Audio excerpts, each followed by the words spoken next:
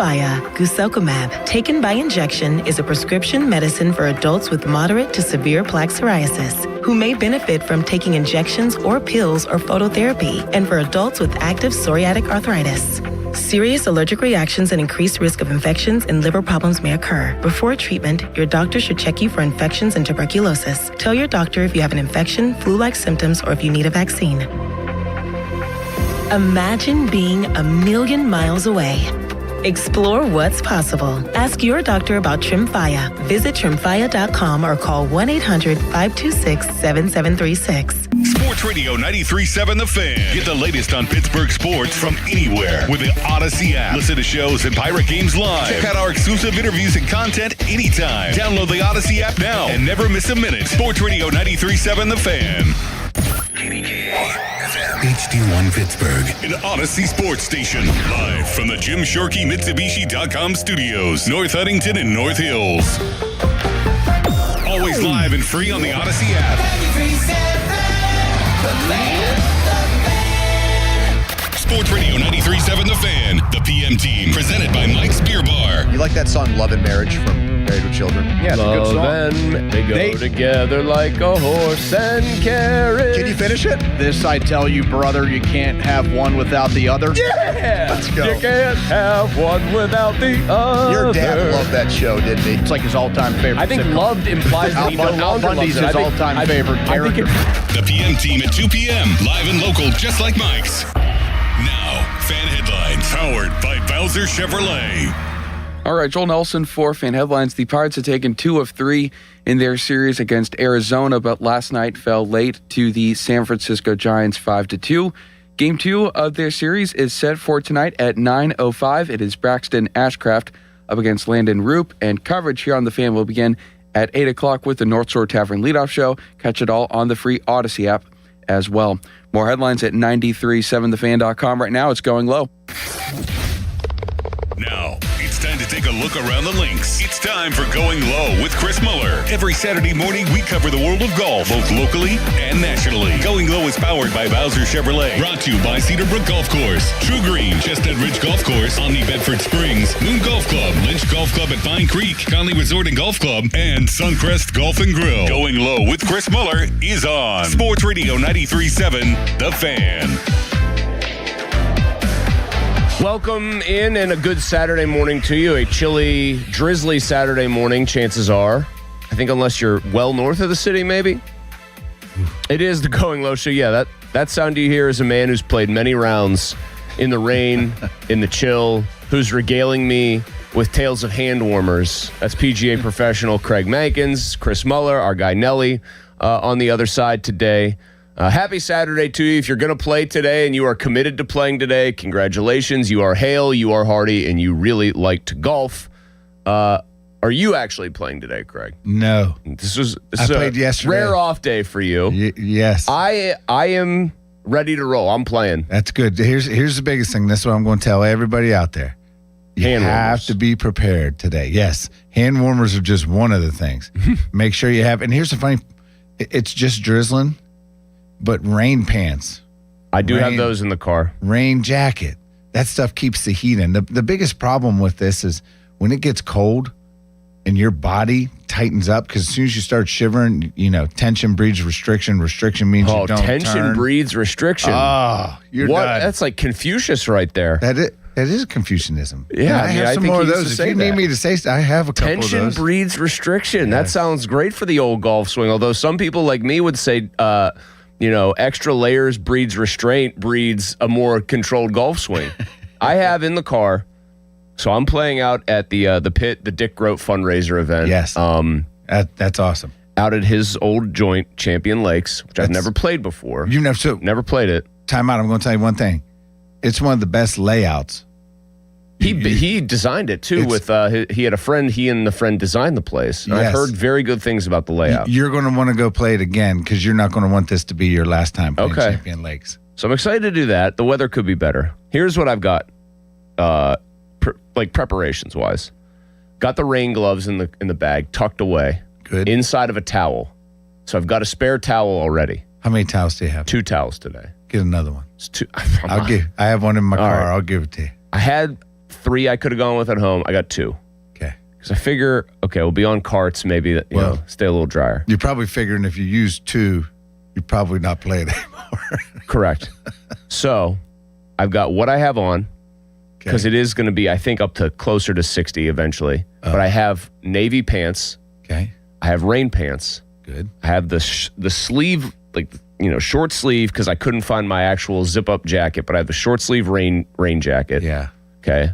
Like the old, remember Payne Stewart cut the Yes. sleeves off of his at Pinehurst in 99? Then we sold 1 million of them as golf professionals. That's correct. And then I've got, you know, backup stuff. I've got to go straight to somewhere else after this is done to an event I'm emceeing. So I've got all those clothes. Oh, wow. And yeah, so that's my prep. I've got all the rain gear that I could have.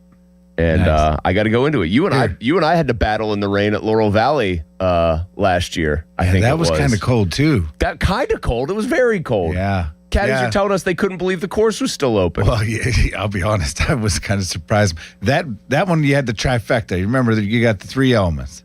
You got rain, Cold. and wind. Mm-hmm. 2 of the 3 is really hard. 3 of 3 is brutal. It always makes me laugh when we think about a round like that. And of course, you, the pro, you were still sinking putts, doing things. Oh. I think I took on the temporary 17th hole. I do think I took an 8 on a 70-yard hole there. That was a bit of a disaster day. Yeah. I'm always amazed that guys can handle when the Open Championship, when you get like sometimes you'll get like duel in the sun or you'll get like really good conditions. But when those things turn nasty, Right. I'm always amazed. How good. Like not just how good they are, but how golf at that point does turn into like a weird battle of preparation and focus, where it's like people probably don't think about this when they're watching a golf tournament, but it's like, did your caddy make sure you were like, and those are the best caddies in the world by and large, so they're on the pro tour. That's why. Did he prepare well? Do you have in that giant staff bag all the stuff you need? Right. Are you guys locked in on how the wind's going to affect your ball? Are you you can get away with playing out there a little easier because the turf is so firm and it takes water much better. They're used to it. Yeah. Right. Their courses are sand-based turf, and it just handles water, and it doesn't. The greens aren't running 11. Because they can't, because the ball correct. won't stay still on them in the wind. They're more 9s, 8s. But I'm always just amazed when you do get weather kicking up, that those, not only the preparation that those guys have to do and their caddies have to do, but then the ability to go out. Grip probably isn't perfect no matter how much you're trying to make it perfect. Correct. And just execute the shots still is crazy to me. The other preparation you have to have, and this is what's amazing, and it's so funny. We just played an American Cancer Society event yesterday at Longview, and I told somebody, I said, back in college, I loved playing in the bad weather. You know why? I had 3/4 or half of the field beat before the round even started because they didn't want to play in the rain. They didn't want to play in the cold. They didn't want to play in the... You were a mutter. Well, I was a mutter because I knew, I was like, that guy's a really good ball striker. But mentally, he doesn't have it for the bad weather. And those guys on the PGA Tour, there's some guys that are mutters out there too. And there's some guys, I'm sure that are... Who's the best guy that you can remember from the tour? Like PGA Tour player who you're like, when the weather gets bad, this guy's going to lock in. I always feel like the European guys have an advantage there. I was just going to say... especially the British guys who grew up on links. Yeah, they always do. And Lowry. The Irish... I was just going to say Lowry's probably one of the best. Also the guys that like to create shots and don't just go... Like, no disrespect at all here intended to Rory. Rory wants to launch it high and kind of hit the same shot a lot. He's got some imagination when he has to. He does. I'm talking about the guys. There are guys, though, who are willing to, like, say... I guess Justin Rose has turned into this a little bit. Hit the shot that's required, but like I'll hit a 20 foot in the air stinger off the tee if I have to. I'll play the ball on the ground. Like Seve was the all-time. Correct. Like he would, whatever. You got to have imagination. You and I are too young to really see Seve in. But those, but those guys used to have imagination because they had, hey, I'm not just going to say, oh yeah, it's windy. Too bad. I'm going to nuke this ball. Correct. With a 5-iron and a Pro V1X that goes cuts right through it. I'm going to have to play the ball on the ground and try to use the land contour. I'm just wondering how many of those guys are even left. I got the best mutter ever. Lee Westwood. Really? He was always, anytime you ever wake up on a Saturday, Sunday morning, you turn it on and it's raining and things going sideways, and whose name was always at the top? Westwood was always up there. Never winning, though, if it was a major. Well, he won overseas, right? All the time. You know. Never winning if it was a major. Never winning a major. But he What- was good. He was good at it. I was going to say, I'm trying to think, too, now that we're just on this topic, because now you got the old brain working here harder than it needs to earlier in the morning. I never think of Woods in that context. And Tiger could do everything well, but I never think of him as like, oh, yeah, there was this bad weather tournament and he buckled down and like got it done. Well, he didn't he win? Was it a major or the Canadian Open that he won in the rain? The one bunker time? shot, the crazy bunker shot. Yeah, he that had was rain gear on or something. That was the Canadian. That was the Canadian Open. I mean, Yeah. he's obviously played in all that stuff. It's just you don't ever think of him in those terms. No. Man, so a lot to get to here still. Just talking about the rain. You know what? We'll start with the main event. We've got some of our loyalists, my guy DPJ, these people who check out the show on YouTube. So you got to keep Tremendous. you got to keep your best face on, Craig, at all times. This is now an audio visual job. I like this. You played in American Cancer Society benefit. Yeah, Longview yesterday. And so this was a pro-am. Correct. So you're playing your own ball. The AMs are playing their own ball. I know a couple of my other buddies are playing in this as well. And you were paired with none other than Joseph Raymond Starkey. Yes. How did our guy do? He did great. He really did. He did great. There, we started off. It was really chilly, and then the sun. And he came out like a bat out of hell. To what I understand, He played great. I heard on number 1 par and number 2 birdie. Correct. He claimed. Correct. So we started on 17. He hit a good drive to the right. They didn't. It was a modified shamble. So they could use my drive. I had to play my ball the whole way. Ah, okay. But he hit a good drive on the first hole, 17 down the right. Oh no! Excuse You're me. getting choked up No, thinking about how beautiful sorry. it was. No, and then 18. He hit an 18th at Longview is a tough hole. You gotta. Oh, I know. It It's in one of between the bunkers. absolute toughest greens to hit correctly. Yeah, and he hit a good drive there. 1 and 2 are then- what he texts me all the time. Yes. Just for full disclosure, he loves to text me how he's playing. I'm required by law to get back to him. He was gassed the hell up after 1 and 2. You ready? So here's what happened. So then on number 1, The uphill dog leg left for people that have never played Yep. Longview. So Get on if you have a Joe buddy. and I were Great talking. place. He asked me. He said, "Craig," he said, "Can I ask you a question?" I said, "Ask me anything you want all day." So we aimed him. He threaded it like a needle. Mm-hmm. Kept it on the left-hand side. Shorten the hole that way. Yes, and missed the bunker. Big gorge, you got to keep it off So, of, and a bunker, you got to keep it off I hit it in the gorge over there, but we were playing some tees that were a little further up. I only had 100. Okay. Okay. I hit my shot. I didn't realize that the pin was in the bowl. I knew it was on the left side. Yep. And I hit mine, and it was a good one. It rolled up, came back down to 4 feet. And the reason I'm telling you this just a second, Joe hits a great approach. And I said, Joe, that's going to roll to the left. That's going to be close. So when we get up there, we see a ball that's about 15, 18 feet, and then we see one that's 4 feet. Well, I thought for certain I was 15 to 18 feet. But it ended up my ball was the close one, tight. and Joe's was there. So Joe and I went over.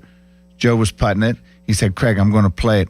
I said, Joe, we're going to play it out here over at my mark, and then it's going to hit the fall line. And it was funny. He goes like this. He goes, fall line?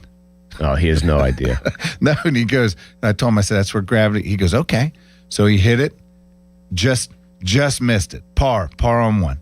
Okay, I make my birdie. We go to number 2. He hits another great drive, which I believe He gets off the tee well. For people, this is the most honest accounting of Joe Starkey's game. You're hearing it from Craig. He, by the way, sang your praises to me, text message up and down. Very big fan of Craig Mankins. I'm serious about that. Well, that's Joe, for all of his psychotic behavior, he hits the ball very solidly when he's going well. When he gets it off the tee, he gets it, and he keeps it in play too. I was amazed because oh no, he bangs it off the tee, man. and not I shouldn't say amazed, but I was really He's only been impressed. playing a couple years. That's what he said. He's That's like 60 basically. You told me, and so you know me, I'm always positive, right? And Oh, yeah. So he hit it right down the middle. And I told him in the second shot, I said, listen, this green on number 2, it really slopes hard left to right. I said, play it over there to the left. And one of our playing partners, Reg and Joe, both hit it there. And they were close enough. It was almost, not quite scramble-like, but about 3, 5, 6 feet apart. Mm-hmm. And Reg made a great putt down there. And it broke a little more. And Joe and I were sitting there looking at his putt. And he said, I think it's pretty straight. I said, Joe, you're absolutely right. So I went down and I pointed, I said, just put it to right here. And I said, pretend like this is your hole. Stop it here. Mm-hmm. He hit it. And we were watching. It was perfect. And as it's rolling down, and it's one of those ones I want to go from 12 feet. It's in, but I don't want to Guido him. And you don't want to put the Maloika on him. Yeah, correct. So it's there and it's going. I had to keep my mouth shut, and I'm watching. Then when it got like 2 feet, I was like, oh, it's right in the middle. And then high five afterwards. That is so. That was a good one. So for people, again, if you've never played Longview, but you get a chance to take it, very great. I love that course. Great course. Great people there too. Yes. Brendan King's the professional. Brendan's awesome. He's one of the best. One of Oakmont's. Yeah. I also am a huge fan of the logo there. I think it's like a classy, classic logo. Doesn't get as much run as Oakmont or Fox Chapel in the logo game, but I'm a huge fan of it. I may or may not have dispatched Joe to buy me a hat. Yep. In the pro shop. Yeah, and it's one of the neatest clubhouses with some of the neatest views. I have some. I'll send very to you. Old school. I too. took a thing. Maybe we'll put it up on your account later. For people who have not played it, I've been obviously lucky enough too because I have a buddy who's a member there. I've done the member guest. Yep. 2 and 1, but especially 2. That is a hard golf hole. Oh yeah. The fairway cants way up high on the left, down to the right. Everything you want to do off the tee makes you want to push it right. Yep. And then right is kind of dead. Yes. And then even hit it once you hit the green. That's a classic. If you're above the hole, good luck because that putt is dead downhill and it wants to scamper away from you. That was Joe. So the pin was front right. And I'm visualizing. I'm getting scared. Yeah. Now, how about this? So, that bunker that's out there on right. We were downwind on that hole. And I thought, I drew it, and I thought it was going to miss the bunker and just scurry around it. But it must have hit the bank, and it bounced in. And I wedged it behind the pin, and I had a 2-putt, which that was one of my few 2-putts. I putted terribly yesterday. I had 40 putts. You tell me you had 40 putts. My jaw almost hit the floor. I know. I'm telling you, you can ask Joe. It was in my brain. I believe it. No, he just loved playing golf with you. He's such a fun dude to play golf with. So you guys will have to get out there again. We'll have to arrange something. Maybe get Pomp. Yeah, have absolutely. ourselves a little match. That'd be great. Last question for you. We started with local golf and all of our little golf stories today, which is rare but fun. Yep. Longview, big renovation they underwent, and kind of a restoration too in some respects. How did you like it? Oh, it's because gorgeous. you've obviously played it pre, and I've not yet played it post. I'm a big fan. Longview is change number 4 a decent bit, downhill par 5.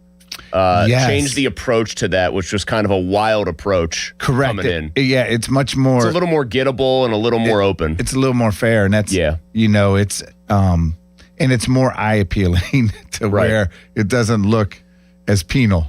I played that hole pretty well in a member guest and was up in front of the old green in 2, and all I had to do was get it down in 4 because the entire rest of the group had blown up, including my partner. I was the one guy, and I was I should just chip this from I was on the front of the green actually. I was I should chip this. He looks at me, goes, "You listen to me right now.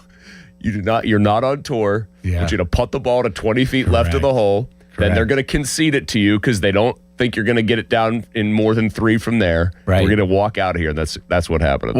Hey, how about this? So yesterday, that same hole, I had to use my drive, which I hit in the fairway bunker, and this one's into the wind. Mm-hmm. And then I got it out a little bit heavy out of the bunker, but had about 185 left in, and it was in the rough sitting down, and I hit it a little low off the face, but it got right in front of the green. I should have putted it. I tried to use my 58 and get a little chunkaroo. Chunky run? No. Chunk and nothing. I was embarrassed. I was like, are you kidding me? A question to me on the YouTube chat. Mulsey, do you ever golf with Joe, or does he avoid you after a decade of working together? No, Joe wants to play all the time. Oh. I just haven't have time. Joe does. Yep. Joe has plenty of time to play. Well, and if he ever starts beating me regularly, I'll make sure I find no time to play with him. Well, and Joe told me, this is one thing Joe told me. He said, Craig, I used to right about here. This is where it really goes south, when he hit one bad one. Yes. I said, Joe, told him, remember, and this is a good one for our audience. You can't do anything about those shots behind you. No, you can't. I said, and he got back. The good thing for him was he had about 2 holes where he didn't hit his drive as well as he was. But then he got back into the rhythm and started hitting well. But then by the end of our last 4 or 5 holes, playing in the elements. Oh, rain, wind. Real Caddyshack type Oh, stuff. it was and we were on top looking over Green Oaks, our second to last Yes, sir. hole. Number, what is that, 15? Yep. Oh, and it was nasty. Whew. Well, you guys had a heck of a day out there. Cam Young last week, a heck of a Saturday and Sunday at Doral. We'll recap that. That dude looks like, and there's a reason for it, that dude looks like a very serious contender to bag a major finally. Aronimink is going to host the PGA next week. When we come back, recap Cam Young's big win. Yep. They got an interesting situation brewing at Truist as well, with a pretty packed leaderboard with some names that haven't won big in a while, and one name in particular that I think is interesting to watch. And we'll also get ready for the PGA Championship as we continue. He's Craig Mankins. I'm Chris Muller. Good Saturday morning. This is Going Low. Now, fan headlines powered by Bowser Chevrolet. Logan Arblaster with your fan headlines. The Pirates fell to the Giants on Friday evening. Final score was 5-2. The Pirates brought the tying run to the plate in Ryan O'Hearn, but were unable to pull off the comeback. On Saturday night, first pitch at 9:05, Braxton Ashcraft toes the rubber for the Pirates. 1-2 record, 3.02 ERA. The North Shore Tavern leadoff show begins at 8 o'clock. Pirates Giants first pitch 9:05. Headlines are powered by Bowser Chevrolet. More at 937thefan.com. On your job site, downtime isn't just an inconvenience, it's a deal breaker. You need equipment that works as hard as you do and a partner who has your back. Experience the new Case difference at Case Power and Equipment of Pennsylvania. Proudly named the 2025 Case Dealer of the Year. Whether you are looking for the latest iron or need expert service to keep your fleet in the dirt, their pros are ready. With thousands of parts in stock, they're here to ensure you're always running at peak efficiency. Case Power and Equipment of Pennsylvania. Because with Case Construction, together, we won't back down. Looking for a great golf experience? Look no further than Old Stonewall Golf Club, Western Pennsylvania's premier golf destination. Their award-winning course layout will surely impress. Warm up at their incredible driving range. Then, to complete the experience, you've got to step out to the back tee on number 16, their signature hole, and bomb one off the top tee. Whether it's a competitive round with friends, treating a special client, or simply treating yourself, visit oldstonewall.com to schedule your round today. That's oldstonewall.com. For decades, Morgan & Morgan has represented hundreds of thousands of people at their hour of need.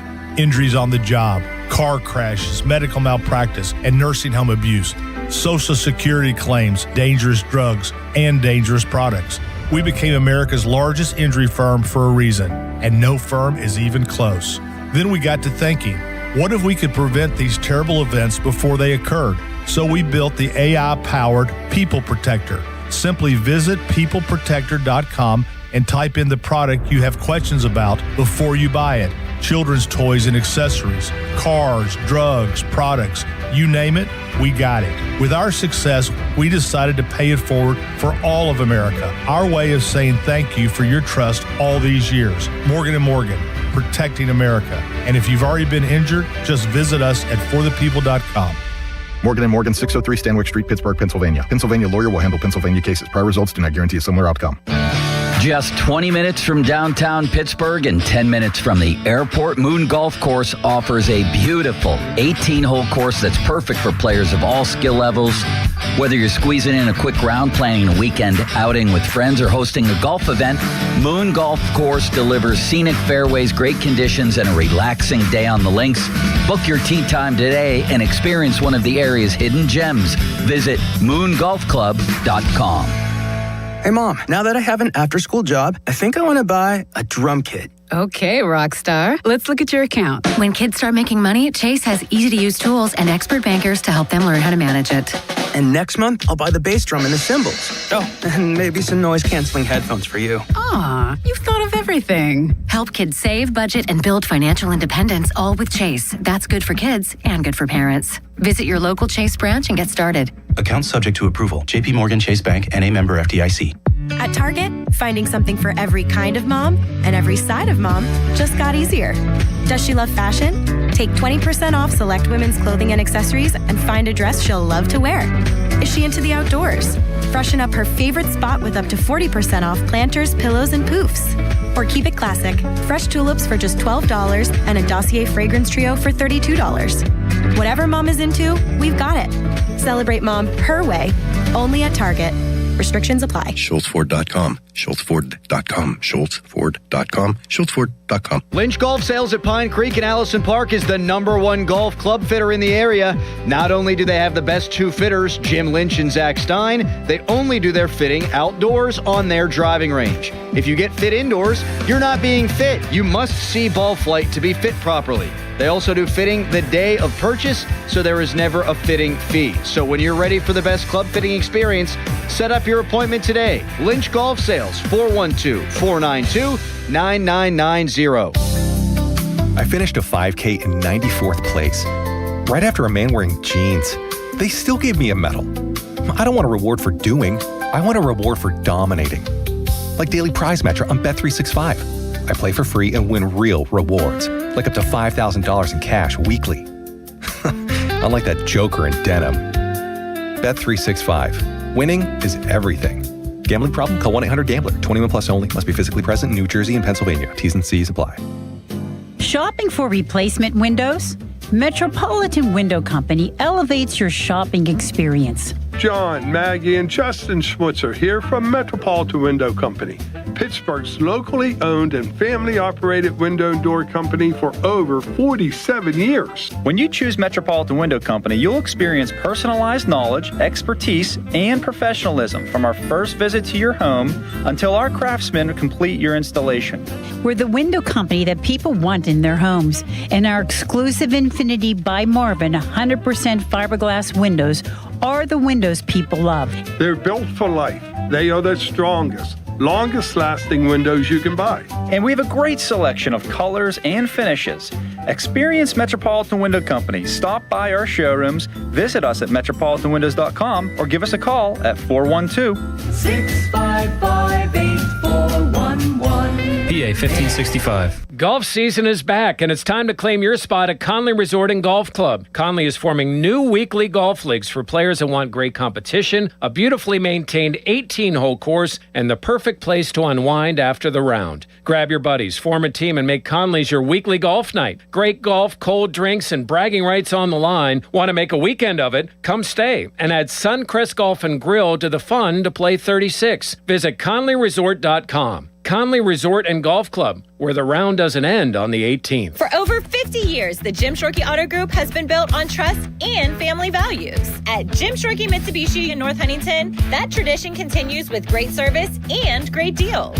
We have your perfect Mitsubishi, and with a 10-year limited warranty, 2 years of prepaid maintenance, and 5 years of unlimited roadside assistance, you'll drive with Mitsubishi confidence. Your deal. Your way. What a great day. At Jim Shorkey Mitsubishi, North Huntington. Call 724-995-3658 for warranty details. Live from the ShorkeyMitsubishi.com studios, North Huntington and North Hills. There you go. Good shot. If you like golf, you're in the right spot. Thanks to tee off. This is the Going Low Show, powered by Bowser Chevrolet on Sports Radio 93.7, The Fan. So we got the Starkey Golf Tour news out of the way. Yep. We recap Joe's round. A natural birdie on number 2 at Longview is probably one of the highlights of his summer, but Joe is freshening to the task as always.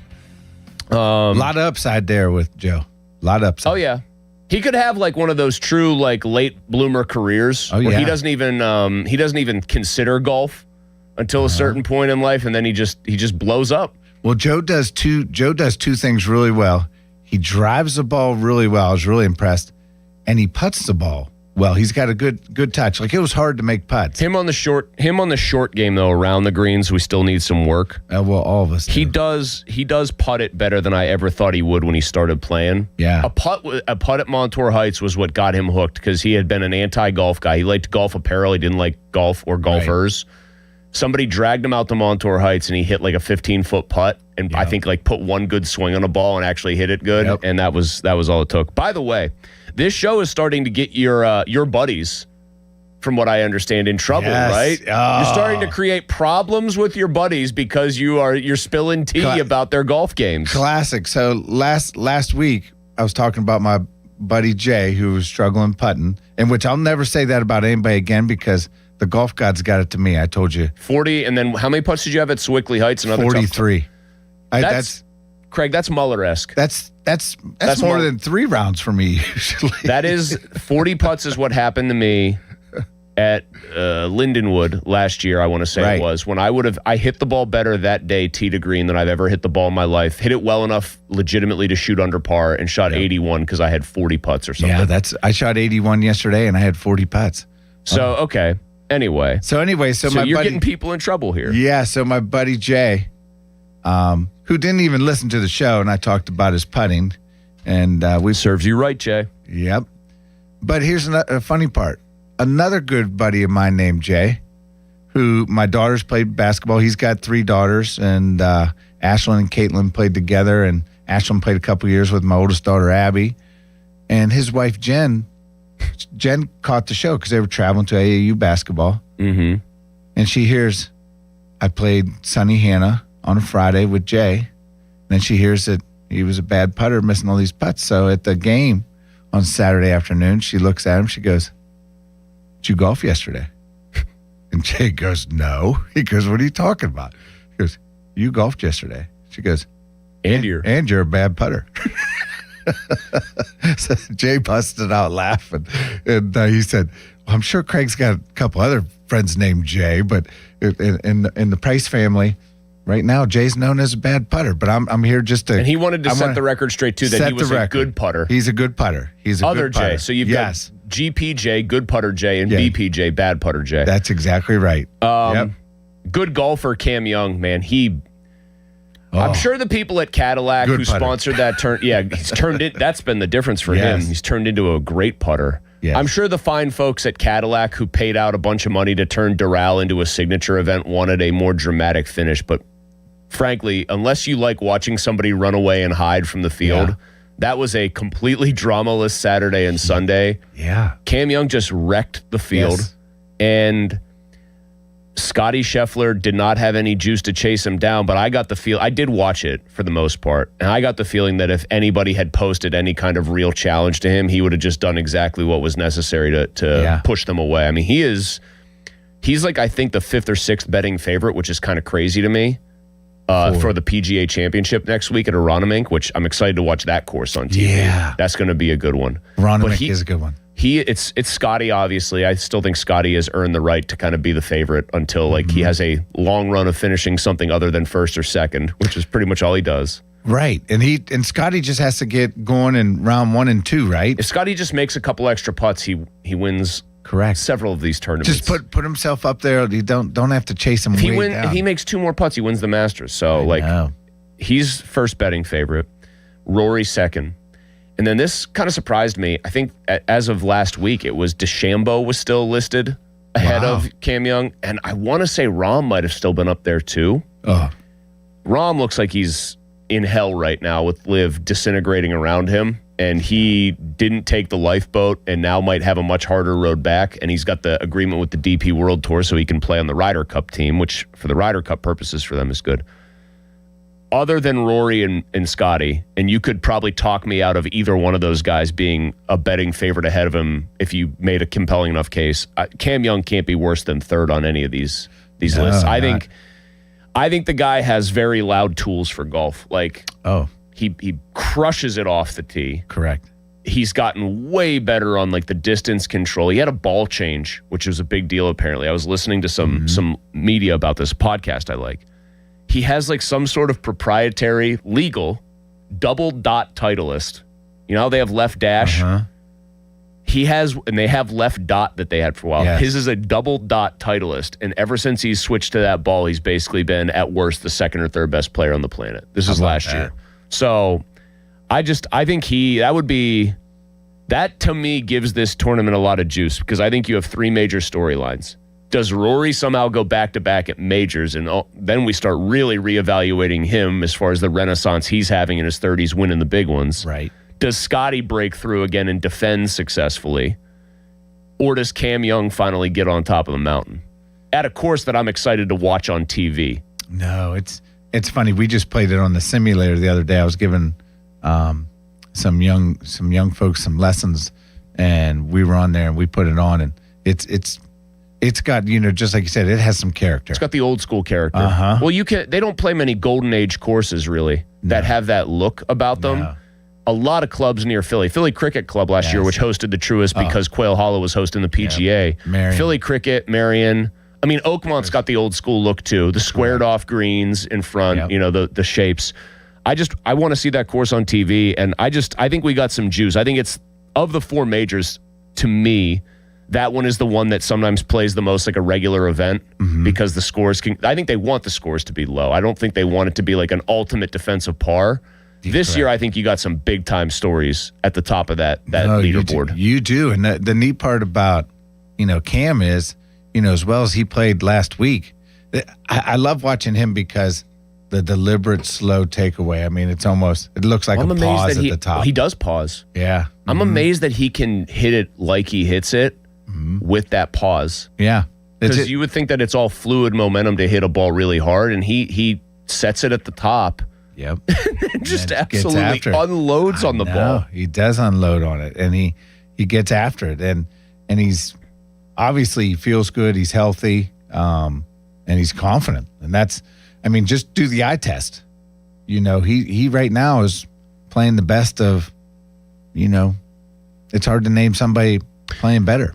I just think if he wins a major, I think it changes the conversation where if you have a big 2 in golf right now that everyone kind of acknowledges, it's Rory and it's Scotty, and that's correct. I think that's what everyone wants to see. If those 2 had been dueling down the stretch at Augusta in the final group and it's not Rory and Cam, I think that's like the ultimate catnip for golfers. But if Cam had either bagged the Masters or if he wins this, you have to start talking about it like at least for the moment, there's a big 3. No, correct. And those 2 have really anchored themselves in there by being great for a long time. Bryson was in there for a second, but then he isn't because he doesn't play. Now he wants to do YouTube, I think. Yeah, when he says YouTube, what's he talking about? There's something called Your Golf Tour that just launched with a bunch of creators. Like remember the Bryan brothers? Yes. So the Bryan brothers are involved. It's a bunch of people who are they all are like better than a 2 or below. And like the Bryan brothers play on tour events, or have played on tour events. And one of them, Wesley's, won on tour. Right. So it's probably like close to scratch and some plus handicaps. And yes, it's some golf tour. Bryson wants to do that. And the tour wants him back. So they're making all these different rules now. That I know that like not a lot of people are necessarily following this, allowing guys to post more of their own content. They're trying to nudge him to come back because they want him back. Right. But what I was saying is, it's been the big 2s ever since Scotty's rise. Rory has been the standard bearer for a while, but it's been the big 2, and Rahm was in there till he jumped, and then he's kind of hit the skids. And then Bryson got in there winning at Pinehurst with an all-time up and down. Yep. Cam Young seems to be the latest one, and for whatever reason, the way he plays, he feels like he's got more staying power than Bryson, who's volatile. His game looks every bit as good as Rahm's. Yes. Because people talk about Rahm so much as, Rahm's got so much talent. Tell me where Cam Young is deficient compared to John Rahm. I can't find you anything. John Rahm looks like the guy that's really good at. It's like the guy he's the guy that wins getting off the bus, and then ever since he went to live, he's the guy that loses as soon as the cameras stop watching him get off the bus, he loses. I was just going to say, until he proves that he's pulled himself out of the doldrums out of the here. slump. Yeah, he just doesn't. He doesn't look well, and I knew he had problems with that foot. He's almost had like a club foot that he had some issues. Yeah, before the one major, he had the weird foot injury. Yeah, correct. At Truist, by the way, at Quail Hollow, where not my favorite course. No disrespect to the folks at Quail Hollow. It's just a lot of green grass. Interesting leaderboard real quick, Craig. We'll just go down it. Tommy Fleetwood, who's been kind of in a slump, is one back of Sung Jae Im, who's alone at 9 under.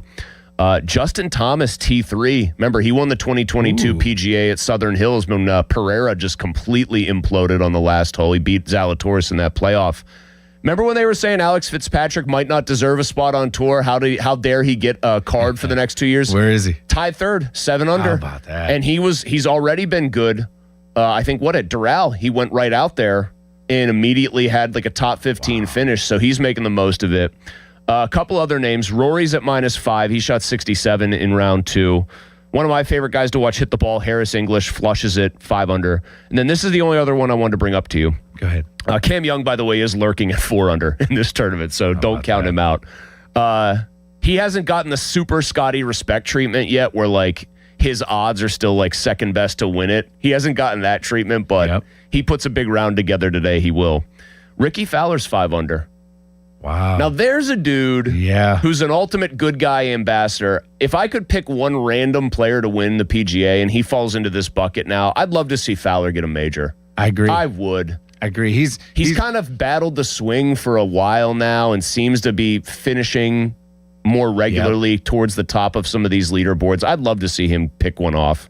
Well, here's how nice of a dude he is.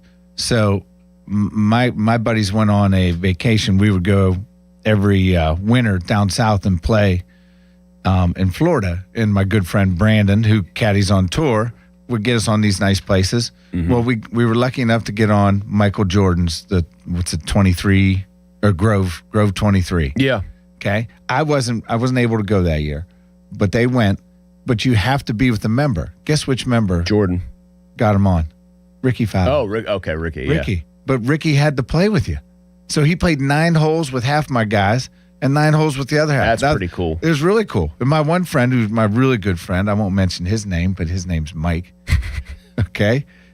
I think he shot about 100 and a lot. It was 100 and a lot. I know Fowler plays with Jordan out there a lot and like loses money to him because he's still got to give him a bunch of pops, and Jordan plays in those okay. settings. Yeah, he plays all right. Ricky had a match with all of our guys.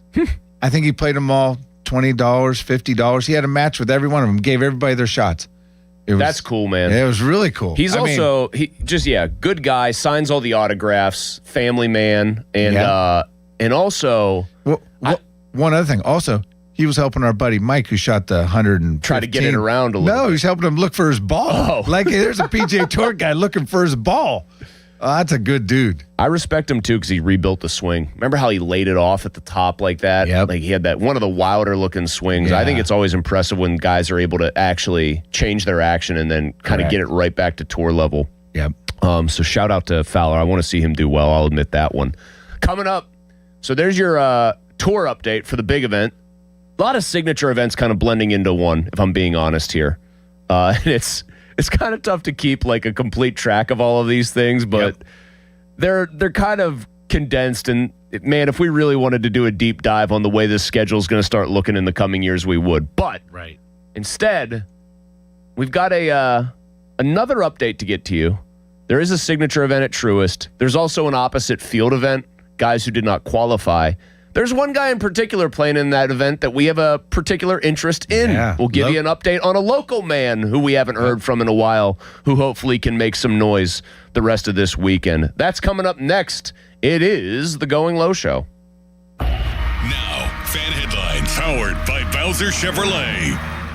Logan Arblaster with your fan headlines. The Pirates fell to the Giants on Friday evening. Final score was 5-2. The Pirates brought the tying run to the plate in Ryan O'Hearn, but were unable to pull off the comeback. On Saturday night, first pitch at 9:05, Braxton Ashcraft toes the rubber for the Pirates. 1-2 record, 3.02 ERA. The North Shore Tavern leadoff show begins at 8 o'clock. Pirates Giants first pitch 9:05. Headlines are powered by Bowser Chevrolet. More at 937thefan.com. Sports Radio 93.7 The Fan gets your day started with the latest in Pittsburgh sports with the Fan Morning Show with Doran Dickerson and Adam Crowley. Weekdays 5:40 to 10. Presented by Guardian Protection on Sports Radio 93.7 The Fan.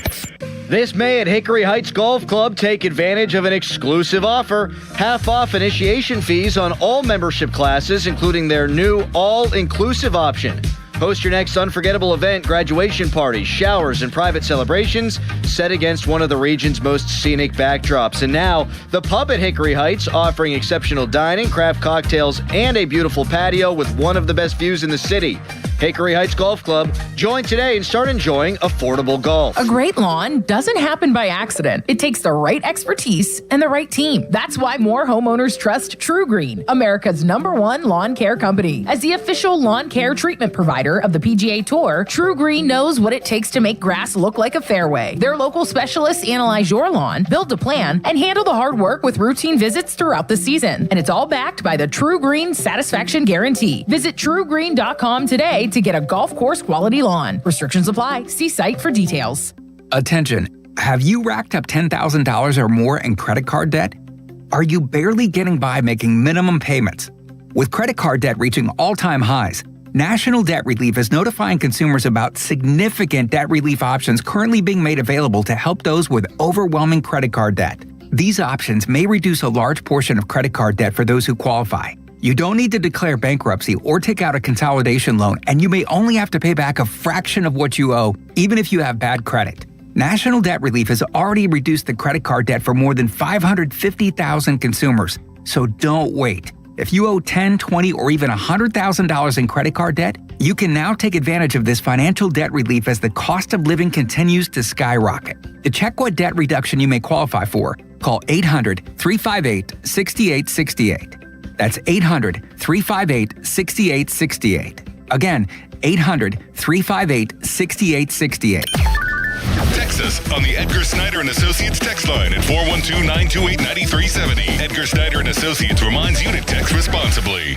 Sports Radio 93.7 The Fan, built by Window Nation, home of the buy two, get two free offer. If you're looking to take your golf game to the next level, or if you just want to join a community of nearly 40,000 other players in the region, be sure to check out the WPGA. Hey friends, Josh Roundtree here to tell you about the Western Pennsylvania Golf Association. For the last 125 years, the WPGA has been the resource for local golfers of all skill levels in Western PA. To learn more about all of the resources that the WPGA has to offer, including an affordable membership program and competitions, check out WPGA.org or find the WPGA on Twitter and Instagram at the WPGA. Between hybrid work schedules and getting pretty much anything delivered to your doorstep, it feels like there's no reason to leave the house anymore. But some of the best deals are still in store for you, literally. At Omaha Steaks, they're known for quality meat delivery, but they also have stores right in your neighborhood. At the streets of Cranberry and Cranberry Township and Settlers Ridge and Robinson, now is the time to stop by and pick up their Burger Perfection Stack. This bundle includes premium 6-ounce patties made from 100% aged, single-cut steak, filet mignon, ribeye, and more. Plus, come in today and get 8 free smash burgers with the stack. While you're there, also ask about the manager special, 4 USDA certified tender top sirloin fillets for $29.99. These beauties are aged for over 35 days and are just as tender as a grocery store filet mignon. Grab dinner from your local Omaha Steak store in Cranberry Township or Robinson tonight. Before the first tee time and before the sun comes up, the Cedarbrook Golf Grounds crew was mowing and rolling greens. At Cedarbrook Golf Club, they believe public golf should feel just as good as a private golf club. Cedarbrook Golf Club works hard every day to keep the greens smooth and fast and fairways nicely mowed. Come experience the difference and book your tee time today. Check it out at CedarbrookGolfCourse.com. That's CedarbrookGolfCourse.com. 93.7 The Fan is cleared by AQuickDrain.com. Now I have to go play golf. Back to more Going Low, powered by Bowser Chevrolet on Sports Radio 93.7 The Fan. Going Low, Chris Muller, Craig Mankins. Saturday morning, if you're playing today, good luck. Bring the rain gear, bring extra gloves, bring extra everything. You're basically going on a camping expedition. You need to make sure that bag is full of stuff that you need and not stuff that you don't. That is our Craig Mankins pro tip of the day. Hand warmers. Get the hand warmers. Yep, they cost $1. I have a gigantic box of them. It has to have several hundred that I think I paid $15 for. Yeah, maybe $2. Maybe they're $2 if they sell them individually, but they're necessary. They're so much better than the old ones back in the day. They stay warm for like 8-9 hours. They stay warm They don't forever. feel warm when they're in your pocket on a cold day, but then you get them into the house and you're like, oh, this is like burning scorching a hole. hot. Yeah, correct. Yep. Tough start to my morning, just very quickly. I get up. Pre-6 a.m. always sucks. Birds are chirping, though, so whatever. I'm just moseying about the house. I had laid out everything last night. I knew what I needed, so I'm not too disheveled and out of sorts. I go downstairs just very quickly. I've been beating up peanut butter and jelly. I got back onto I'm going to eat peanut butter and jelly again. That's going to be like I love peanut butter and nice jelly. filling sandwich. I'm 41 years old. I don't care. I'm eating peanut butter and jelly. A nice little Kaiser roll from the store. You put a hamburger on. That's what you put your peanut butter and this jelly morning on? I chose to. Oh, okay. Little actual sandwich looking sandwich, not bread. Wow. So I peanut butter, a little blueberry spread on it, nice, Wow. Getting ready. Take 2 bites. I got 2 dogs, Craig. You got a dog named Lance, who's a little Maltese Yorkie mix. And a dog named Larry, who's a mini golden doodle. Okay. About 35 pounds. Okay. Larry's the sweetest dog ever. They both are, but Larry's ultra sweet. Yeah. Larry's kind of standing there. They both like to follow, especially him. He likes to follow me around early in the morning. He'll get up with me. Larry does. He's just kind of standing there watching me make it. Waiting for a mistake. Well, hold on. I take two decent-sized bites, and then I walk out to the car. to throw a couple more things in. And I've heard him smacking his lips, but he's a good dog. And it's on the counter. Wait, time out. Good dog doesn't mean he's not a hungry dog. Come on. It's on the counter, a good 2 feet back from the edge of the counter. And he can get up, he can put his paws up there, but he would never jump onto our counters in our kitchen. I'm out of the house for maybe 70 seconds. I walk back in through my garage, kitchen's right off, the garage, 10 feet away, and all I hear is, he got up there, he yanked the sandwich right off the paper towel it was sitting on, and he ate a peanut butter and jelly sandwich this morning. In like how many seconds?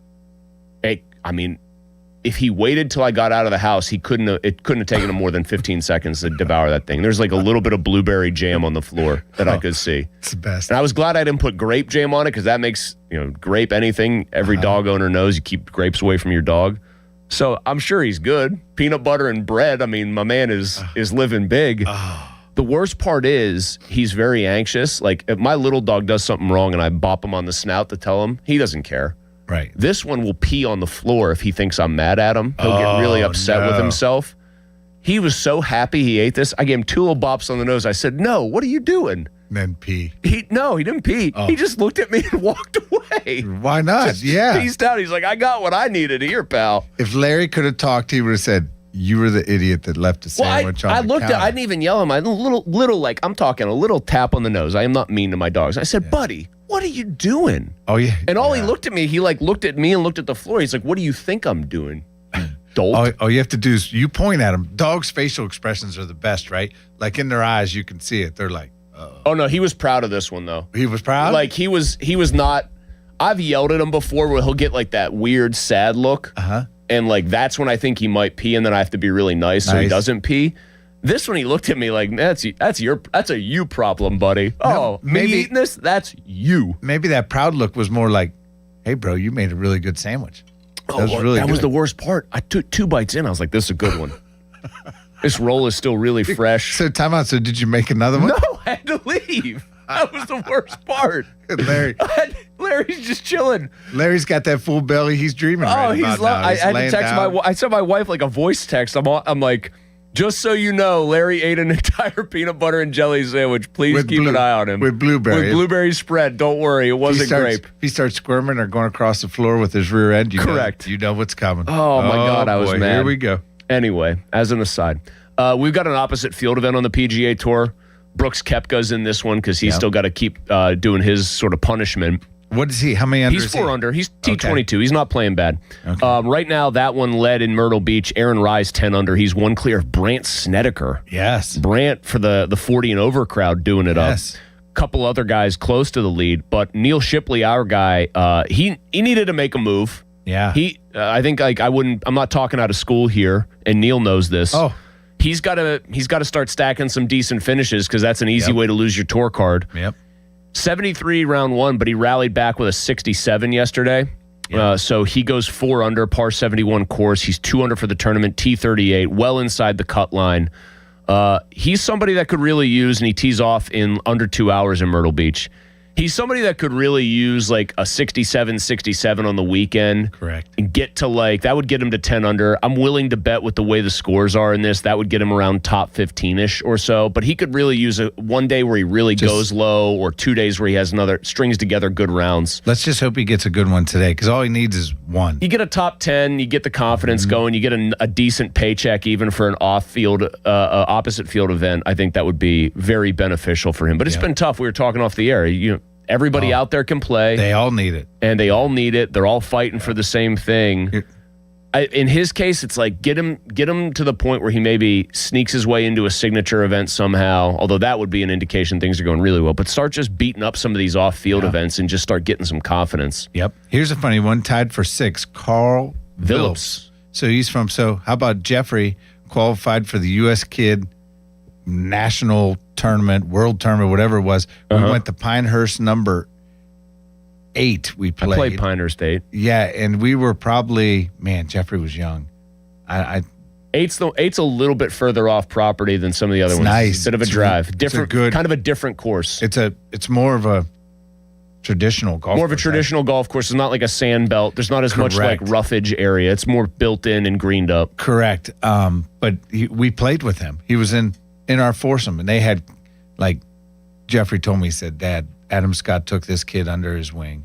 Like, this is Australia's one of their top. And he's been out there, I forget for how many years now, but he's a player. And he's only be 24 years old. It's so funny because I say it's an opposite field event, which is obviously the lesser players. And it's like Aaron Rye's a good player. You know what I mean? Like, you look at an opposite field event, Aaron Rye, Brooks Koepka, I know his situation's unique. He's a 5-time major winner. Yep. Billy Horschel's in this one. Bezenhout or whatever. He's Christian Bezuidenhout. Blades Brown is in this thing. Yep. Like, there's names out there. That's the funny thing. Eric Cole, who used to go and play the Frank B. Fuhrer Invitational.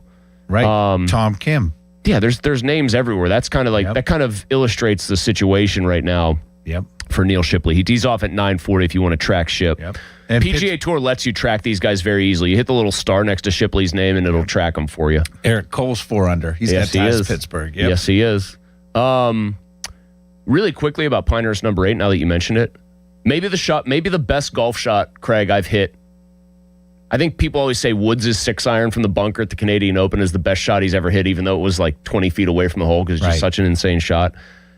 There's probably an argument that I could make in my very modest golf game. The best shot I ever hit was at Pinehurst number 8. Do you remember the 9th hole? Yeah. Uphill dogleg. Dogleg right. Yeah. Yeah. So here's what happened. I caddied 3 rounds. I still remember, so you remember every that hole. place pretty well. Yes. Okay, so I've scuffled a little bit to start, but I've started to make, I think I parred the par 3 or maybe three putted it for 4, but I was bogey at that point. I was starting to get it together a little bit. We get to 9. I hit drive. I think I hit driver. I pulled driver. Wait, time out. Hold on. 9 is uphill dogleg right. Yeah, and then the clubhouse right there on the right. Yeah, but in the green straight back once you get in. So it's kind of a deceiving hole visually off the tee. So I kind of don't really know what I'm doing because I've never played it before. It's the only time I ever played it. And very quickly, I hit like a hook, not a bad one, but just hit it into one of the bunkers. I'm still about 240 out because that bunker, I think I might have hit less than driver off the tee. I was very confused about what I was supposed to be doing. So I'm in a bunker, 240. I pull 5-wood and hit an absolute rocket. Get out. Like low bullet that probably gets no more than 35 feet off the ground. Dead straight. Couldn't hit a ball straighter if you paid me money to do only that. To 20 feet. Wow. Roll it and walk it in for birdie. No, you don't. Buddies were watching from the 9th hole. One of my buddies says that is one of the best shots I've ever seen anybody hit in my entire life. I said, my man, I will never hit a better one.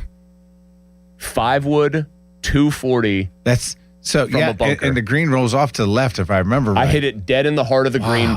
Pin was on the left and walked in the birdie putt. That's pretty good. You walked it in before you knew what walking it in was all about. I walked it in. This is last summer, and I was feeling very froggy about things. Quick prediction, since we won't be back until we're halfway through it. I'm going to be boring again for the PGA Championship. Prediction for that one. I think Scotty's going to finally break through. That poor guy who just keeps runner-upping over and over again. I think Scotty's going to win at Aronimink. I think he's going to get another one. Really? Here's my big prediction. I do think our weekend will involve either a Scotty Cam or a Scotty Rory pairing, where we actually get to see like 2 of the 3 big heavyweights right this second in golf go after it for at least one of the 2 weekend rounds. That's my prediction. Scotty wins. I'm going to take Cam. That would be. I'm telling you, that'd be very good for the game. Yeah, he's playing really good. I mean, he's going to be up there top 5 for certain, I would think. But yeah, that's. We're not exactly going off the board here. No, Scotty's due. There's no question. But how about this? How about a dark horse? Dark horse for me. Ooh, boy, that's a good one. I'm not going to pick Ricky because I don't want to pick like my sentimental choice here. I can't pick Ludwig because he's too good to be a dark horse. Right. I know. You know who I think he's not playing great this week? I'll take Benny Booms. I'll take Ben Griffin. Ooh, Ben Griffin. How about Ben Griffin? Okay. All right. I like that one. How about, well, I'm going to take an old guy first. Take Rosie. I know you That's want what I was going to say. Take Rosie. Yeah, Rose. I know you want Rose. Yep, I like Rose. Cite, near one of his other major win at Marion. Correct. That's right. exactly where my thought process was. All right. Yep. So and sometimes it's funny when you get back to a place where, you won. Know the all areas. Of a sudden, the feeling, maybe he goes to the same restaurants. Yeah. All right, so I've got Scotty and Ben Griffin and Cam Young and Justin Rose. We'll see if either of us are even close to right about our PGA Championship predictions. Nelly, what's the weather? It's going to be a little bit of light rain across the morning, but then sunny skies later in the afternoon today. Who's the weather brought to us by? Secure Money Advisors. Looking to retire soon? Let Secure Money Advisors get your retirement on track.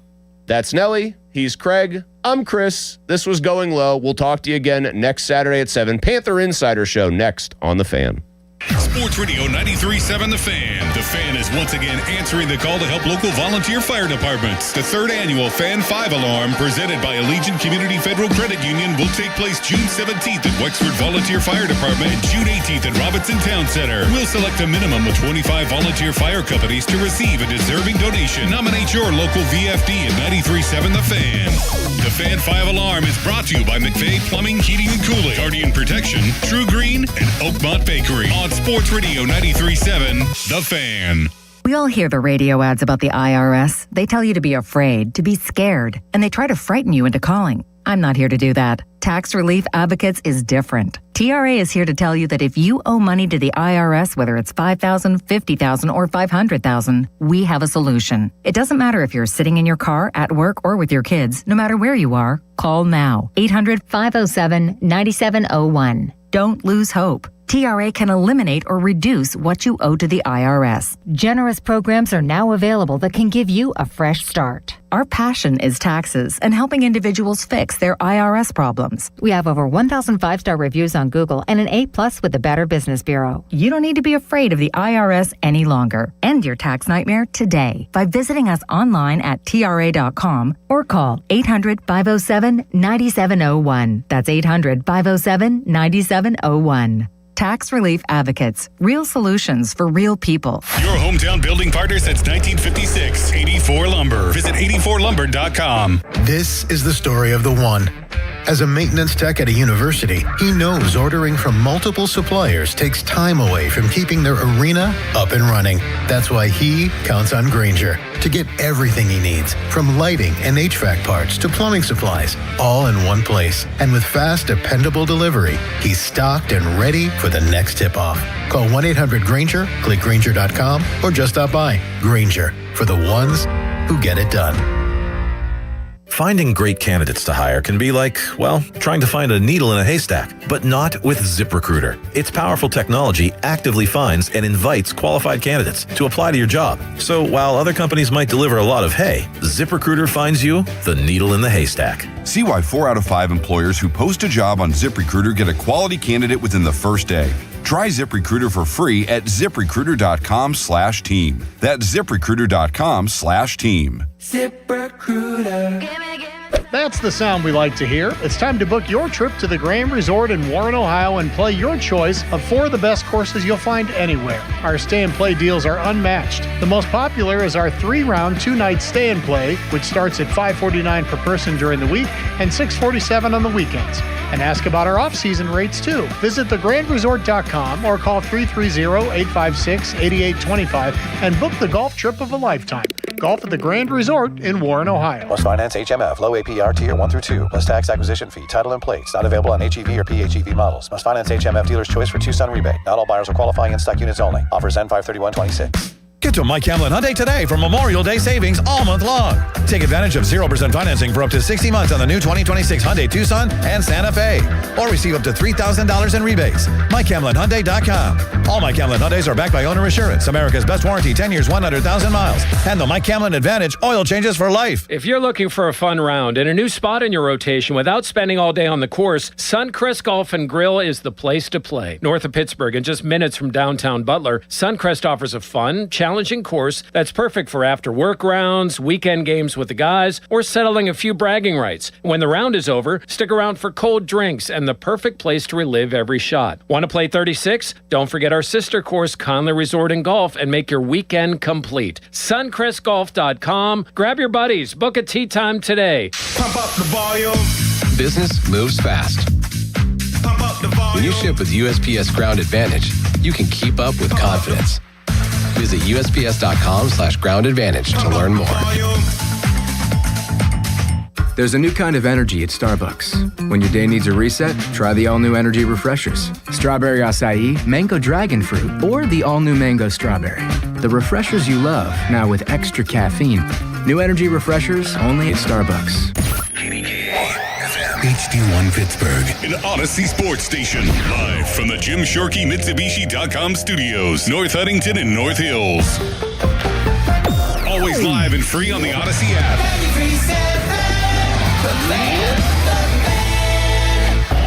Now, fan headlines powered by Bowser Chevrolet.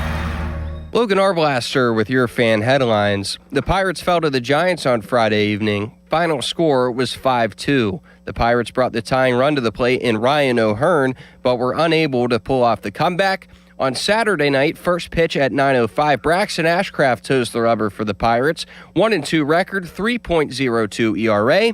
The North Shore Tavern leadoff show begins at 8 o'clock. Pirates-Giants first pitch, 9:05. Headlines are powered by Bowser Chevrolet. More at 937thefan.com.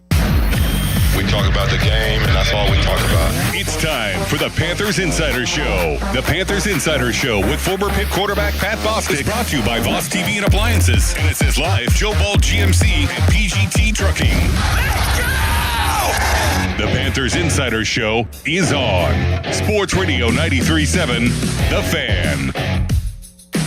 Happy Mother's Day weekend and welcome into the Panther Insider Show. I'm Pat Bostic, here with you for the next hour, as I am every Saturday from 8 to 9 on the flagship for the University of Pittsburgh, Pitt football, Pitt basketball. That is Sports Radio 93.7 The Fan in Odyssey, Pittsburgh. Thrilled to be with you today. Got a lot to dive into, as is always the case.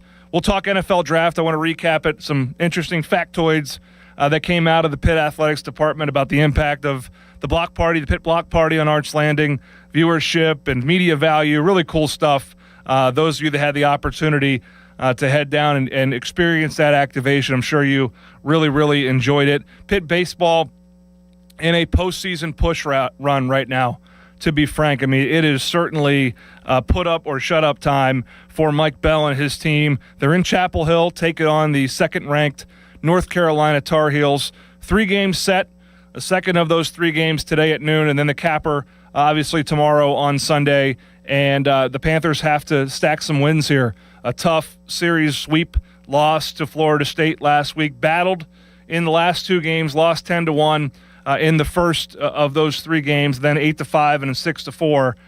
No game against Mercyhurst this week due to weather at PNC Park. They take on, again, North Carolina this weekend, the second-ranked Tar Heels, before coming back home to close out the regular season. They'll take on Penn State on Tuesday, May 12th. That's a 6 o'clock first pitch at Charles L. Cost Field against the Nittany Lions. Then a 3-game set Thursday, Friday, Saturday against Notre Dame, the Fighting Irish. A chance to clear 30 wins on the season, which is an accomplishment in and of itself, but sitting right on that bubble when it comes to postseason placement. Panthers currently 28-18 overall, 10-14 in conference action. A chance to potentially even that number here over the next 2 series, not counting the Penn State match, and again eclipse that 30-win threshold, which is, again, a big-time step for Mike Bell and company. So we wish them all the luck in the world, and also send congratulations to Pitt softball. Advanced to the ACC tournament. Didn't have the season they'd want to, but showed some progress and put up a valiant effort against the homestanding and hosting Virginia Cavaliers in the ACC tournament. A 2-1 loss in that first round matchup sends the Panthers home. But qualified, Coach Allard making progress, and again a postseason appearance for them in the ACC tournament cut just a little bit short. We'll talk some NFL draft. We are just closing in on kickoff here for Pitt football. We're just about 4 months out, and if you look at the countdown, man, we are sitting squarely at 118 days until kickoff. Pitt, Miami of Ohio, Saturday, September 5th. No game time yet, but the Panthers, a little bit of a break right now. Final exams done, graduation done. Kudos to Chancellor Emeritus Mark Nordenberg on his official retirement. The man is always working, but obviously shared some remarks, some very powerful remarks at graduation and commencement, and he certainly is a tribute to all that is good about the University of Pittsburgh. Now a 2-week window before Pitt, the Panthers come back and start to really ramp up summer training. They'll get into official visits in the month of late May and the month of June, camp season. But all the while, this 2026 Pitt football team, led by Mason Heinchel, their returning starting quarterback, will be getting ready in final preparations for training camp, which will kick off in early August, which is only 3 months from now. Really, really hard to believe. I mentioned the NFL draft, and I tell you what, it was a major success all around. I give the Steelers, the city of Pittsburgh, so much credit. I know it's a couple weeks removed now, but I do want to continue to shed light on that. We obviously had a presence here at Odyssey that was strong. The University of Pittsburgh had a very strong presence on Arts Landing, and our partners at the Cultural Trust, it was unbelievable. A brand new 4-acre civic space downtown. There used to be an old auto shop there. It turned into a Pitt football showcase that weekend and was really, really cool to showcase all the draft picks. Jimbo Covert in the house got a chance to spend some time with Shante Spencer, but a graphic was put out that kind of summarized the entire weekend for Pitt football. And because of that activation, and I got to give a huge shout out to Kyle Bruce from Pitt, Lori Behrens, Allison Rubin, Matt Smith, the entire team. I could go on and on. Trevor Fontan, everybody, Amy Anderson, that put the grunt work in to make that happen. Paul Bartow, I'm missing people. I apologize. But 40 total placements in terms of media coverage, generating about $9.3 million in advertising value. 1 billion people were reached by this activation, whether it be on social or in person. 3.2 million total views, 105,000 plus interactions, and $70+ thousand in social media value. I mean, the biggest thing for me, obviously we had a record in terms of crowd in Pittsburgh, but what jumped out at me were 13,000 fans were able to get through and in and around the Pitt Block Party on Arts Landing and experience that activation, go through the museum, spend some time shopping, the food trucks and so forth. It was a rousing success. So I want to give a huge shout out to those that made it happen, and those that you need reminded that Pitt football obviously plays a critical part in this city, in this community, and what it means obviously was put on full display during the NFL draft, the 2026 NFL draft here in our great city of Pittsburgh. The majority of the show today we're going to spend on Pitt basketball. There is some news this week, obviously coming out. Sean Miller, Pitt alum, talking about roster size in terms of value and how crazy the portal's gotten and so on and so forth. And by all indications, Jeff Capel, Jay Kuntz and company are finalizing this Pitt roster. We talked to Jay Kuntz last week on this very program, and he gave us insight into every single component of that roster, which is still, again, coming into formation. But Pitt formally introduced today, or this week rather, earlier on Thursday of this week, 2 new assistant coaches and names that we are quite familiar with here in Pantherland, with Ricardo Greer and Ronald Ramon coming back. Ricardo Greer coming from Dayton as an associate head coach, and Ronald Ramon making his way back to Pitt for his 3rd chapter, having served on Jeff Capel's staff, obviously, from the beginning in 2019, and obviously was a great player in the 2000s. During my time at Pitt, Ricardo Greer really getting this program back on the map under Coach Howland at the turn of the century and playing a pivotal part. And they met with the media earlier this week. We're going to play that audio for you coming out of this break. It's lengthy, but it's meaty, and I think it's powerful. And for Jeff Capel to bring back 2 Pitt men on this staff, having made some difficult staff changes, I'm excited about what these 2 men bring to the table for Pitt basketball moving forward as they put this roster together. So after this break, we'll come back. We'll tease that audio. We'll let you listen to it. We'll react to it, and we'll chart the course for Pitt basketball heading into a critical 26-27 season. It's Panther Insider Show on Sports Radio 93.7 The Fan. Sports Radio 93.7 The Fan. Get the latest on Pittsburgh sports from anywhere with the Odyssey app. Listen to shows and Pirate games live. Check out our exclusive interviews and content anytime. Download the Odyssey app now and never miss a minute. Sports Radio 93.7 The Fan. Now, fan headlines powered by Bowser Chevrolet. Logan Arblaster with your fan headlines. The Pirates fell to the Giants on Friday evening. Final score was 5-2. The Pirates brought the tying run to the plate in Ryan O'Hearn, but were unable to pull off the comeback. On Saturday night, first pitch at 9:05, Braxton Ashcraft toes the rubber for the Pirates. 1-2 record, 3.02 ERA. The North Shore Tavern leadoff show begins at 8 o'clock. Pirates Giants first pitch 9:05. Headlines are powered by Bowser Chevrolet. More at 937thefan.com. Voss TV and Appliance is my game plan for quality appliance and exceptional service. Pat Bostic here for my friends at Voss TV and Appliance, a trusted third-generation family-owned business. Voss carries many big-name television and appliance brands and provides helpful and honest guidance on product selection. Voss also has the best prices and most reliable service in the area. Get Voss TV and Appliance on your team today. Call 412-650-VOSS. That's 412-650-VOSS or visit VossTV.com. Hey, Crowley here for Sullivan Super Service. When your drain is clogged, you need help. Sullivan Super Service has the training and equipment to solve your problems fast. Over bridges and through tunnels, Sullivan Super Service has been saving homeowners in Pittsburgh from sewer and drain issues for more than 60 years. So when you need a hero, call Sullivan Super Service. And right now, they're offering a $64 drain clearing with a free camera inspection. Let their family take care of yours. Family owned since 1964, serving all of Allegheny County. Sullivan Super Service. Ready for the Stanley Cup playoffs, hockey fans? BetMGM, an official sports betting partner of the NHL, is giving players another reason to lace up and hit the ice for the most exciting games of the season. Feel the rush of the goals, the checks, the face-offs, and the breakaways with the Stanley Cup Playoffs Odds Boost token. All you have to do to take your shot at extra winnings is log into your existing BetMGM account, where you'll receive your Odds Boost token.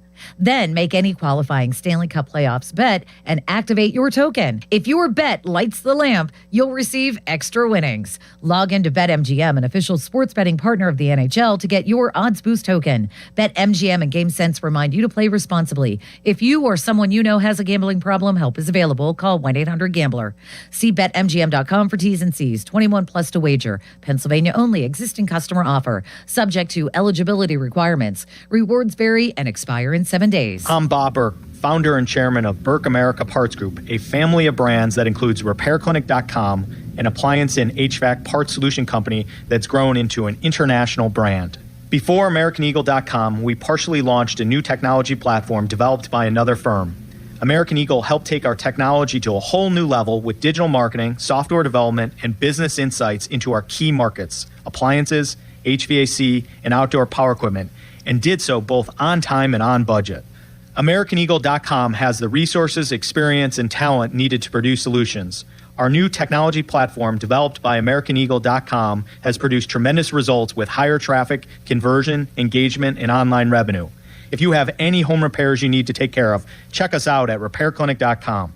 If you need a world-class website or technology project, then I would highly recommend AmericanEagle.com. Call AmericanEagle.com at 773-NETWORK. That's AmericanEagle.com, 773-NETWORK. SchultzFord.com, SchultzFord.com, SchultzFord.com, SchultzFord.com. Download to see if you qualify. Not all customers will qualify. Transfer fees may apply. No Albert subscription required. Albert is not a bank. Albert Instant Loans are issued by FinWise Bank, member FDIC. Not an actual client. Terms apply. Kylie, what's wrong? I just got hit with a car repair bill. I'm behind on rent, and I feel like I can never save any money. Have you tried the Albert app? Albert is your financial assistant, helping you find ways to save and create custom budgets to actually grow your money. Plus, you can get up to $10,000 for big expenses or advance up to $1,000 fast when you need cash right away. Albert can get me up to $10,000? Exactly. Albert spots you in a pinch and helps you grow your money in the long run. I'm downloading Albert right now. Download the Albert app and use promo code MULTIPLY to borrow up to $10,000 for whatever you need. The Albert app helps you budget better and save more money so you reach your financial goals faster. Download the Albert app right now and use promo code MULTIPLY to borrow up to $10,000. Use code MULTIPLY to borrow up to $10,000. For decades, Morgan & Morgan has represented hundreds of thousands of people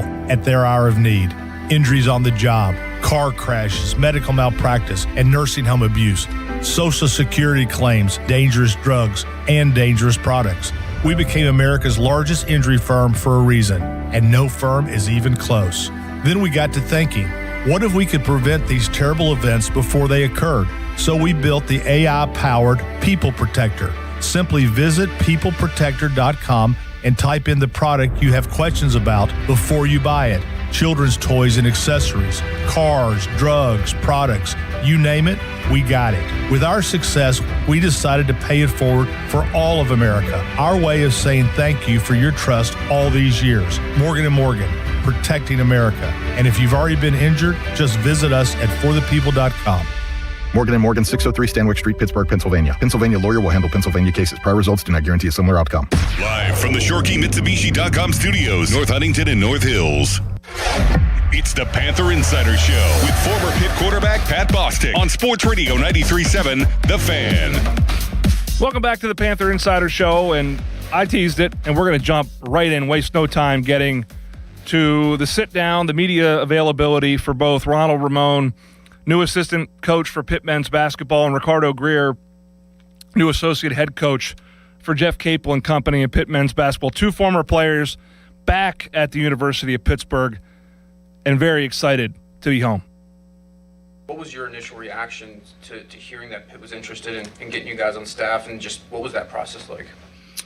I mean, for me, it felt great having an opportunity to come back.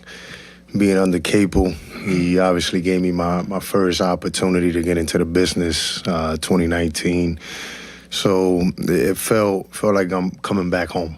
You know, obviously getting the opportunity to be a part of the program. So it was a welcome home for me.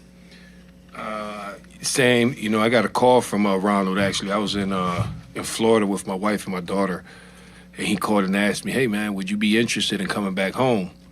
And at the time, I'm at Dayton, I'm like, you know, Pittsburgh is different because it holds a special place for me being a former athlete here. So I had called him. I said, if you're serious, call me back. If you're not serious, lose my number. But he actually called me back 5 minutes later, and then Coach Cape called me, and it's just an amazing feeling to be back home, you know, and I'm super excited for the future and really, really excited. For Ricardo, I mean, when you left, they were playing up the street at the Fitzgerald Fieldhouse. Can you just believe like what this program has turned into, this building, just the program overall? Yeah, it's amazing because I was saying the story when I got recruited to come to Pitt by Coach Willard. They showed me the all the renditions of how the Peterson was going to be built, and I would be playing there my sophomore year in college. So I was excited. I was like, man, I can't wait. 4 years past in college, I'm still in the field house. I graduate, I think it was probably May. They call Coach Howland calls me at the time, and he says, hey, I need you to do me a favor. We're cutting the ribbons for the Peterson Event Center, and I was the one that cut the ribbons, and then I was gone. So it's exciting to be back. You know, I've never watched a game here, so I can't wait to be coaching a game and be in this environment and this. It's really exciting to be back here. And coaching here, what's that like for you as sort of the third venture with this program? I think it feels great, you know, from the beginning. Like I said, playing here, playing at the Peterson Event Center, seeing what it was and how we're going to get it to that again and being able to do it together and being a part of everything that Capel has done here in this program. It feels amazing, man. Like I said from the beginning, it's welcome home for me. How would you summarize maybe your recruiting philosophy, your recruiting roles at your prior stops at Dayton, at Iona, geographical footprint, just your approach to personalities, to players, how you like to recruit? I know that's a whole lot in one question, but how would you just summarize kind of your approach to recruiting? Yeah, you know, it's different now than it was when I first started at Dayton, you know, where there's so many different factors that go into recruiting now. It's not only about the relationship, but also with this NIL revenue sharing becomes a huge part of recruiting. But when I first got into it, it was trying to get the right fit for your coach, trying to figure out who can play for him and who's able to understand the style of play that we're going to be doing that particular year. And, we were fortunate enough at Dayton that we were able to get some guys that were under the radar that we were able to develop, and they became really good players for us. I think for me personally, you have to see what's the style, what can coach likes, what fits the system, what fits the city, what fits the university, and then you have to be able to develop these young men to become the best versions of themselves. So if it's from New York, if it's from Europe, if it's from the West Coast, I think the recruiting piece has opened up so much where it doesn't just have to be from one certain place, but you do have relationships in certain places that'll help you a little more than others. But I think for me personally, it's just about trying to find the right kids that's going to be the right fit for Coach Capel and the rest of the staff, but more importantly for the university and the city. When I played here, it was gritty, it was tough. We wanted guys to compete and play hard. I think that's the forefront of what I look for right away. If you're not going to play hard, then, I think that's just the price of admission, and then after that, you're able to develop them, and then they can become the best versions of themselves. For both of you, and you mentioned it a little already from an NIL standpoint, but the landscape is a lot different with NIL and the transfer portal. From a coaching standpoint, how much tougher is it to actually develop the players? Every player that's going to come in, they will have to develop for that year. That's not going to change from our perspective, right? We're going to bring the players in. We're going to get them better. We're going to work with them every single day in order for them to get better. For the NIL perspective, that's a whole another avenue that has opened up. We obviously have a GM that he's handling all the other side of it. For us as coaches, we're going to do everything we can to continue to get them better on the floor. Yeah, I piggyback on what Double R just said. I think that's huge. Regardless if it's for a year, 2 years, you have to be able to develop and figure out, what they say is look under the hood. No kid is coming here ready-made to go out there and be the best versions of themselves. So you have to be able to not only develop them on the court, but spend time with them off the court. Build a relationship with them to be able to understand what's their tick. How are they going to help you win games, and how are you going to help them become, I said it before, like their best version, because nobody's coming in here as their best version yet, right? So you got to continue to do that and build that. And then, eventually they can be here only for 10 months, but they can also be here for 2-3 years. You don't know, but you got to continue to invest. How does that speed up, just in knowing and adapting to today's college basketball world, where, like you said, 10 months, most likely many players are out the door looking for their next opportunity. How does that speed up you guys' coaching process, if it does at all, with how you approach, get to know, and adopt these people into a program? You want me to get that? You got it?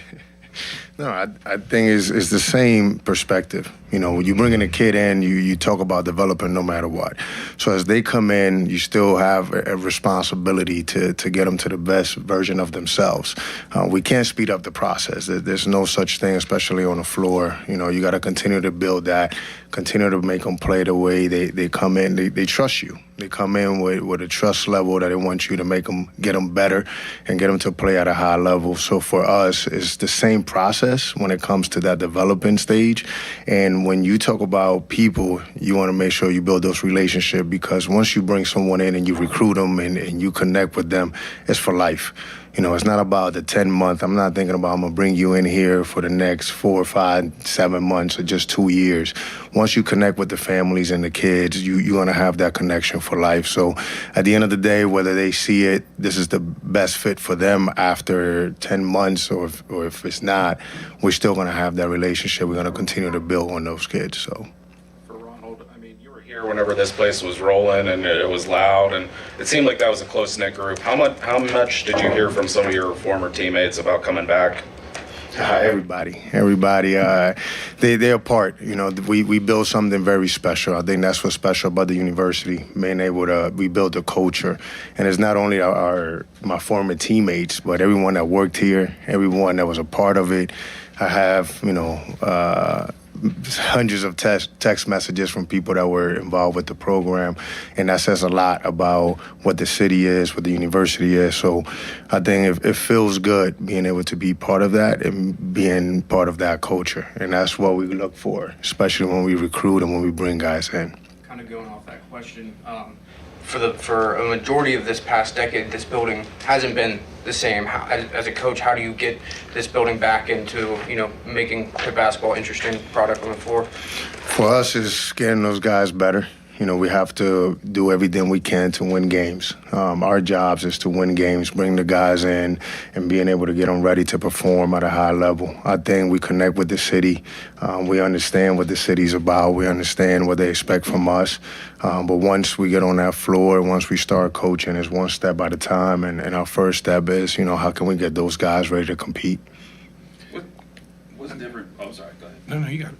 I was just thinking, what's the approach that Jeff has approached you guys about how things need to be handled right now? Ronald, you had experience with him before, but that was right when NIL was just about to get started. Obviously they just coming off a really rough season. Is there like an added sense of urgency for what he wants you two specifically to deal with?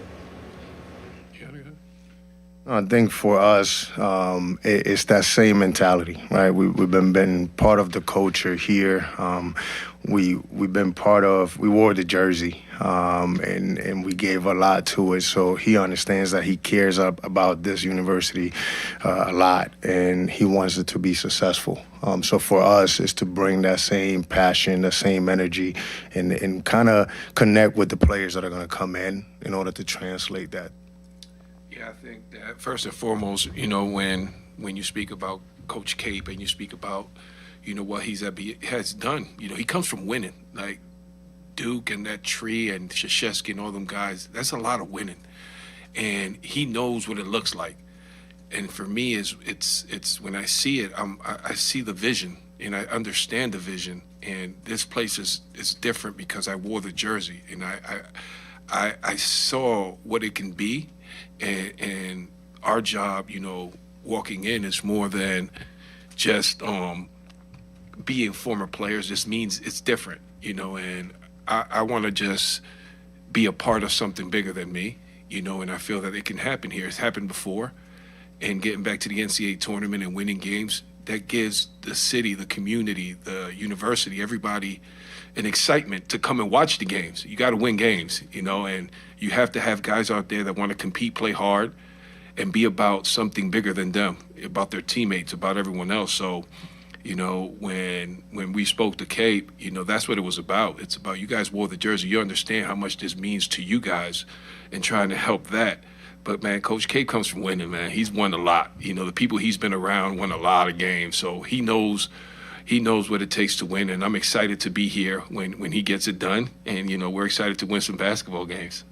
As a follow-up to that, did Coach Capel talk to both of you regarding the importance of having Pitt guys on the coaching staff? You mentioned Duke. When I take a look at Duke, probably half or more of their coaches are former Duke players. Mm-hmm. So from a winning aspect, did he talk to both of you from a important standpoint of having Pitt people on the coaching staff? Yeah, for me personally, when I got the call, because being at Dayton, it's only 3.5 hours. We play Duquesne every year, so I'm always looking from afar. I'm always coming into the office when Pitt football's playing, and I'm like, yeah, when Pitt basketball's playing, whoever they're playing, I'm in the office talking trash. And we just had a big game, so from afar, I've always been looking, and this. For me personally, when he called me and asked me if I wanted to come here, like I keep saying the same thing, but he understood bringing us back, what it meant to the university and the community, bringing two guys that wore this jersey and understand what it takes to win. For Ronald, given what you did yourself as a player and over the course of your coaching career to date, just what have been your keys as far as developing guys to both shoot the three and defend the three? I think it's just repetition. You want to go out there and kind of study how they get on the floor. It's all about a routine. We all play the game and we all understand what it takes in order to be a good shooter. It's all about repetition. It's all about getting out there and making sure you put in the time.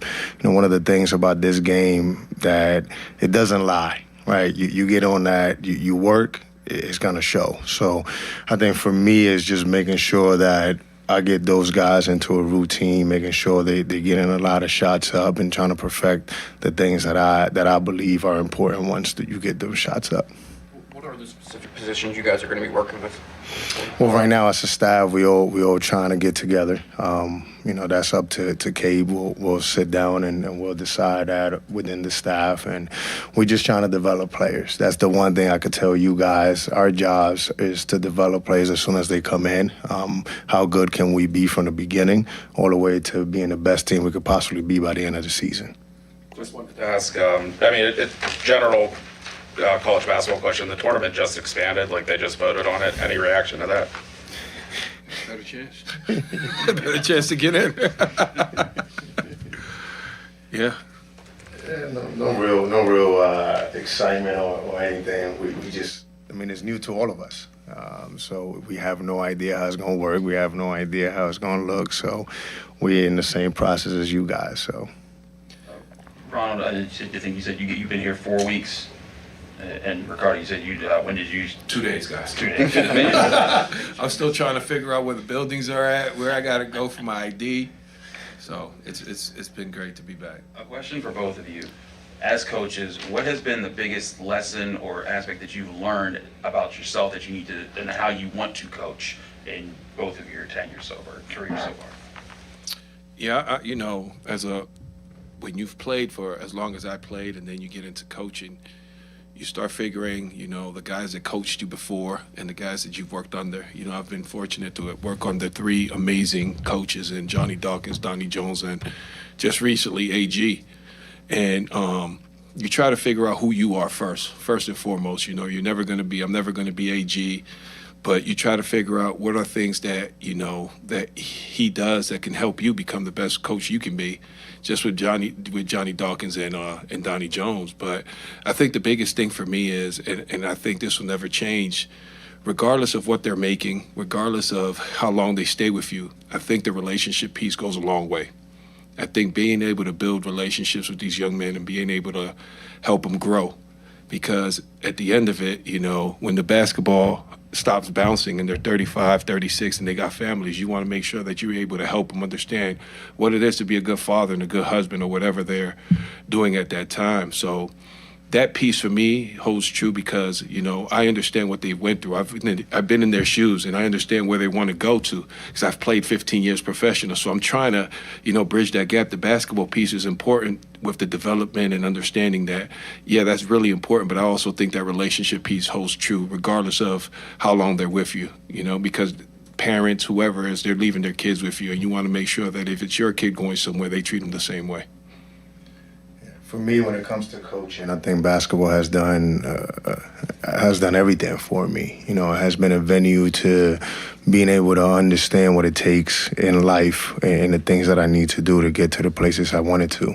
So to give back whenever you get into coaching is how can I change their lives? Right? How can you come in as a young man and being able to touch your life to develop a routine of greatness, right? Because once you have that, it doesn't matter which venue, which route you're going to take, it's going to help you for life, right? And understanding that whether we have them for a year, 2 years, if I can set you up for life, that you understand that waking up at 6 a.m. and then you have to get some extra shots, and then you have regular take care of your body, and then you have to get your diet has got to be right, then you got to go to class, then you have to get to practice. I think all of those things is a routine of greatness that is not only about basketball, right? It's about life, and they're going to face adversity all through the season, and I think that's what gives joy whenever you think about it as a coach. When you see a young man come in that is running wild as a freshman, not understanding, and they always talk about that freshman wall.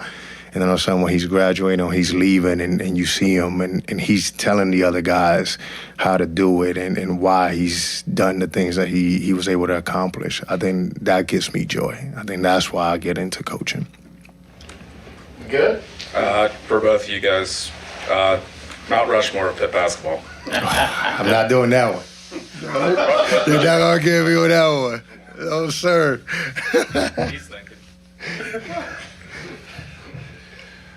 I have a couple that I'll just throw out, but I don't know if there's a Mount Rushmore or not. But I know you got Charles Smith, of course. You know,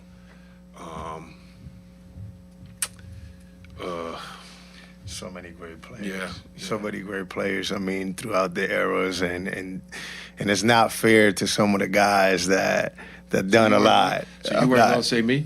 No. If I wasn't here. Yeah, I agree. You know, I mean, it starts with Charles, and then after that, you know, you figure it out. But I think, you know, when it comes to Mount Rushmore, there's probably one, and then everyone else. Ricardo, this is a little separate, but you know, the last time Pitt won in the tournament, one part of that journey was winning in Dayton. You were coaching it. Were you able to see that moment, or? Yeah, that was a very, very proud moment for myself. As I said earlier, I never watched a game here. Prior to that game at Dayton, we were playing in Florida, in Orlando. And I think the first game was versus Colorado. We won. So I was excited to come back to the next game, and I brought my son. He was young at the time.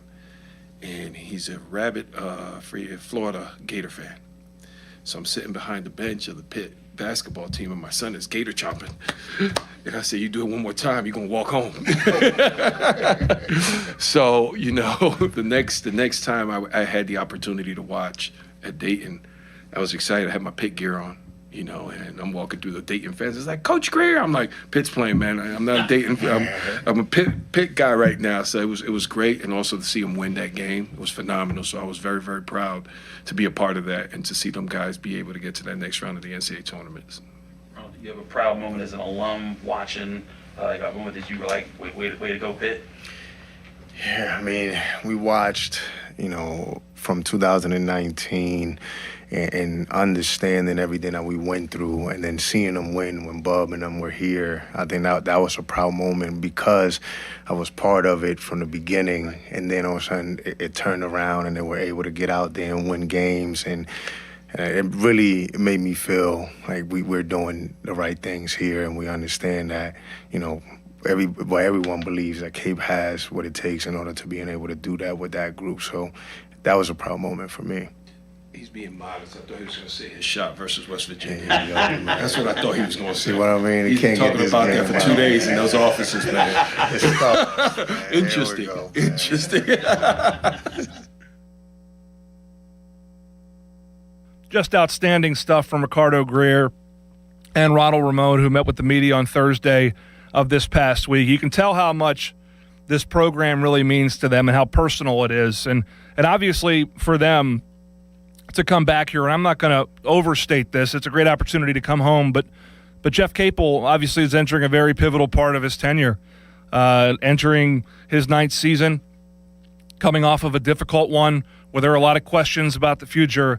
For them to be willing to come back here, to come home, to try to make a difference for Jeff Capel, but obviously for the program that they played for and the school, institution, university they played for means a lot.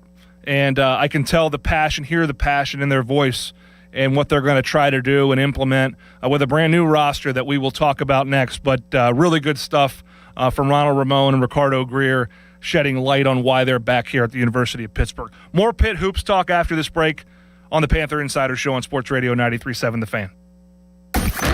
Sports Radio 93.7 The Fan. Boney and Muller think they know football until they talk to Aditi Kikawala every Wednesday at 4:15. You see Aditi each week reporting on the sidelines. Tune in as she tells us what she saw and talks about everything going on across the league. Aditi is brought to you by Mr. Water Heater, 2 Men in a Junk Truck, Tri-State Office Equipment, Hampton Beer Outlet, and Joe Ball GMC. Now, fan headlines powered by Bowser Chevrolet. Logan Arblaster with your fan headlines. The Pirates fell to the Giants on Friday evening. Final score was 5-2. The Pirates brought the tying run to the plate in Ryan O'Hearn, but were unable to pull off the comeback. On Saturday night, first pitch at 9:05, Braxton Ashcraft toes the rubber for the Pirates. 1-2 record, 3.02 ERA.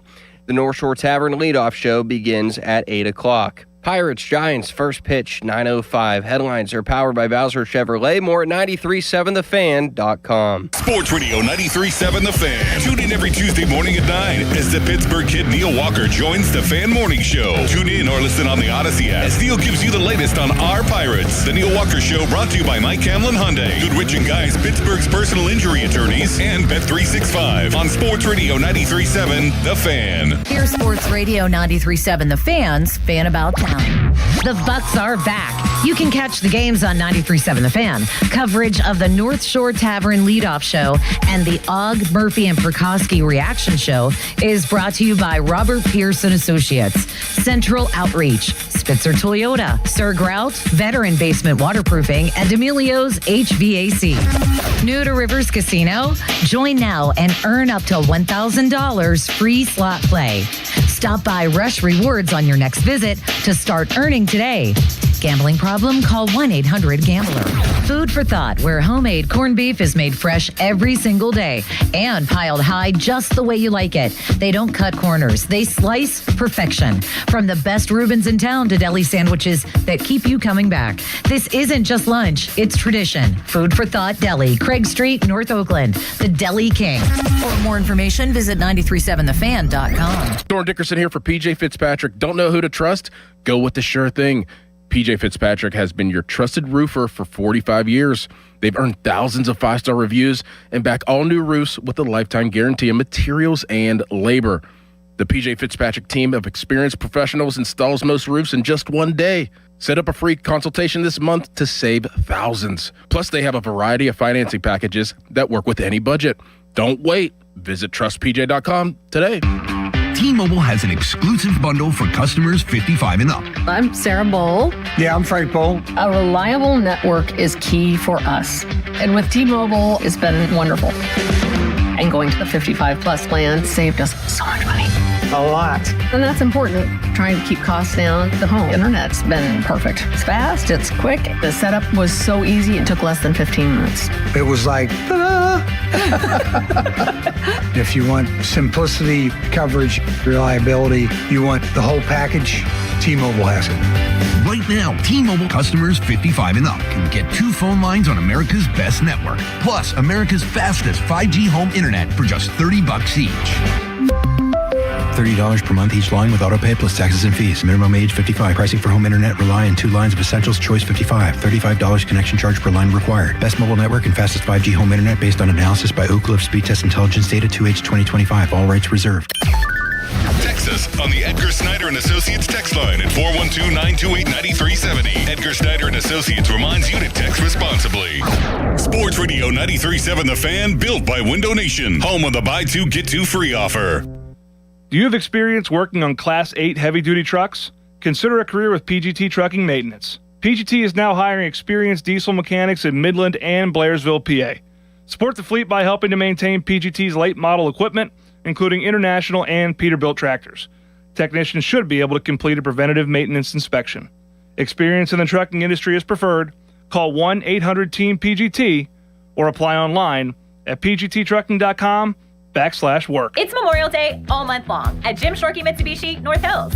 Stand proud and save big with stars, stripes, and offers you can't miss on our lineup of new Outlanders. Featuring premium interior, advanced safety technology, and affordable third row seating like the new 2026 Mitsubishi Outlander. Drive one home today for 0% APR for 72 months. And every new Mitsubishi includes 2 years of limited maintenance standard. Your deal. Your way. What a great day. At Jim Shorkey Mitsubishi in the North Hills. Call 412-453-8035 for offer details. Do you owe $10,000 or more to the IRS like Mark? I've been doing home remodeling for 30 plus years, but the economy crashed. I wound up losing my home, losing my job, and on top of that, owing the IRS a ton of money. I owed the IRS $114,000. It really, truly was the worst part of my life. Then Mark found tax relief advocates. On news radio, I heard about TRA, and I thought, what's the worst that could happen? So I picked up the phone and I called them. When it was all said and done, TRA settled my $114,000 debt for $100, and I'm telling you, I was ecstatic. Could not believe it. Would recommend TRA to anyone. If you owe 10 or even hundreds of thousands of dollars to the IRS, don't lose hope. Do what Mark did and call TRA for a consultation. But TRA did. They gave me a second chance, and I'm forever grateful. Visit TRA.com or call 800-491-9914. 800-491-9914. That's 800-491-9914. Let's return to the Panthers Insider Show with former Pitt quarterback Pat Bostic on Sports Radio 93.7 The Fan.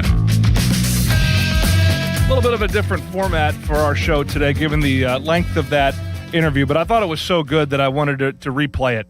I just thought it was really good stuff and reminds us what this program means to so many that have wore the jersey. Ricardo Greer, Ronald Ramon, obviously chief among them, and two of the better players to ever wear that jersey, bringing us some just incredible moments. And we hope those moments continue, and they play a part in it, obviously from a little bit different seat. From my standpoint, two great hires, two men that understand the University of Pittsburgh. Guaranteed Picks brought to you by Voss TV and Appliance. Family owned for over 60 years and the lowest prices in town. Guaranteed. Guaranteed, those two men will make a difference on Pitt men's basketball this season. And certainly this new roster is going to need some guidance, and they need to get familiarized with what Pitt basketball is, what it was, what it will be. And Jeff Capel making a point of bringing some alum, some hometown heroes, if you will, back to the university. Fan weather brought to you by Secure Money Advisors. Looking to retire soon? Let Secure Money Advisors get your retirement on track. As my partner Bill Hillgrove would say, it's weather for ducks this morning in our great city. A little rainy. Going to be a cooler this morning. Going to get up to a high of about 65 today. Be overcast. That rain should wrap up in the early afternoon, and some breaks of sun will be there. Winds 10 to 15 miles an hour. Again, damp to start the day, but some sun. And then your Mother's Day, going to be seasonal. About 67 for the high. A little chilly in the morning. And again, I give a huge shout out to all the moms out there, most notably my wife, Samantha, who runs the show at home. Mother's Day is a day to be reminded of how fortunate we are to have women in our lives that make us better. And I certainly am married to one who is, without question, my better half. Some might say she's my better three-quarters because of how much she does. But I want to give her a shout-out this morning and tell her how proud I am to be her husband for sure. Pitt basketball, we could keep the conversation going about this team. And we've been chronicling the portal happenings throughout the course of this offseason, knowing that it was going to be one with a great deal of turnover for Coach Capel and company. Frankly, it needed to happen. There needed to be new blood. Jake Kuntz, the general manager, really getting a chance to get his hands dirty for the first time with this transfer class and with this roster, and we're seeing it bear out. We talked to Jake Kuntz last week. We talked about every single player that he has opted to bring in. I'll say this, and we'll go over it again for those of you that did not tune in last week, and we appreciate all of you that tune in every week and call in and give feedback to the show. You've made this show fun. You've made it successful at an unprecedented way, so I certainly appreciate that. But this transfer class has more proven production than any Pitt has had. It's obviously larger than any transfer class that Pitt has ever had. When you contrast it to last year, and again, 2 years ago, the season didn't end the way the Panthers wanted to either for Jeff Capel, his staff, and team. Another year without an NCAA tournament berth, kind of a late season collapse. Jalen Lowe, not the same player at the end of the year, opts to transfer. And Ishmael Leggett no longer available. Damian Dunn hurt. And Pitt went into the transfer portal and went out to get, big man of Deshaun Jackson who didn't play. Barry Dunning from South Alabama who'd been, well-traveled, but, was kind of took him a little bit to get his sea legs underneath. And then it was a really young team with Amari Witherspoon and Noya Sindersaitis and Roman Cialepa, all of which have elected to hit the portal and are gone.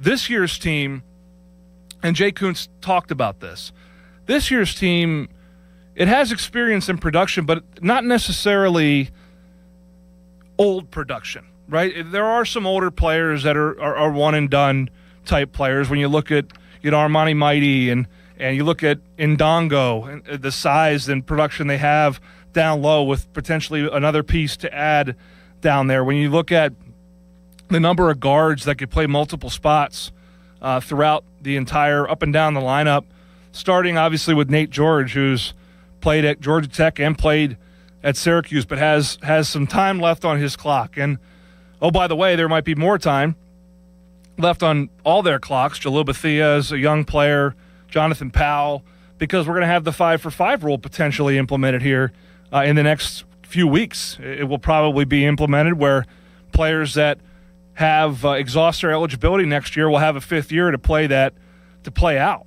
We'll see how it's ultimately unraveled, how it ultimately is implemented, and what kind of permutations there are for that grandfathering in, if you will. But man, now you got a team that you could potentially grow with because there is time left, and you have this 5-for-5 thing looming. So I think the Panthers have been strategic in that regard. But make no mistake, the ACC, and Sean Miller talked about this, the Texas head coach, formerly Xavier, obviously a great point guard for Pitt and a legend in this area. When you look at the big spenders out there and the conference, and I will say without any shadow of a doubt that Pitt has stepped up its game, and kudos to Alan Green and company, stepped up its game with regard to resourcing both football and men's basketball in both of their portal cycles. It is an arms race, and when you feel like you're getting ahead, everyone else feels the same way. And you look at Louisville, and you look at Duke, and you look at some of these programs that are going quote-unquote all in and have $20 million plus rosters. Certainly this isn't spending that much money doesn't guarantee you success, but it certainly makes it harder for others to keep up. But Pitt has got themselves in a position where they have what I would deem to be, from what I've watched, a much better chance to compete in this league next year. They got to put it together now. And that's where Jeff Capel and Ricardo Greer and Ronald Ramon and Kyle Saplicki and this entire staff got to get their hands around this team, because it's all new. But that's more the norm than not anymore. And it's been kind of fun to watch that, has it not? I mean, we all left the Peterson Event Center for the last time last year, not thrilled with where things were. So you wanted to see change. You wanted to see adaptation. We've seen that in the staff. We've seen that in the approach. We've seen that in the players brought in. And over time here, we'll get a chance to meet these young men and understand why they came here and meet them, just like we talked and heard from Ricardo Greer and Ronald Ramon today, and look forward to that and to seeing what this team can become, obviously in pursuit of another trip to the NCAA tournament and to kind of reset things for Jeff Capel and company after going through a tough couple years. Been a great show today, guys. Appreciate you tuning in. Great stuff, as always. Enjoy your weekend. Happy Mother's Day to all the moms out there. You guys are the best. Hail to Pitt. Sports Radio 93.7 The Fan. It's the season to break out the clubs. Practice your swing, then look for the 19th hole. Golf season is here, and Going Low is back. Join Chris Muller every Saturday morning at 7 a.m. for Going Low. Powered by Bowser Chevrolet. Chris will talk national golf news, meet with local golf pros, and visit courses throughout the summer. The Going Low show is brought to you by Moon Golf Club, Lynch Golf Club at Pine Creek, Conley Resort and Golf Club, and Suncrest Golf and Grill. Sports Radio 93.7 The Fan. Retirement can be scary, but only if you're not prepared.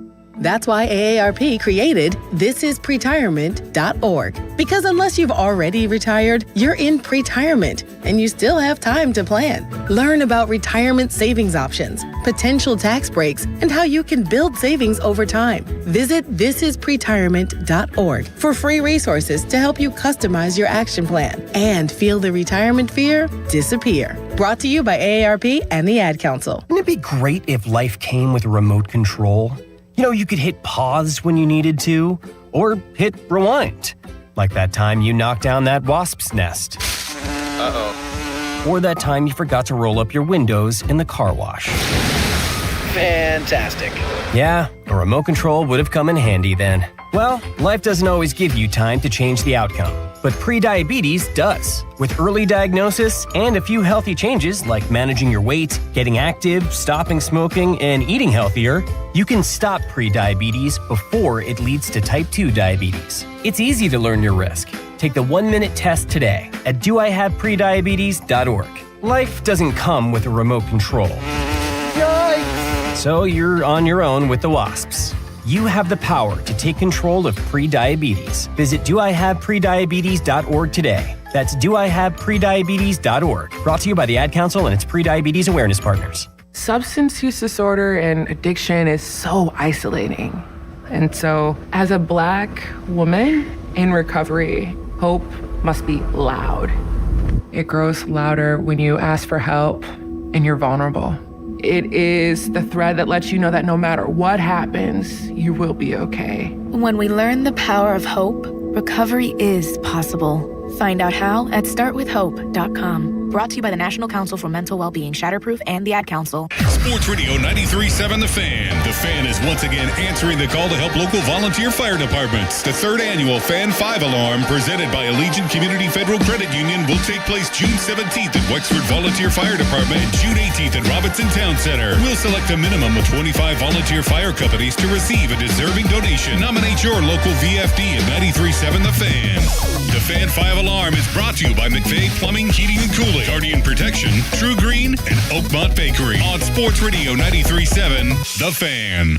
Pony and Muller here. Mike and Mike's Beer Bar is a big fan of us. In fact, he gave us our own beer. Okay, well, kind of. Each month, Mike picks a local beer that we call the Fan Beer of the Month. The Fan Beer of the Month for May is Lincoln Avenue Brewing's Jalapeno Machete Cream Ale. And the charity sales will benefit Save Our Strays Pittsburgh, an organization dedicated to rescuing abandoned, neglected, at-risk cats. And if you don't like the Fan Beer of the Month, Mike has 4 other beers on tap that you can select, and he will make a donation to the charity. Check out the Fan Beer of the Month at Mike's Beer Bar. Meet me at Mike's. 93.7 The Fan Morning Show with Doran Dickerson and Adam Crowley. Aaron Rodgers been taking his good old time, and it's like, all right, well, now we're actually going to slap this tender on you. Slapping a tender. I've always loved that verbiage in the NFL. Slapped him. With the flex tape, with that. Exactly. This is the commercial. Smacked it right on the glass. Bow. You need a hole fixed? Bam. He's dead, That's Billy Mays you're thinking of. Yeah, the other guy. Who's the other guy? Phil Swift. Yep. Isn't he still dead? No. The Fan Morning Show on Sports Radio 93.7 The Fan. Your hometown building partner since 1956. 84 Lumber. Visit 84lumber.com. This is the story of the one. As a procurement manager for a hospital system, she keeps every facility in her network stocked and ready. That's why she counts on Grainger to be her single source for thousands of products, from disinfectants to lighting, air filters, and more. And with fast, dependable delivery, Grainger helps her keep every facility stocked, safe, and running smoothly. Call 1-800-GRAINGER, click Grainger.com, or just stop by. Grainger, for the ones who get it done. Well, good morning, kiddo. I love that you're home from college. I've missed you.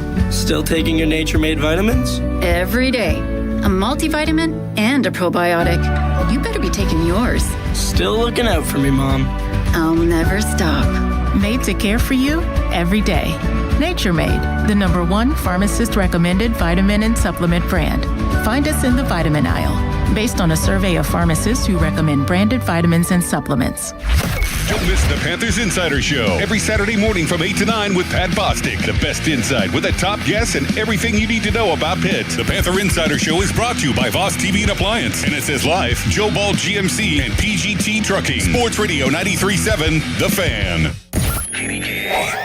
HD1 Pittsburgh. An Odyssey Sports Station. Live from the Jim Shorkey Mitsubishi.com studios, North Huntington and North Hills.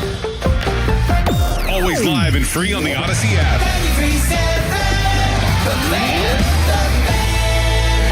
Sports Radio 93.7 The Fan. The Odyssey app lets you jump back in time to the moments you missed on The Fan. Whether it's the Fan Morning Show, the Pomp and Joe Show, or the PM Team, you can get caught up on all of it. When you're listening to The Fan, it's as simple as one click to listen on demand. Miss a great moment, great guest? We've got you covered. Download the free Odyssey app, search 93.7 The Fan, and tap earlier today to get started. It's the perfect way to catch up on what's happening from Sports Radio 93.7 The Fan. Now, Fan Headlines, powered by Bowser Chevrolet.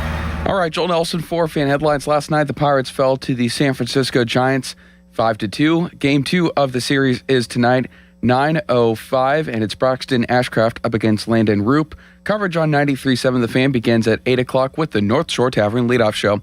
More headlines, 937thefan.com. Right now, live from San Francisco, it's Bucko Talk. Now, it's time for Bucko Talk. Can you believe it? Bucko Talk is presented by Mike Hamlin Hyundai and brought to you by Two Men and a Junk Truck, Hampton Beer Outlet, and Stone & Company. This is Bucko Talk on Sports Radio 93.7 The Fan.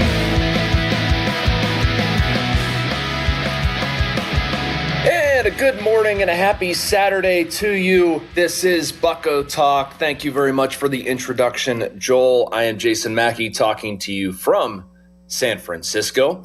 And yes, it is early out here. It is 6 a.m. Been up for a little bit, couple coffees in. That's all right. Nothing that couldn't solve. Coming off a pretty frustrating Pirates loss last night, I would say. We'll talk about that and a whole bunch more over the next 2 hours. Thanks so much for finding us. We'll have Michael McHenry on at 10 o'clock. He will join to talk about some hitting developments. Want to pick the Fort's brain a little bit. Yesterday marked the 1-year mark of Don Kelly being in charge of the Pirates. That was the day that they made the move to move on from Derek Shelton. Don Kelly takes over his hometown team. I sat down with the skipper this week to talk about 1 year and what he's learned, and he's going to reflect on that a little bit. He also talked about this pregame yesterday with the group, and so I have some audio to play in both of those respects. But I think it's a good time to kind of step back and evaluate what we've seen from Don Kelly. I don't think it's unrelated to what we saw last night. We will talk in depth more about last night's game, but it's modern day managers operate a certain way. It's not just Donnie, but the lineup that we saw and how they proceeded with Karma Majinski after 6 innings. We'll get into all of that and much more here on Bucko Talk. Going to talk a little bit about Marcell Ozuna this week. He homers last his 300th career home run, where they're at with him, how long that's going to stick around, the impact that he's having inside the clubhouse, and whether or not he found something. In the Arizona series, we also saw some good things for the Pirates, frankly, but we're seeing, over time, a bit of a change in bullpen usage. That final game of the series, we saw Gregory Soto come in and close it out. I want to get into bullpen roles and some things that are changing and some positions that are changing as well. If you look at third base, for instance, Jared Triol, he's not necessarily playing every day there. Different last night. Brandon Lau sits. Nick Gonzalez goes over to second. But how do you balance that? And is Nick Gonzalez your everyday third baseman? Should he be your everyday third baseman? Even more pronounced has been behind the plate with what's going on with Henry Davis, Joey Bart.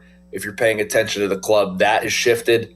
I'm curious why. I have some theories why. I want to talk a little bit about how they're splitting up starts catching-wise. A lot, like I said, a lot to discuss. Jared Jones, when he comes back, what happens there? Does Bubba Chandler remain in the rotation? Does Karma Majinski remain in the rotation? We'll talk about Carmen's outing last night and what I think that could mean for him. Spoiler, I don't think there's a concrete answer at this point. I don't think there needs to be a concrete answer at this point, but it's certainly something worth monitoring as Jared Jones continues his rehab, still expected to come back in late May, early June.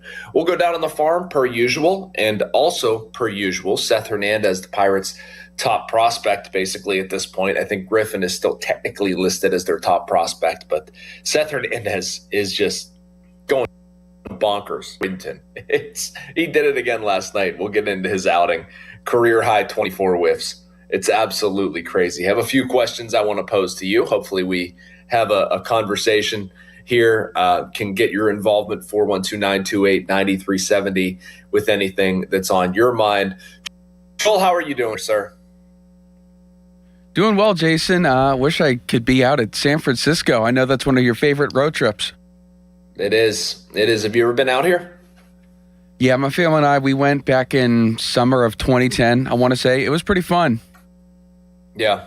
It's a unique city, man. It really is.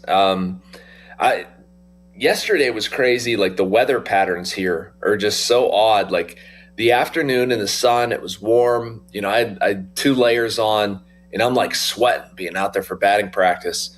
And I'm like, man, I guess I overdressed. I just, you know, I'm in a layer or something. By the time I got to the press box before the game, I was like shivering. I was thinking, man, I'm going to find somewhere to go buy a coat. It's just, it changes in a hurry, but man, I just love this place so much. It's a great place to watch a game. Did you see the picture I tweeted out yesterday, Joel? I did not. About the ballpark and the view and stuff? No, but I'm sure it's pretty good.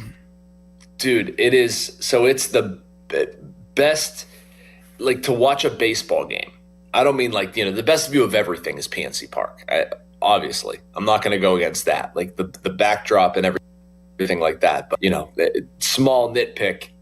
We are up in peanut heaven, and it's not that way in San Francisco. You're like down, you know, like the 100 level. Like the seats are just so good. You see so many things down there. So it's another reason why I love San Francisco. Obviously the Grateful Dead tie-ins and all that stuff. So anyway, I don't know if anybody wants to really hear about my San Francisco love affair, but I'm a big fan of the city. Going to explore a little bit more today, but just a great place to watch a ballpark. Anyway, let's talk a little bit about where the Pirates are at.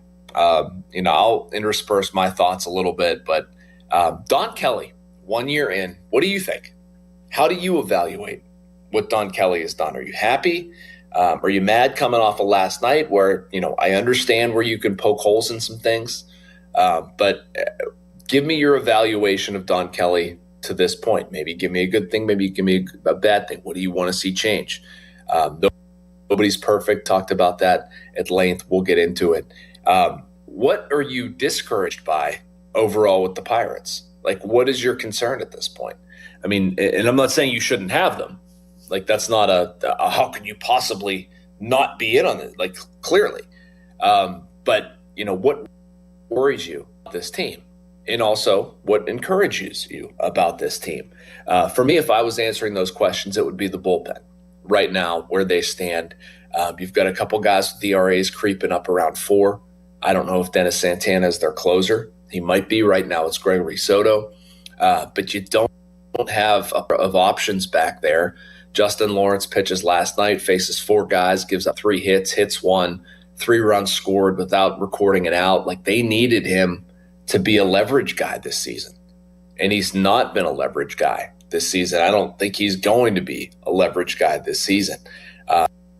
They're an arm back there. They're probably multiple arms short back there. And you know, some other smaller things, but the biggest one for me, I feel very good about their starting rotation.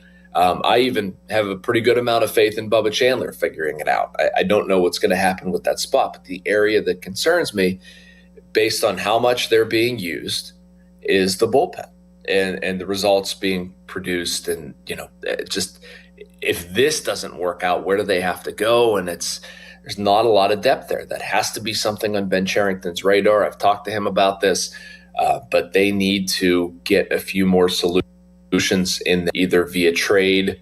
Maybe you bring up a minor leaguer, grabbing someone on waivers to try to find something others haven't, you know, the whole bullpen drill, but they need some bodies back there. The encouraging part for me is the offense, which I know is an odd thing to say morning after a 2-run output. You know, Robbie Ray was really good last night. It's a trend with lefty starters against them. He's certainly not the only one to do it, but by and large, to me, this offense is competitive. I try to zoom out a little bit here on a Saturday morning and talk about various things going on with the team. But, you know, if I would have told you before the season the Pirates would be, you know, where they're at, top 10 in a lot of things, I hesitate to call them a top 10 offense overall because they're not there with everything. But, I mean, they've scored a pretty good amount of runs. I mean, I'm looking at the Pirates right now. They're tied for 7th in runs scored with 187. Yeah, I didn't like the lineup they put out there last night. I understand why. I don't have to agree with it. But when you put your A lineup out there, which I would like to see them do more often, especially in the start of a series, especially with a guy your de facto number 5 on the mound. It's a pretty good lineup. So to me, it makes you competitive with all the other stuff underneath it. But the bullpen is a concern in depth overall, and if you have to go down to the minor leagues and grab something. So what say you? What encourages you? What discourages you? Anything else on your mind? A year in with Don Kelly. What do you think? 412-928-9370 is the number to call here on Bucko Talk on a Saturday morning. The fan text line is brought to you by Edgar Snyder and Associates personal injury law firm, where they always say there's never a fee unless we get money for you. Fan Twitter, it's brought to you by South Hills Chrysler Dodge Jeep Ram, Route 19 in Peters Township. Joel, if I pose those questions to you, where are you at? What's the most encouraging thing to you? What's the most discouraging thing to you so far about the Buccos? Turtle, definitely the offense and the additions of Ryan O'Hearn and Brandon Lau and Marcelo Zuna with a couple of big home runs, reached number 300 last night. Could see a little bit more out of Ozuna, but I mean, it's as if Ryan O'Hearn and Brandon Lau have been sort of the anchors of the Pirates offense for a couple of years now. And them being veteran players, it's just what this team has needed with a lot of younger faces on the squad. Certainly like big, very, very encouraging. The kind of, given what Ben Cherington has been able to work with, these have been two of his best signings, or really, the O'Hearn signing and then the trade with Tampa Bay, and not just getting Lau, but also Montgomery and the speed that Jake Mangum can provide, even though he's on the injured list now. Couple of really good moves, but overall for the season, they've sustained it pretty well so far. Maybe a few more wins here and there, and you shave off a couple of one-run losses and turn those into wins. And I know that was a theme across last year, but I would say more encouraged than discouraged from Don Kelly's first full season as manager. Yeah, me too, man. Me too. Like I have issues with some decisions that are being made, but I'm trying to separate, what they did last night. Is that all on the manager, or is that input? And for anybody who didn't stay up and watch the game last night, Carmen Mlodzinski goes 6 innings, allows 2 earned runs, strikes out 1, gives up 7 hits. He's pretty efficient. Did he walk anybody, Joel? I didn't write down a walk in my scorebook, but I thought he walked somebody. Let me be completely accurate there. No, he didn't even walk anybody. That's how efficient he was through 74 pitches. So he's looking good. Strikes out the side in the 6th inning, and they pull him. And, it does sound weird to be arguing for Carmen Mlodzinski to stay in a game later, where we're saying this guy can't go deep into games. His issue is the second through. And this, I guess, comes back to a discussion that I've had with Kelly. I had the same one with Derek Shelton. It's a belief that I have. It doesn't make me right. But it's just, if a guy has it that night, if he's working, if he's getting outs, don't stop him.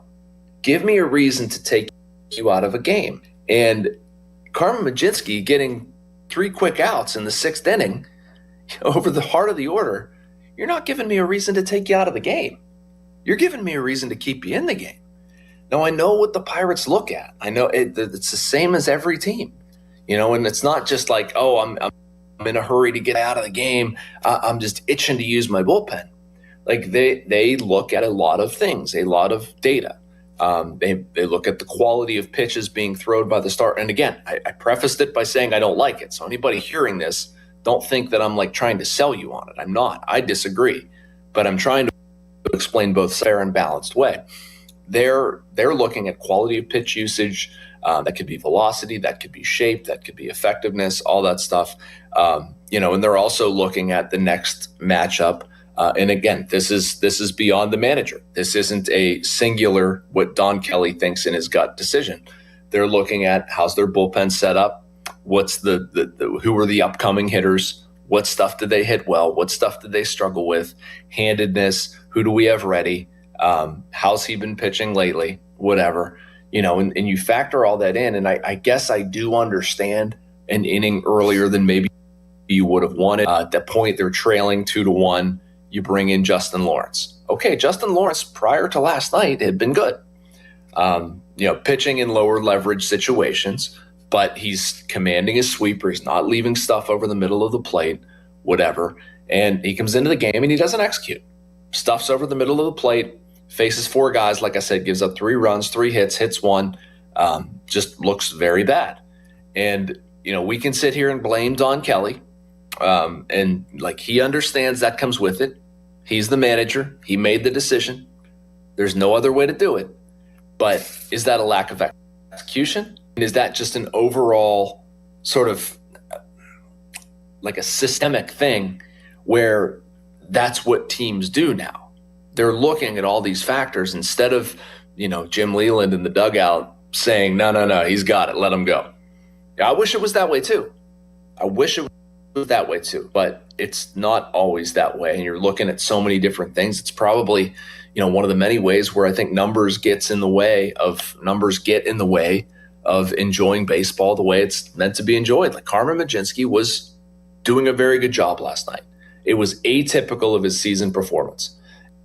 If you look at what he threw, which ones were working for him, it was his fastball and his sinker. And for the season, those pitches were hit pretty darn hard. I was looking at this, watching him throw last night and what he was leaning on. For the season, his splitter's been excellent. He's throwing it 28% of the time. He threw it 12% of the time last night. Opponents were hitting under 200. Last night, Carmen Mlodzinski had his 4-seamer and his sinker going. He was commanding both of them. But for the season, opponents were hitting an average of 375 against those pitches. That's atypical for the season. So if you have a guy who found it on that given night, which Carmen Mlodzinski did, let him go. Let him go. I'm not saying let him go to 140 pitches and hurt himself, but I would like to see those situations where you have kind of, the feel override what numbers may say. And that's not what they did. So if you want to criticize Donnie Kelly, go ahead. But I think there's a lot of positive stuff that Don Kelly has done as well. And we'll talk about that when we get back. You are listening to Bucko Talk on a Saturday morning, coming off a 5-2 Pirates loss to the San Francisco Giants. They get back at it tonight. Braxton Ashcraft takes the mound. Looking forward to that. Jason Mackey talking to you from San Francisco. Back with more Bucko Talk after this on Sports Radio 93.7 The Fan. Sports Radio 93.7 The Fan. Get the latest on Pittsburgh sports from anywhere with the Odyssey app. Listen to shows and Pirate games live. Check out our exclusive interviews and content anytime. Download the Odyssey app now and never miss a minute. Sports Radio 93.7 The Fan. Now, fan headlines powered by Bowser Chevrolet. Pirates fell to the Giants last night 5-2. First pitch for tonight's game, 9:05. Braxton Ashcraft and Landon Roop will be the pitching matchup. Catch it here on The Fan and on the free Odyssey app with coverage at 8 o'clock, presented by Keystone Custom Apparel. Fan headlines are powered by Bowser Chevrolet. For more, go to 937thefan.com. 84 Lumber has partnered with Anderson Windows and Doors to bring a brand new showroom to Mount Lebanon. From homeowners to industry pros, everyone can see, touch, and interact with various series of Anderson windows and a wide variety of doors to make the most informed decision for their build. 84 Lumber experts are on site to demonstrate product features, answer your questions, and even schedule a visit to the job site for measuring and installation. Your budget matters and flexible financing options are available. Call today to schedule a personal consultation at 570-507-8015. Did you know about 1 in 3 people with plaque psoriasis may also develop psoriatic arthritis, which causes joint pain, stiffness, and swelling? Does this sound like you? Listen to what it sounds like to be a million miles away. Tremfya guselkumab, taken by injection, is a prescription medicine for adults with moderate to severe plaque psoriasis who may benefit from taking injections or pills or phototherapy, and for adults with active psoriatic arthritis. Serious allergic reactions and increased risk of infections and liver problems may occur. Before treatment, your doctor should check you for infections and tuberculosis. Tell your doctor if you have an infection, flu-like symptoms, or if you need a vaccine. Imagine being a million miles away Explore what's possible. Ask your doctor about Tremfya. Visit Tremfya.com or call 1-800-526-7736. SchultzFord.com. SchultzFord.com. SchultzFord.com. SchultzFord.com.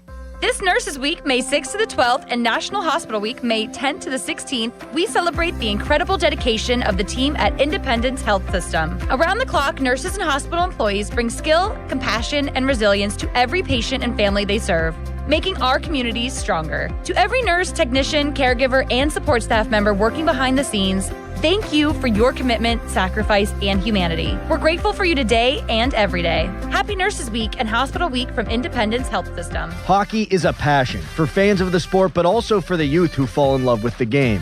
With the ever-increasing cost of participating in hockey, many families face financial challenges.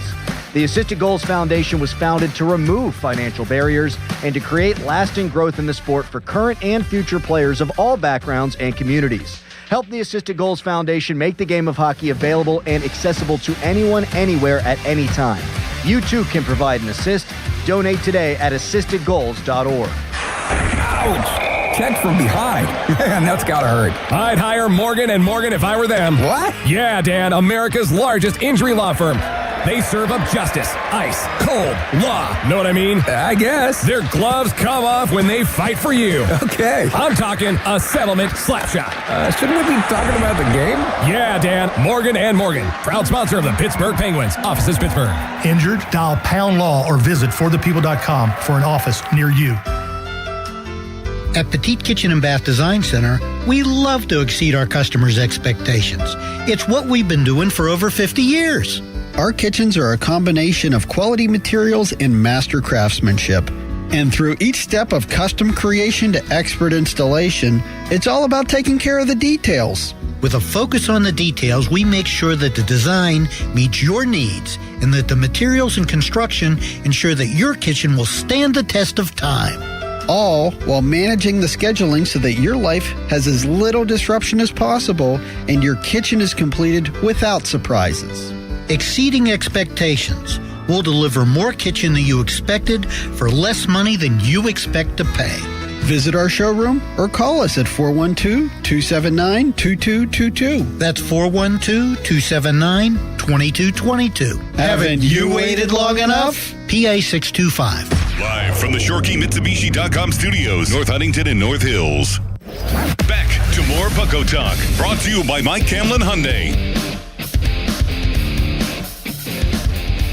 And welcome back to Bucko Talk on a Saturday morning, talking to you from San Francisco. I am Jason Mackey, Joel Nelson producing. Coming off a frustrating Pirates loss, 5-2 to the San Francisco Giants last night at Oracle Park. Bucko Talk with me is brought to you by Westminster College. Register for a summer information session today. Visit westminster.edu for more details. I am rocking my Westminster shirt. If you are watching the video feed, always travel with a pair or a piece of Westminster clothing.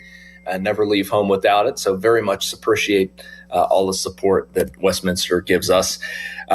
So before the break, I was talking a little bit about Karma Magenta. In our conversation today, I should say, it's about Don Kelly at the 1-year mark and how you evaluate him, what is most encouraging, discouraging to you, what's one move that you'd like to see the Pirates make and all of that. But, some tangential things with that that we saw in last night's game. Bullpen, Marcell Ozuna as well in the catching situation. Wanted to hit on those a little bit. But the bullpen, not to belabor the Justin Lawrence thing, but one addition that has been absolutely fantastic, and I'm not sure I can say enough about it, is Gregory Soto. As we talk about Ben Cherington and the offseason that he's had, boy, is Soto just ranked right up there with Brandon Lau, Ryan O'Hearn. A really, really good move. 3-0, a 1.42 ERA, 19 games pitched, 19 innings, 25 strikeouts, 684 whip. I mean, this guy's been one of their most valuable players. I think it kind of goes under the radar when he pitches. It's very quick, it's very uneventful, and it's come in handy. Because the downside then, Dennis Santana has not been the Dennis Santana of old. He struggled in the Arizona series, or struggled before that, I should say. They used him in the 7th inning, and even that was kind of an adventure as a 3.78 ERA, only 10 strikeouts in 16 2/3 innings, and a whip that's nearly twice what Gregory Soto has done. I don't think Dennis Santana is finished. I don't think he's injured, but I don't think he's pitching terribly well right now. Are the Pirates going to stand by him? Yes, they are. They signed up for the contract. They like him very much. I think he's a very good reliever, but right now he's not pitching. He's pitching in an average way. I'll say that. But you go from those two, and you expect Justin Lawrence to be in a leverage role. That hasn't happened. Isaac Mattson has been good. He hasn't been as automatic in the past. He's had a couple rough outings. His ERA is near 4. Again, this isn't like, oh my gosh, I'm going to go run out there and do something about it. I'm just saying it has not been maybe as dominant as maybe you would have hoped. Back end, high end, leverage guys. You go from there, Yohan Ramirez. He's been fine. He's given the Pirates what they need out of him. He takes the ball a lot, can fill a variety of roles. He's a great clubhouse vibes guy. I don't have any issue with him among your top 5 relievers. And Mason Montgomery, frankly, has gotten a lot better. Early on, it was a little bit rough, but he's been excellent. And that's kind of your top 5. What worries me is beyond that. If you're buying into Evan Sisk, maybe that's a 6. And then Lawrence has struggled, and I might trust Cam Sanders very early in games or in blowout situations, but that's kind of it. And I hate saying it this way, but this is in a perfect world, right? This is if everything stays the way it is, goes according to plan, which we all know over the course of 162 games probably. There aren't many places they can turn. Jose Urquidy in AAA, it did not work out up here. He's been hit around pretty good. Thomas Harrington has an ERA over 5. I'm not quite sure what they can go down there and get, other than Jared Jones. Jared Jones is going to come back. But the storyline seems to be around this move is you bring Jared Jones back and bump Carmen Mlodzinski to the bullpen. Okay. But Carmen Mlodzinski has been the better of the 2 starters if you want to compare him and Bubba Chandler straight up. He really has. I'm not Chandler to the bullpen. I don't know how we feel about this whole situation. But I know that, Bubba Chandler, if I'm going to pick a starter between Mlodzinski and Chandler right now, I'm probably taking Mlodzinski. And maybe that puts Bubba in AAA. It also doesn't solve my relief problem. And I almost feel bad for Carmen in a way based on how he's pitched, that he would be the one jettisoned just because he's done this better. I mean, if you look, I was looking at some of these numbers this morning. Mlodzinski, 2-3, 4.50 ERA, 8 games pitched, 40 innings, only 13 walks. That's half as many as Bubba Chandler. 41 strikeouts, striking out over a batter per inning. His FIP, which is actually a pretty reliable pitching number, 286. If you want to compare that directly to Bubba Chandler, Chandler's at 560. Chandler's walked 26. That's tied for the major league lead. He's also allowed 5 home runs. He's 1-4, 4.76 ERA, has a 1.5 whip. I mean, the decision for me isn't fine. I'm going to see where this goes with Carmen. I'm going to see where it goes with Bubba. But I don't like the idea that I'm weak in the bullpen, so I'm going to rob my starters. I think it's sort of the definition of robbing Peter to pay Paul, right? But what I'd like to see them do, if Carmen continues pitching the way he has over the past 2 starts, and he's shown some things, and I realize that's a minuscule sample size, but try to go get somebody. Go get an arm. Trade for somebody. I don't think there's somebody just sitting on their couch right now that's going to help a major league pitching staff all that much. Go find a piece. You've got players you can trade in AAA. That's why you accumulate the prospect capital that you do, and it's really trending that way. If I'm going to say what move can they make, what move should they make, which again I'd like to hear from you on all of that. But that's it for me. I want to move pitchers around because I want to, not because I have to. If Carmen Mlodzinski was giving me 3 solid innings and then blowing up every time, there's your bullpen guy. But right now, at least last night and even his last outing, to a degree, he's sustaining his stuff. And if Carmen Mlodzinski is going to get through 6 innings on 74 pitches and go 1, 2, 3 in the 6th and look really good doing it, I'm not going to stop him. I'm going to try to go get something else from somebody else. So, all right, let's get your opinions on this. Thanks so much for weighing in. I appreciate that. Let's start with Tony in Munhall. What's up, Tony? Good morning, Jason. Happy Saturday. I hope all is going well on the West Coast for you. Just a couple points. I see optimism with this team from the offensive side. Like even last night, they brought the tying run to the plate in a situation where in past they wouldn't even have done that, right? So they try and they fight to the end of what I like about this team.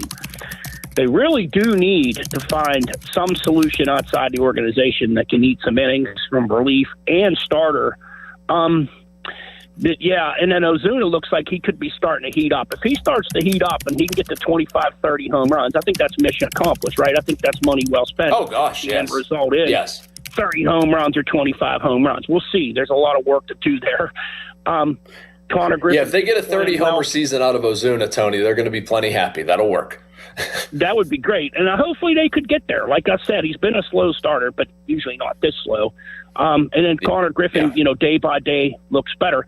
Before I hang up, do you know anything about Tyler Anderson? I mean, that was a name they threw around in the spring, and I'm hearing nothing about that guy. Maybe he's just done with baseball. I don't know, but they need to keep checking the other teams' rosters, waiver wires, and maybe take some of that capital, like you said, and make a deal. I'm going to hang up, and hopefully we'll talk to you next week. Thanks, Jason. Bye-bye. All right, brother. Appreciate the call. Thanks so much, Tony. I have not heard anything about Tyler Anderson, which is very odd. He did not have a great season last year, but that guy pitched so well when he was in Pittsburgh. It was not that long ago. He's the one that I would look at, and again, we don't know everything. I'm not watching his private workouts, assuming there are private workouts. Maybe he's dealing with something that we don't know about, or maybe he doesn't want to pitch. I don't know. But he's not on a team. And he was somebody that, they checked in with in the offseason, clearly had interest in, and he's unsigned. Like, why are we here? I agree with Tony. It's a very odd thing. And looking up Anderson's numbers, they honestly weren't as bad as I thought they would have been last season. He pitched for the Angels again, finished up his contract there, but he had almost a 2-WAR season. 450 ERA in 26 starts, 130-plus innings, struck out 104. The thing I like about Anderson, it was him and Quintana, just to close the loop on that. The veteran guys they were thinking about adding, which makes a ton of sense. And even if you would add Tyler Anderson and use him as kind of type or use him out of the bullpen and, being around this stuff a little bit, maybe that's the sticking point. Maybe the Pirates want him in a bullpen role and he's saying, I'm going to hold out and try to get a deal as a starter. And you're kind of playing a game of chicken. I don't know. We don't have enough information on that, but it's a good point. It's somebody that I've thought of as well, and somebody that, is pitched pretty well for them as a history here at a 1.4 WAR season, 4.35 ERA in 2021. They trade him as they should, but they have some familiarity with him. Left-hander, his stuff plays in the ballpark. I would not hate that move at all. All right, our buddy Chuck in Uniontown is up. Always a pleasure to talk to Chuck. Chuck, I got asked about you in my mailbag this week. Somebody was saying, how's Chuck in Uniontown? How are you, man? You're same as ever, I think. You're still here. Get to go to the wharf while you're out there. Don't forget to go to the wharf. Oh, the wharf. Oh, of course. Sorry. I thought you were making another point. Of course. Yes, I'm hoping to get there today, man. I've got some actual work to do, but I got to get to the wharf. I was in Haight-Ashbury yesterday. Anyway, Mac, you got to me, it's a matter of the team.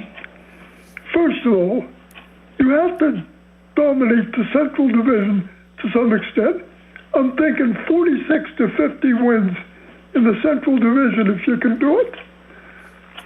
No, but you can't let anybody. The Cubs went 10-3 against us last year. You can't let anybody do that against us this year. With the division packed as tightly as it is. And later this month, Mac, 3 games in St. Louis against the Cardinals, 4 games at home against the Cubs. We better we better not get wiped out by either one of them. I would like 5-2 at least.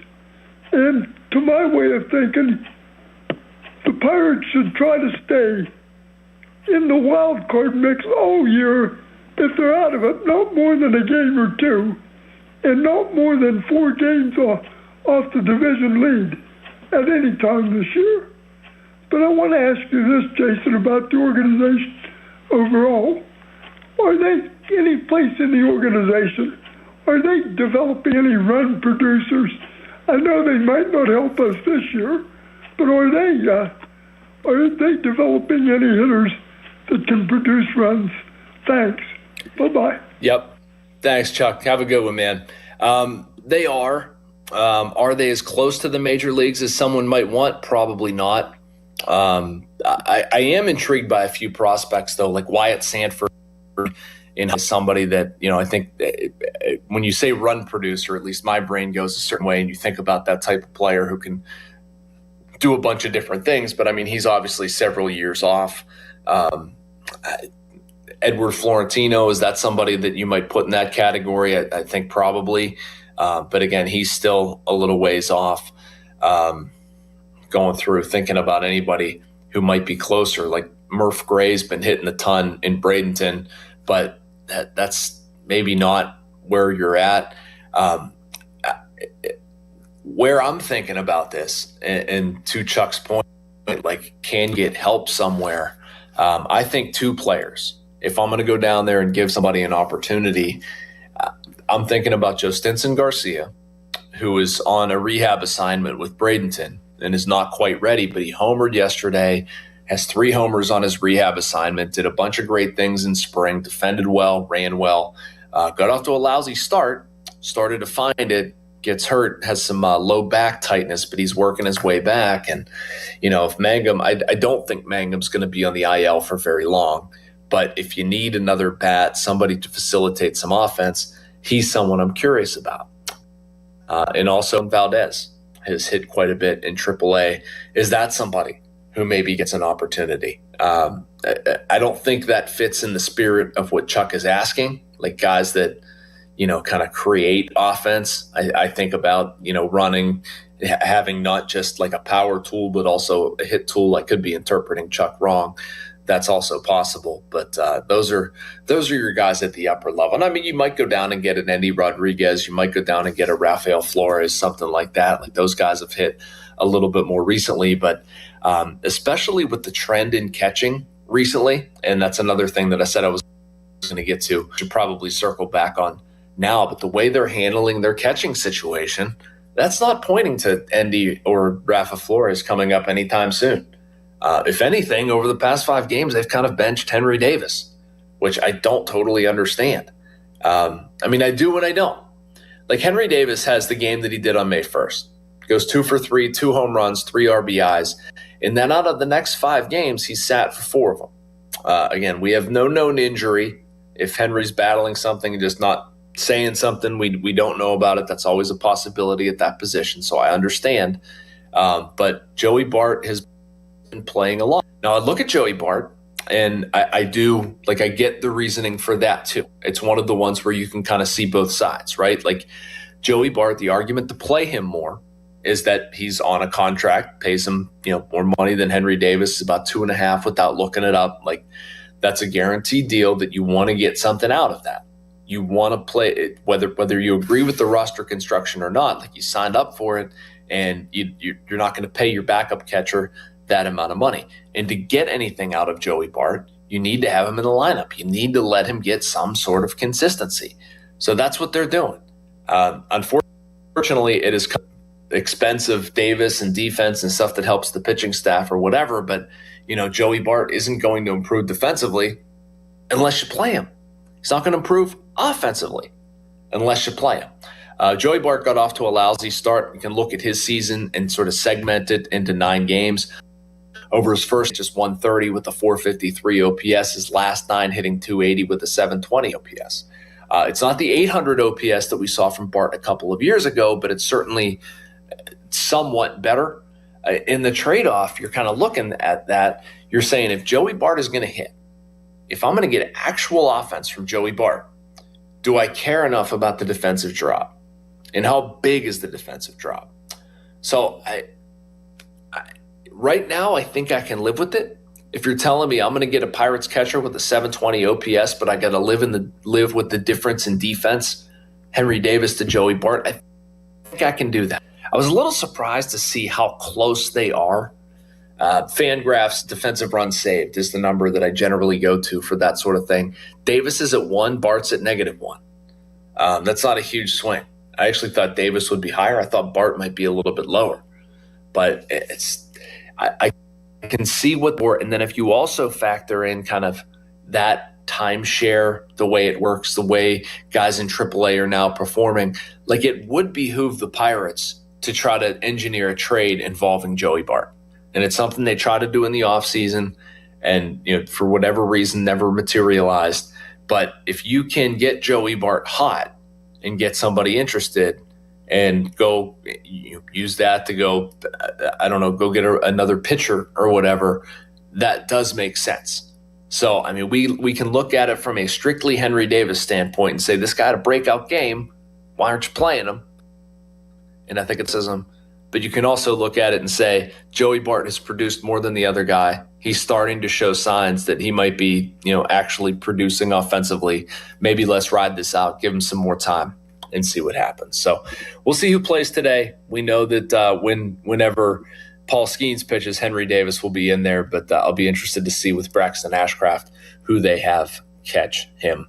The third annual Fan 5 Alarms presented by Allegiant Community Federal Credit Union, that'll take place on June 17th and 18th. We're currently looking for 25 fire departments that will benefit from this year's fundraising.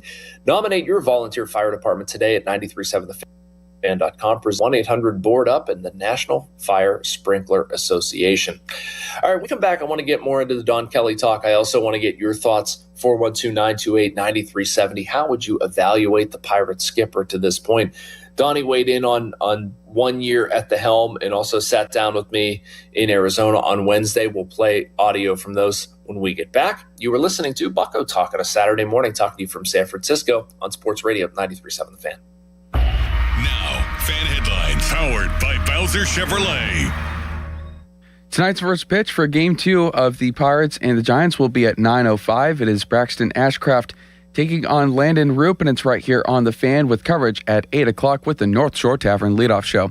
Fan Headlines are powered by Bowser Chevrolet. For more, go to 937thefan.com. The Fan 5 Alarm, presented by Allegiant Community Federal Credit Union, is back June 17th and 18th. You can nominate a deserving volunteer fire department at 937thefan.com. The Fan 5 Alarm is brought to you by Southside Plumbing and Heating, Kirkin Roofing, and Centimar on Sports Radio 93.7 The Fan. This deer season, John Deere wants to give you the home field advantage. We're bringing you the best offers of the season, whether that's cash off on select new machines or a shot at the ultimate Major League Baseball prize package. Because right now, you can enter for a chance to win an MLB All-Star experience for you and 3 friends, complete with travel and lodging for All-Star Week this July. Deer season is going on now through June 3rd.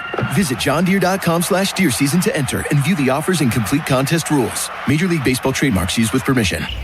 If you dread dealing with your insurance company more than you dread yard work, in 90-degree weather. Wow, it is a scorcher out there today. With a swarm of hungry mosquitoes buzzing around. Then you might have Insuranoia. And if you have Insuranoia, then you should get NJM. They go to great lengths to do what's best for their policyholders. No jingles or mascots, just great insurance. NJM. Summer's right around the corner. Is your air conditioning ready to keep you cool? At Impact HVAC, they're a family-owned local business that's been serving Pittsburgh for years. You can call them at 412-297-1852 for your air conditioning check and cleaning. And if you need a new system installation, they've got you covered. Impact HVAC. Second opinions and estimates are always free.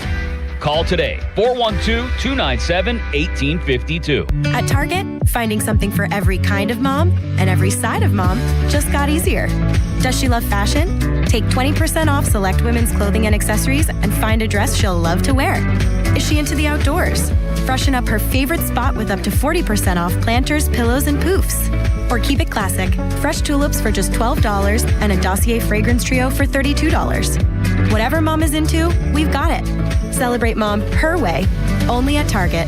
Restrictions apply. Text us on the Edgar Snyder and Associates text line at 412-928-9370. Edgar Snyder and Associates reminds you to text responsibly. Sports Radio 93.7 The Fan, built by Window Nation. Home of the buy two, get two free offer. 3, 2, 1. We have liftoff on Daily Rewards Rocket Turbo on DraftKings Casino, the exclusive iGaming provider of Foxwoods. Play $50 on your favorite casino games this week to upgrade next week's rewards. You'll get 4 chances at 10,000 in credits every day, land rewards, and use them to keep the fun going. Head to DraftKings Casino app and start playing to turbocharge your daily rewards. In partnership with DraftKings Casino, the crown is yours. Gambling problem? Call 1-800-GAMBLER. Must be 21 or older, physically present in Pennsylvania only. Eligibility restrictions apply. 3 launches per day for rewards. Launches expire each day at 11:59 p.m. Eastern Time. Earn additional launch for following week for completing play requirements. Play requirements vary. Non-withdrawable rewards and amounts vary per launch and are subject to game and expiration limits. Terms at casino.draftkings.com/promos, sponsored by DK Crown Holdings Incorporated. A trial is 99% preparation, and nobody prepares better than us. Get the good guys, Goodrich and Geist.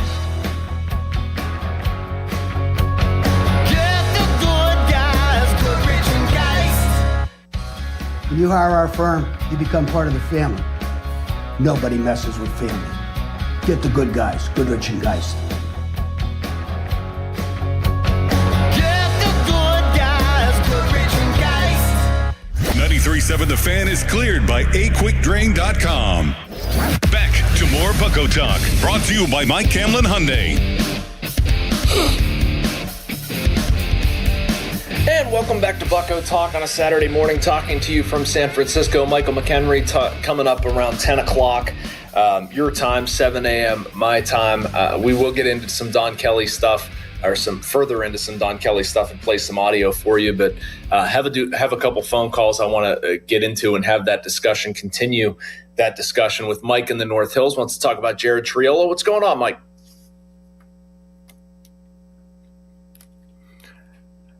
Jim and Shaler, you are next up. Let's talk about the season. What's up, Jim? Hey, Jason. How you doing? Doing all right. How are you? Good. Hey, some of the things I do like is the offense and the starting pitching, except for Bubba so far because he's struggling.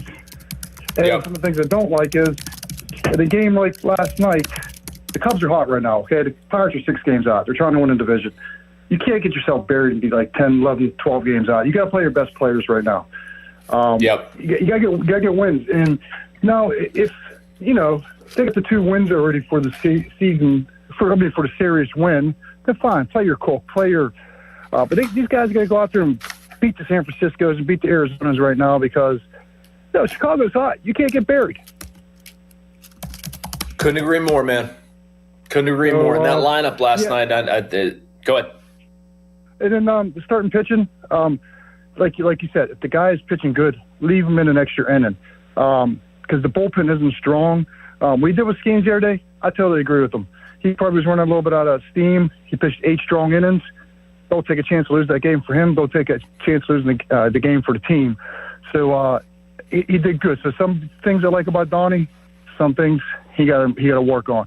But I'll keep listening, Jason, and thank you. All right, brother. Thanks, Jim. Appreciate you. The lineup that Jim's talking about, and I'm glad he brought that up because that kind of fell off my desk a little bit. The Pirates really went right-handed. And Robbie Ray has shut down left-handed hitters for a lot of his career and has especially been doing so this season. I'm trying to pull up my game notes from yesterday, but the splits that he was allowing is pretty nuts. Left-handers against Robbie Ray, my goodness. Hitting 152 prior to last night with the 346 OPS, 211 with the 748 OPS for right-handers. So the Pirates are trying to stack their odds. And, is this a Don Kelly alone decision? No. But he's in charge and should be, criticized or handled appropriately, and he gets that. But yeah, I mean, I get the criticism from Jim. Absolutely. Like, you got to win a game. If it's the third game, if you've got somebody, I hate to do that to Skeens all the time, but you probably don't need as many runs with Skeens. I don't love sitting O'Hearn and Lau together, and you're swapping them out for Nick York, Billy Cook, Jared Triolo in the leadoff spot. Like, I'm sorry, at some point, handedness overrules ability as a hitter. I want my best guys in there. I want to try to win a division. I want to try to win a series. I want to try to maintain pace. There will be pockets to get rest, and I don't love the handedness thing. I think it gets kind of overcooked in baseball sometimes, but I also don't think entirely Don Kelly either. Jeff in Butler wants to talk about Don Kelly in the bullpen. What's up, Jeff? Well, you know what? I was going to make a quick comment about Donnie. For 10 years, it didn't matter who the manager was because the payroll was 30, 40, 50 million. I think he's doing a great. Sometimes you've got to rest people. I think the stats against lefties last night is pretty amazing. But my big comment was about the pitching. And I just think there's a lot of trends that happen in sports. And one of the ones that's happening in baseball is just, starting pitchers don't get through a lot of innings. About 2 weeks ago, and I might be wrong, but I think it was Keller went 7 innings, and it was the first Pirate pitcher that had went 7 innings in Major League.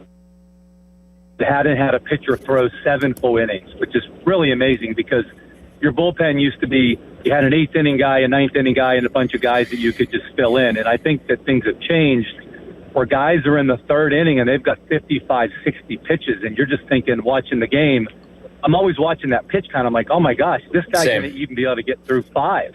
So yeah, I think you're going to have I think you're going to have Bubba Chandlers and hopefully it's not Bubba, but you're going to have maybe Manazinski or whatever that maybe they're guys that pitch you 2, 3, 4 innings. These games blow up sometimes in the 3rd inning, and you got to have a somewhat of a starter that's maybe your 6th starter that you stick in there, and you say, when this game we have a blow up in the 2nd or 3rd inning, and the game gets away from us, we can't be blowing through all of our regular bullpen guys. They're not designed to throw 2, 3, 4 innings. So I think that's going to be a trend. I don't think it's just particularly a problem for the Pirates. I'm sure we could use another arm and two, but I think other major league teams, I think, are facing this same dilemma with this new trend of lots of strikeouts, no one pitches to contact, and they don't want these guys throwing more than 90 pitches because they all throw 95 plus. And I think there's a lot of statistics that say these guys can't throw like the old guys. The old guys threw 140 pitches, but they threw 87 miles an hour. I don't think their arm was getting taxed the same way mechanically. It's just math. You know what I mean? Oh yeah. That's going to open a whole valve of it for me, Jeff. I appreciate it.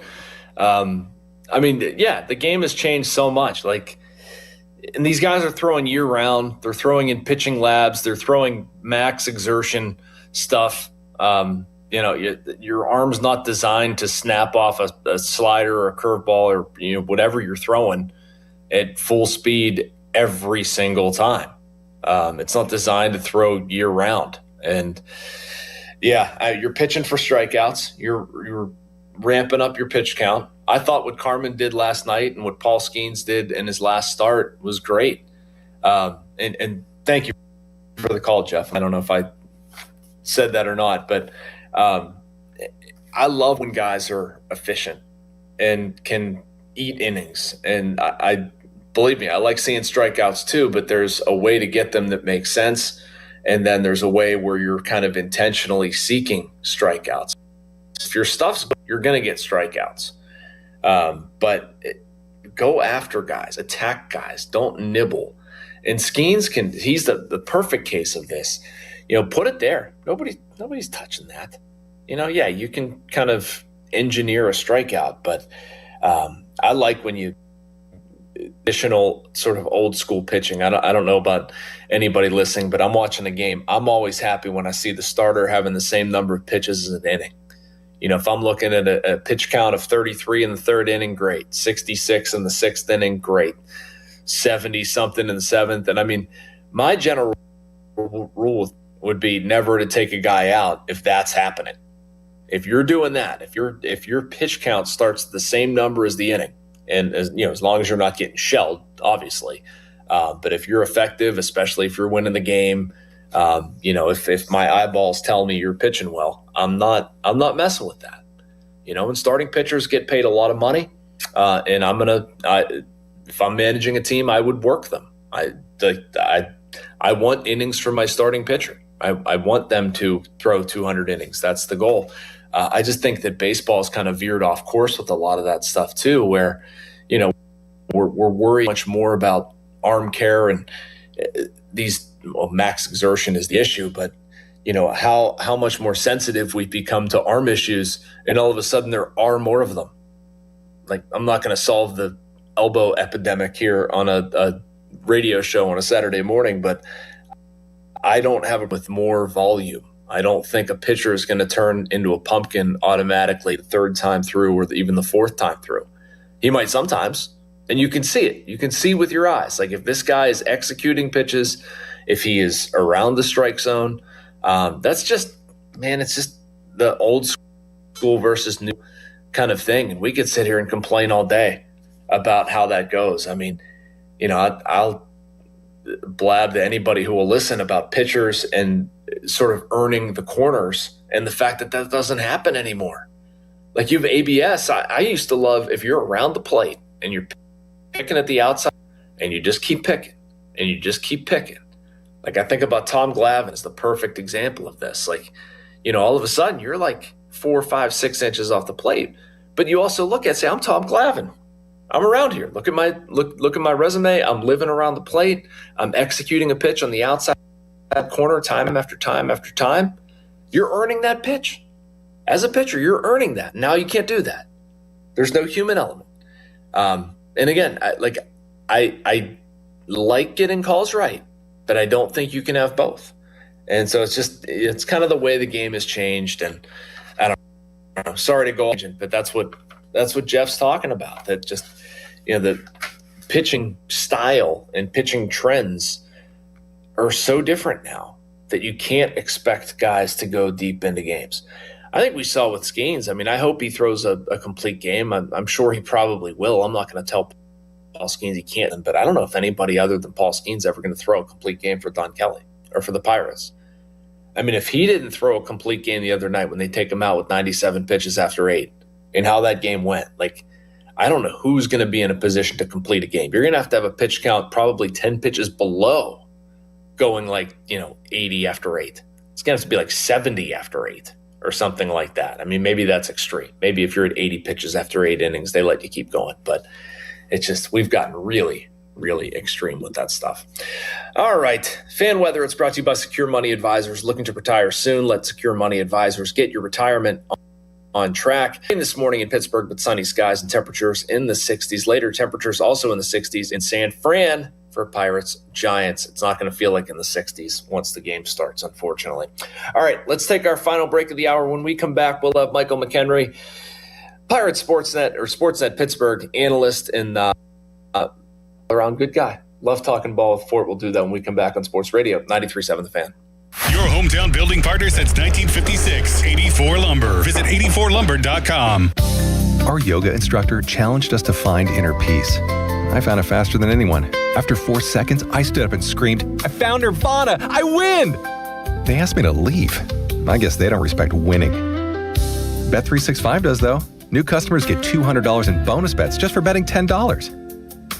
Namaste, losers. Bet365. Winning is everything.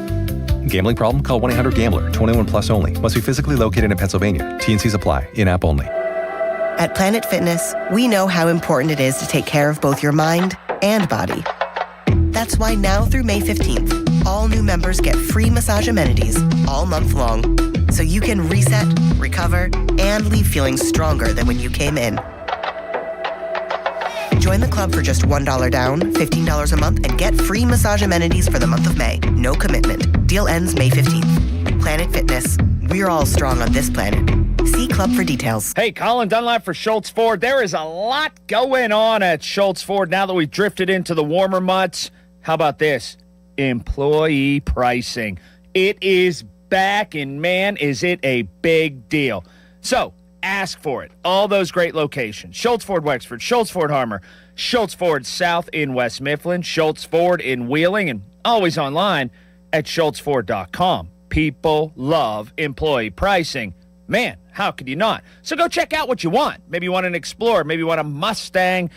Perhaps that Expedition for some family vacation time. Oh, yeah. So get there. And the service cannot be beaten. You know that, right? Schultz Ford is the place. All those great locations, all those wonderful people, and employee pricing is back.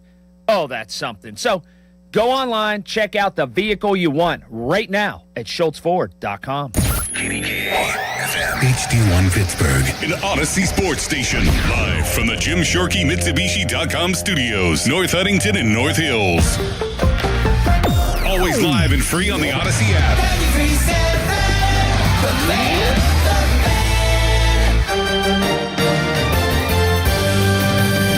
A soggy start to our Saturday with scattered showers through the afternoon and high temperatures in the upper 60s. A slight chance for showers and thunderstorms, mainly northwest tonight with overnight lows around 50 degrees. A few showers for Sunday with high temperatures in the upper 60s, then mostly cloudy Sunday night with lows in the mid-40s. I'm meteorologist Mary Hours in the KDK First Alert Weather Center. Now, fan headlines powered by Bowser Chevrolet. All right, Joel Nelson for Fan Headlines. The Pirates last night fell to San Francisco 5-2.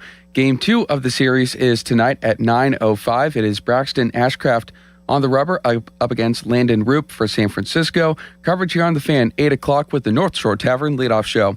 More headlines at 937thefan.com. Michael McHenry joins the show next. Back to more Bucko Talk, brought to you by Mike Camlin Hyundai.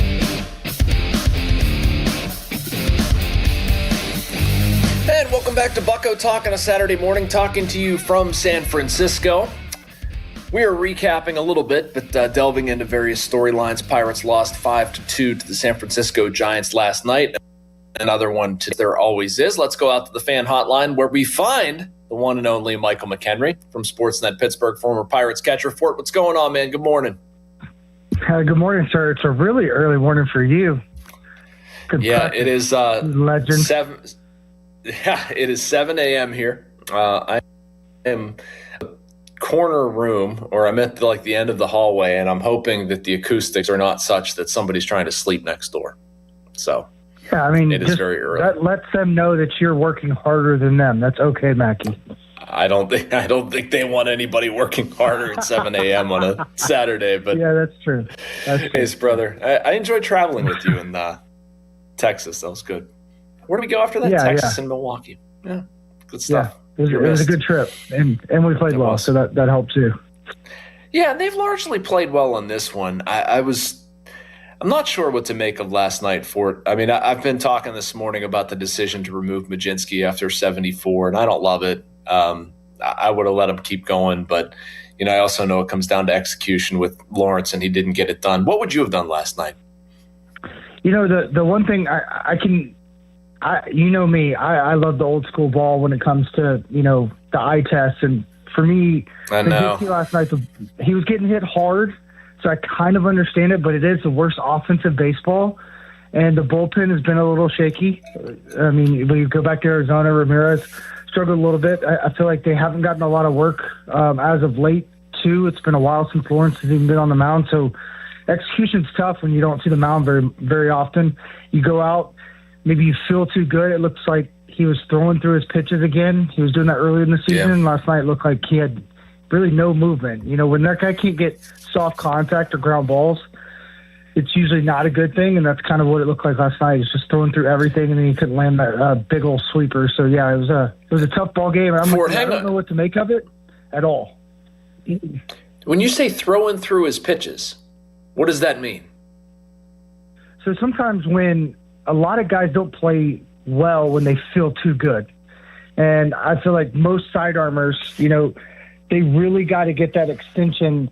And sometimes when they feel too good, their arm will kind of lift up just a tick and they'll throw through it. And it gets very lateral and has no depth. And that's what okay. All right. You know what I mean? If you watch him and then that makes sense. So it's a lot easier to hit because that guy should never get hit with how good his stuff is.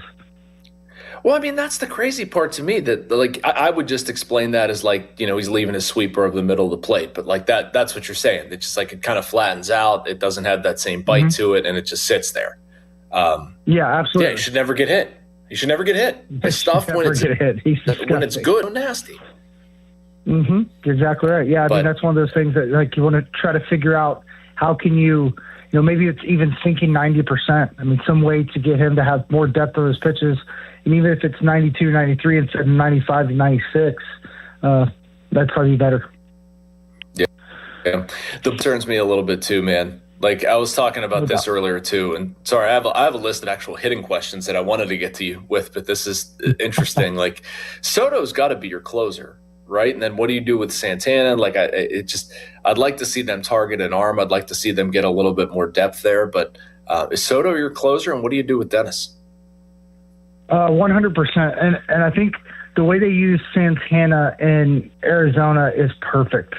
You always have that bridge inning and that, 6th, 7th, I mean, sometimes it's the 8th inning where he fits perfectly. And there's times where I do believe he could close over Soto, but I mean, watching Soto pitch this year, it's kind of shifted to where this guy's become elite. I mean, his ability to manipulate timing with his leg kick, the sweeper slider combo, being able to get strikes, just the way he's using his pitches, Mackie. I mean, I don't know if that was Bill telling him these things like when he came over, but I mean, the way he's using his four-seamer and sinker combo, the sweeper slider combo, the usage is up on all these pitches, so it's a lot more unpredictable.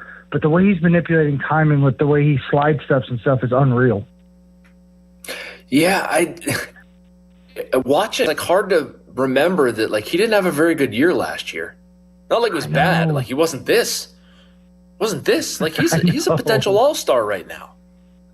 He might be an all-star. Maybe I'm understating his value. No. I think you're nailing it. I mean, we just talked about him the other day. I mean, you're talking about 19 games. He's got 25 strikeouts. I think he's given up 6 hits. I mean, he's just been remarkable. And I mean, they're not touching him. They've not hit his four-seamer. Not one hit. He's thrown it 17% of the time. Last year, I believe it was about 7. I mean, it was pretty much all sinkers. He's just nasty right now. Chatting with Michael McHenry on Bucko Talk. You can follow Fort, of course, at the Fort McHenry. You can watch him on Sportsnet Pittsburgh, pregame, postgame, and all that fun stuff. Fort, let's talk about your trade a little bit. Catching, of course, not TV, but I find it interesting what's happening with the catching situation. Henry didn't get that much, at least over this last little bit. Like, Joey Bart's played 4 of the past 5. I know you know all this. I'm just setting the table. What's going on here? Are they trying to get Joey Bart hot? I don't think that Henry's dealing with anything. Maybe I'm wrong, but like, what do you make of the catching situation? What do you think the Pirates are getting at here? Yeah, I think you're watching a lot better competitive at bats. I said this to a couple of guys in the office last night. Joey Bart genuinely looks like he's a different person behind the plate when it comes to the way he's calling the game. And I think that's really helped him get a bigger opportunity to have a chance to maybe get hot with the bat. I mean, he took some good at-bats last night. Once again, he looks a lot better. Everything he's doing, he's pulling the ball in the air more. He's hitting more line drives. So it's all trending in the right direction offensively. So you want to give that opportunity to him and see if he can seize it. I still think it's going to be more of a split. The way Henry can navigate tough games is as good as anybody in the league. So it's going to be interesting how they balance this. We're watching San Francisco do the same thing. They call up a young kid. The best defensive catcher in all of baseball is sitting on the bench, but they're choosing bat first, and they're winning. And I think that's going to kind of shift back and forth at times because defense is going to matter more at times, and then sometimes that offense is going to matter. But this is why we signed Joey, right? We look for him to be a run producer, not a run protector. Interesting. We were debating that last night in the dugout, Fort. It was me, Brownie, Caps, Block, a few of us. You would have enjoyed the conversation, but just, how much that is weighted now versus how much it used to be. And with ABS, and does it still carry the same value? And, if a guy's hitting, like, you got to ride it out. You got to play him, right? But it's just kind of an interesting dynamic. Like, is framing still that much of an input as it used to be? What do you think? I do, and I think you think about it like this. I mean, I think Paul Skeens and some of these guys, like Mitch Keller when he's on, I don't think it's very difficult to navigate their game. Now, being able to flip 3 counts into Mitch Keller's favor opposed to Paul Skeens' favor is a giant difference, right? Paul Skeens could probably work through not getting those 3 pitches. Mitch Keller, I mean, it genuinely may change his entire start. So it's kind of looking at it and saying, like, watching Joey catch Mitch Keller, he's not overmatched. There was a couple times last night where, you know, Lawrence came in and some other guys came in, and he's jumping all over the place, kind of pushing some balls out of the zone, but he's gotten better about that for the most part. He's been very stable. They're not that far apart when it comes to receiving. Neither one of them are in the positive grade yet. I mean, obviously, Henry's throwing a lot better, but Joey's actually blocked a little bit better. So it's just kind of looking at it and saying, okay, who's pitching today? Who's the matchup? And let's kind of ride this out. But, I mean, you can't deny how good Henry's been defensively, and we win. We generally win almost every game. It seems like he catches, even dating back to last year, this guy's putting up great numbers when it comes to catcher ERA. All right, another storyline from last night. Marcell Ozuna gets his 300th career home run. He's hitting over 300 over his past 7. I know it's small sample, small spurts, but I don't know. Man, my eyes tell me this guy's still going to figure it out at some point. What do you think? What are you seeing from his swing that would maybe indicate that? I mean, there's no question. I mean, in May, he's got 4 walks and 4 Ks. That's the biggest indicator for me because this guy is a guy that he's going to have a little swing and miss at times, but the walk button hasn't been pushed yet. It's seemingly starting to be pushed. He's putting himself in better counts. When he puts himself in better counts, he's going to do damage. And that slider he hit last night, I mean, you're not supposed to hit that ball 390 feet or whatever it was. Like that looked like that looked like Marcell Ozuna, and that's what we want to see. Yeah.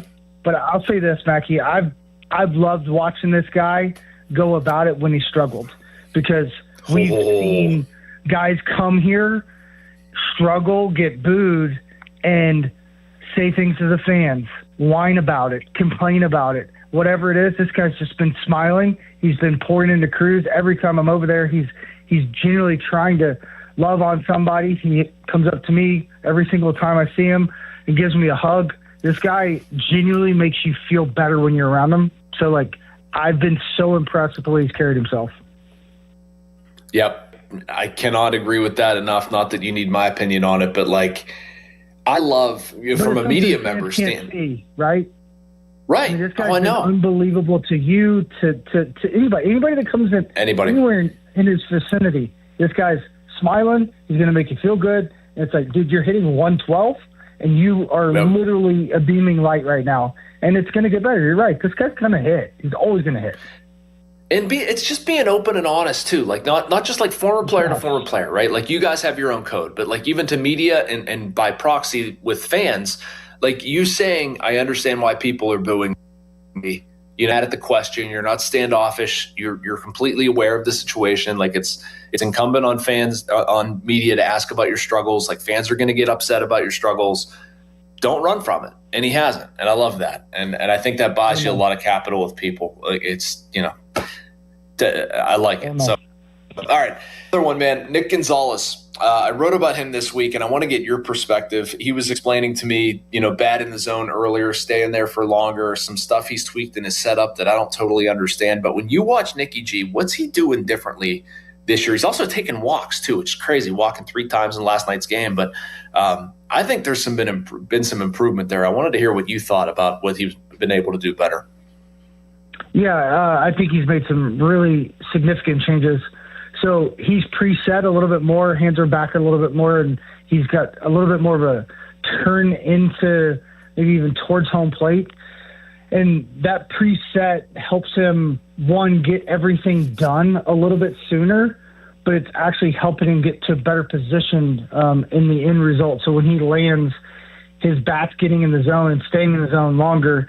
The one issue you could maybe fight against with what he's doing is because he's not kind of creating more rhythm into it, he's losing a little bit of power.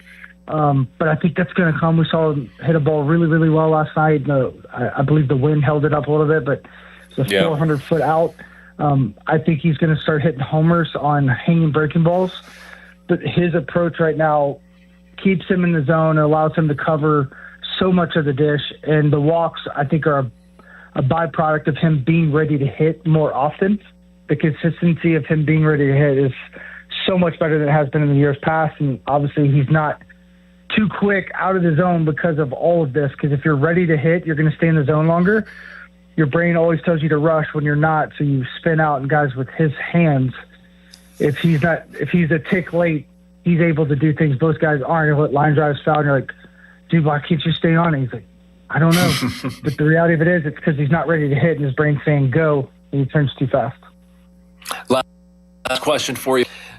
Topic of my show has been evaluating Don Kelly after a year. What have we learned? You know, it actually led to a discussion about how managers don't have as much control as they used to with some certain things. I think both of us can kind of bemoan that.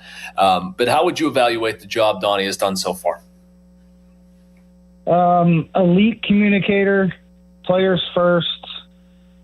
I'm going to say this. He reminds me of what I felt in Tampa when I played there.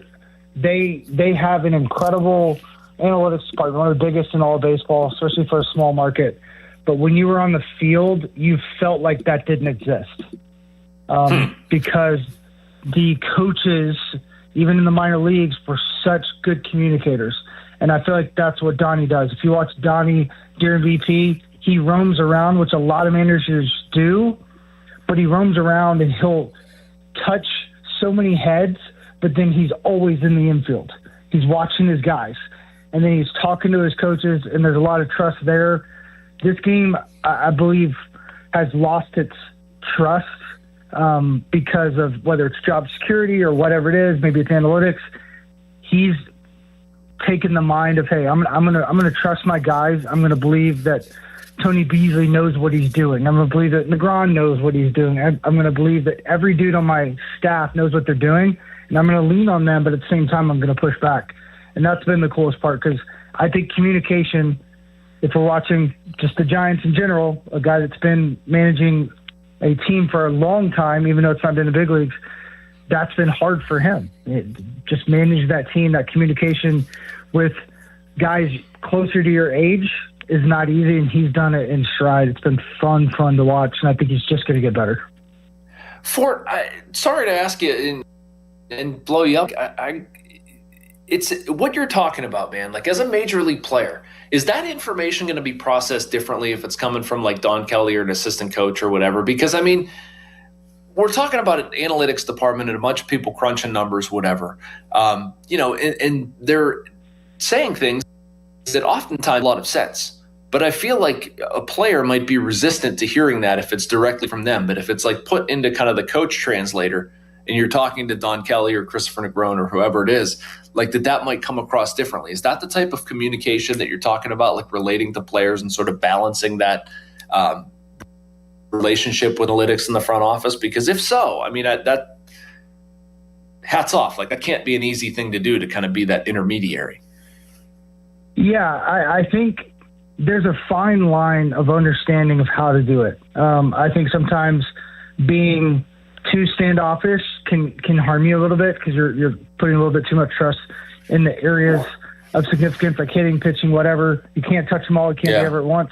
The one thing I think that I've seen that's vastly different is every guy seems to be getting what they need instead of what the organization wants.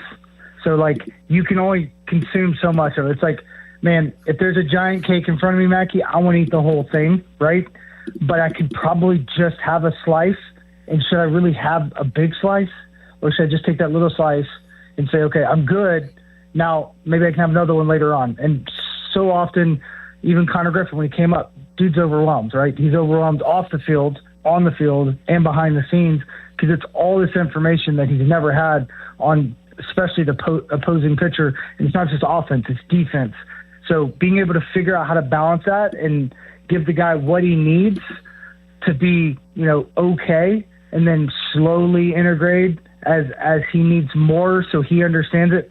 Because the reality of it is, you don't know what you need once you get to the big leagues. Even in the minor leagues, when they're giving it to you, they're just kind of throwing it at you. Once you understand it, the coaches that do it the best allow the players to come ask. They don't force feed it, or they just give them real information. and don't really say anything. Let them ask, like, hey, so what do you think I should do? Because then they're taking ownership. And that's what I've seen with Donnie. Love it, man. Thanks so much for it. Kept you longer than I wanted to, but you're always a good sport about it. Enjoy the game today, and talk to you soon. Hey, appreciate you. Anytime, Mackie. Have a good one. God bless. All right, brother. Michael McHenry at the Fort McHenry on Twitter or X. Make sure you watch him on Sportsnet Pittsburgh pregame. Just does a fantastic job. And just a personal comment. I did the Unobstructed Views telecast last homestand, 2 homestands ago with him and Brault. Boy, is that fun.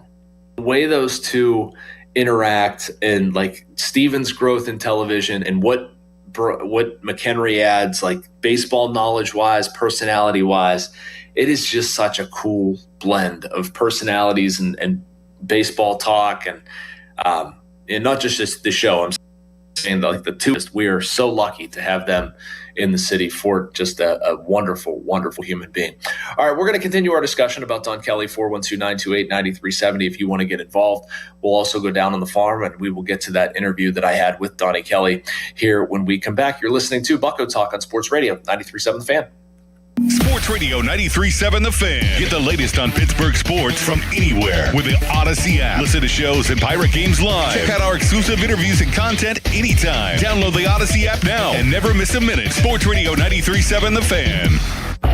Now, fan headlines powered by Bowser Chevrolet. Last night, the Pirates fell 5-2 to San Francisco. Game 2 is tonight at 9:05. It is Braxton Ashcraft on the mound up against Landon Root for San Francisco. Coverage on The Fan begins at 8 o'clock with the North Shore Tavern leadoff show. Catch it all on the free Odyssey app as well. Fan headlines are powered by Bowser Chevrolet. For more, go to 937thefan.com. Here's Sports Radio 93.7 The Fan's Fan About Town. The Bucks are back. You can catch the games on 93.7 The Fan. Coverage of the North Shore Tavern leadoff show and the Og, Murphy, and Prokowski reaction show is brought to you by Robert Pearson Associates, Central Outreach, Spitzer Toyota, Sir Grout, Veteran Basement Waterproofing, and D'Amelio's HVAC. New to Rivers Casino? Join now and earn up to $1,000 free slot play. Stop by Rush Rewards on your next visit to start earning today. Gambling problem? Call 1-800-GAMBLER. Food for thought, where homemade corned beef is made fresh every single day and piled high just the way you like it. They don't cut corners. They slice perfection. From the best Reubens in town to deli sandwiches that keep you coming back. This isn't just lunch. It's tradition. Food for Thought Deli, Craig Street, North Oakland. The Deli King. For more information, visit 937thefan.com. I'm Piera Palazzolo, VP of Digital Marketing for the American Management Association, a company focused on the management training skills needed to enhance the careers of business professionals. We did our research when it came to the best companies for website development and chose AmericanEagle.com. And we couldn't be happier. AmericanEagle.com worked closely with us to understand the front and back end requirements needed to launch an e-commerce website that could handle the complexities of running thousands of seminars nationwide. Our robust new website and improved SEO saw immediate increases in site traffic and web revenue. If you're in need of managerial effectiveness and success, visit our website at amanet.org. If you're in need of a website that provides an unparalleled consumer experience, I highly recommend AmericanEagle.com. Transform your business today. Dial 877-WebNow1 for a free digital consultation with AmericanEagle.com. Springs are the most critical and dangerous part of your garage door. It's not unusual for springs on a 250-pound door to break after only 5 years. That's extremely dangerous for people or pets nearby. Don't gamble. Call 1-844-345-4737. That's locally owned Precision Garage Door Service, the only area company with springs engineered to last up to 10 times longer. Precision Garage Door offers a preventative maintenance and 25-point safety inspection program in Pittsburgh and surrounding areas for only $39.95. That's peace of mind. As America's #1 garage door service company, Precision has locations in over 80 cities. Need a new door? Repairs, replacement springs, openers, or rollers for your old door? Precision provides free estimates. 1-844-345-4737. Garage doors are their only business. Precision trucks are stocked to roll 24/7. Online, it's PittsburghGarageDoors.com. Precision Door Service, a name you can trust. PA 060566. At Target, finding something for every kind of mom and every side of mom just got easier.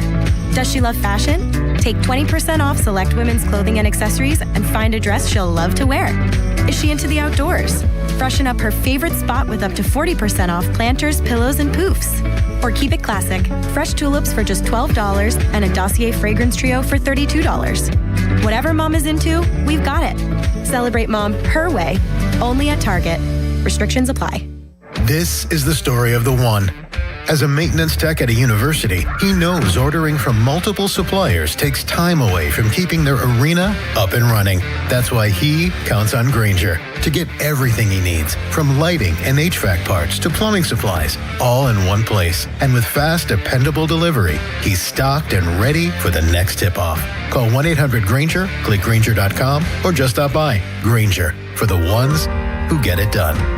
SchultzFord.com, SchultzFord.com, SchultzFord.com, SchultzFord.com. I'm Ultima Morgan of Morgan & Morgan. Every time one of my children started driving, it was terrifying. Thousands of accidents happen across the country. We see it every day. If you've been injured in a car accident, call us. Dial pound law or visit forthepeople.com for an office near you. Zero Res Commercial Cleaning is helping businesses stay cleaner longer. Their residue-free processes uses no soaps or detergents, so your carpets, tile, and upholstery don't just look clean, they stay clean longer. That's why offices, apartments, medical facilities, and retail spaces trust Zero Res to help maintain their spaces, not just clean them. Check out this limited time offer. Get 15% off carpet, tile, and grout, or upholstery cleaning. And when you bundle air duct cleaning, receive 20% off your entire commercial service. Visit zerores.com/commercial. Mention 93.7 The Fan. Commercial services only. Not valid with other offers. Wesley Financial Group is not a law firm, and Chuck McDowell definitely not an attorney. This is Chuck. If someone talked you into buying something really silly and you want to get out of that silly little thing, my advice, get the facts. Call me and I'll send you our timeshare exit kit absolutely free. Inside, you'll learn how timeshare works and all your options for cancellation.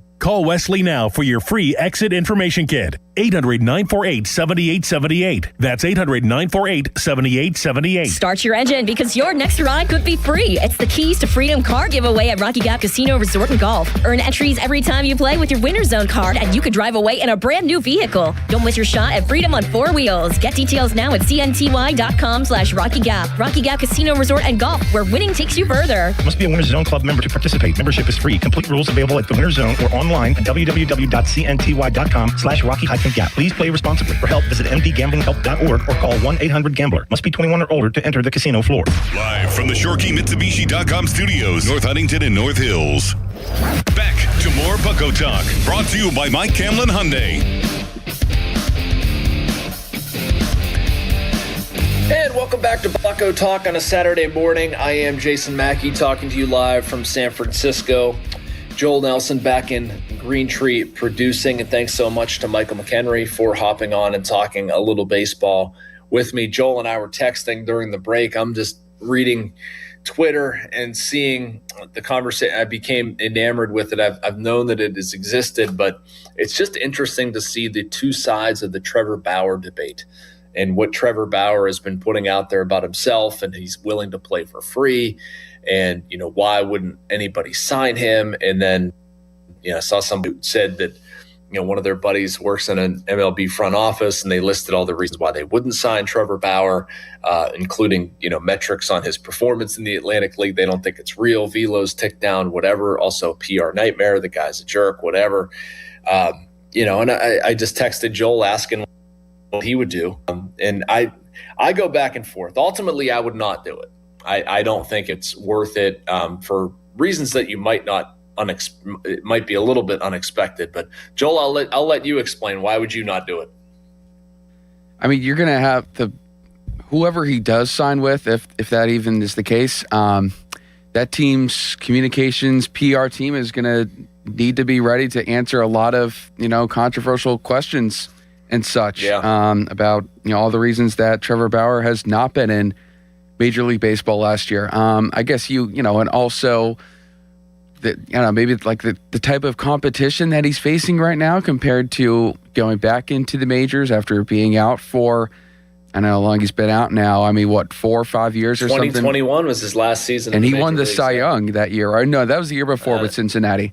Shortened season. So he might, I mean, maybe he still has a little bit something, but I mean, he hasn't faced Major League pitching in, a handful of years from now. And I don't know, it might be just one of those deals where a team has to be incredibly desperate for, I guess, a starting pitcher, or he becomes a bulk reliever where you have an opener and Bauer goes like 3 or 4 innings, sort of a deal where you're in such a desperate situation that you sign Trevor Bauer and then have him start a day or two later, something like that, because you absolutely need a spot filled in your rotation, probably just piling up with injuries. And there's probably going to be a team or two this year who's in that kind of situation, so that could be fascinating if Trevor Bauer comes aboard, but nonetheless, communications team better be ready to have a plan, because there will be questions and stuff that needs answered. Yep, absolutely. And I wouldn't do it for that reason. I don't think 24 innings in the Atlantic League changes my perception of a player, that you're going to bring him in here and you're going to dominate the same way against major leaguers. Bauer, if you're curious, he does lead the Atlantic League in many pitching categories, including ERA, is 1.13 ERA in 24 innings, strikeouts, just 4 walks. Like, he's pitched very well in the Atlantic League. But I don't think that's going to go over well. I think you're going to have people with problems with it, and I did not have the greatest reputation for being a good teammate. And the Pirates right now have excellent clubhouse culture. What's going on in there is far different than anything I've ever seen. I would not mess with it. That was not intended to be the topic. It was just something that caught my attention during the break. And by the way, I was looking up Atlantic League pitching leaders, and a fun little note: Trevor Bauer is first in ERA. The guys who are 2 and 3. Both spent Pirates organization. J.P. Massey and Kent Emanuel are the next two. So former Pirates going to the Atlantic League. Mason, what's his name? I lost his name. Who's not Mason Miller. Joe, help me out. Big first baseman. Mason something. Oh, man. He was a Pirates prospect, right? Yes, Mason Martin. I almost called him Mason Miller. He tore up the Atlantic League. I think it was last year. But anyway, he's just a random note about some Pirates pitchers in the Atlantic League. All right, speaking of guys down on the farm, it's a good time to go down on the farm before we get back to the Don Kelly conversation. A couple things happening down there. Indianapolis was rained out yesterday at Omaha. Altoona lost 5-1 to Chesapeake. Callan Moss had 2 hits, an RBI, and a stolen base. Jack Brannigan also with multiple hits. Christian Curtis went 3 2/3, allowed 3 runs on 5. Greensboro won again. They're 19-12, beat Greenville 7-1. Ivan Breathauer came within a single of getting the cycle, went 3 for 4. He's hitting .375 on the season. And the outfielder, Jared Jones, hitting .293 this season, went 2 for 4 with the home run. The big story in the Pirates minor leagues, though, Seth Hernandez. This dude is just something else. I mean, he needs to be in high A Greensboro. I think you're probably going to see that before long. He's just not facing a lot of resistance in Bradenton at all. Yesterday, he goes 6 scoreless innings, gives up 3 hits, doesn't walk anybody, strikes out 9. On the season, he's made 6 starts. He's pitched 8 innings. He's allowed only 13 hits, and he's struck out 50. It's his 3rd straight game with 9 strikeouts. Last night threw 81 pitches, 56 for strikes, Had a career high 24 whiffs, 19 in his last start. Yes, that's just goofy. 43 whiffs in his past 2 starts. Fastball topping out at about 98.6 miles per hour. Changeup's really good. It has a 73% whiff rate on the season. Opponents are hitting just 135 against him. I think if I've seen somebody who's ready for a step up in competition, it is Mr. Seth Hernandez. He's been doing really well. Not the only thing for Greensboro either. Murphy continues to hit, had 3 more hits last night. He's up to .366 on the season with a home run. A prospect to pay attention to. He's their number 18 prospect, according to MLB Pipeline. I mentioned this earlier, but Joe Stinson Garcia with a home run in his rehab assignment as well. All right, let's go back out to the phones and finish that conversation. KT in Millville wants to talk about Henry Davis. What's up, KT? Hey, Jason, how you doing, buddy? I'm doing great. How are you? Good. I called last week, Tommy. KT's what my buddies call me. I consider you a friend, but I just wanted to touch base real quick on. I talked about Shelton and different sticks between him and Donnie Kelly, but moving on to Henry. I know you played some high school ball, and I got a buddy. He's dear to me, but he thinks he's sort of a big deal expert on everything, and he's always talking about Henry's hands, saying he's never going to hit. It's the same guy told me KG was never going to hit the inside heat, and Sawinski was going to be an all-star. But what do you think? Have you heard those whispers? I just not impressed at all with the analysis. But what do you think? I don't know if he's going to hit or not, but I don't think it's his hands that are going to hold him back. I don't think the hands are the issue. Henry is too far out in front too often.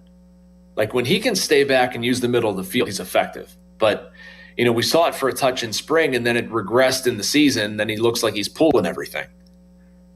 So I just, to me, that's not hands. If anything, his hands are almost working too hard. Yeah, this guy hit, at every level coming through college and even the minors is kind of a weird situation that I know there's quad A players who hit in AAA and don't in the majors, but this guy, I think his resume in the minors, it's, he tore it up just every time he goes. So it's just weird to me. I don't know if it's psychological or he's putting, so much emphasis on the defensive side of the ball that he's just a little behind offensively. But, it's a weird situation. I can't quite put my finger on it, and that's kind of rare for me not to have an opinion on something. Yeah. I hear you, man. I can tell you what I see being around him. Like, it's not for work. It's not that he's not putting in the time, and I know you're saying because of pitchers, like nobody's accusing Henry Davis of slacking off, but like he works on his hitting an inordinate amount. If anything, I think he's working on it a little bit too hard. Like I'd like to see him relax, stay back, chill out a little bit.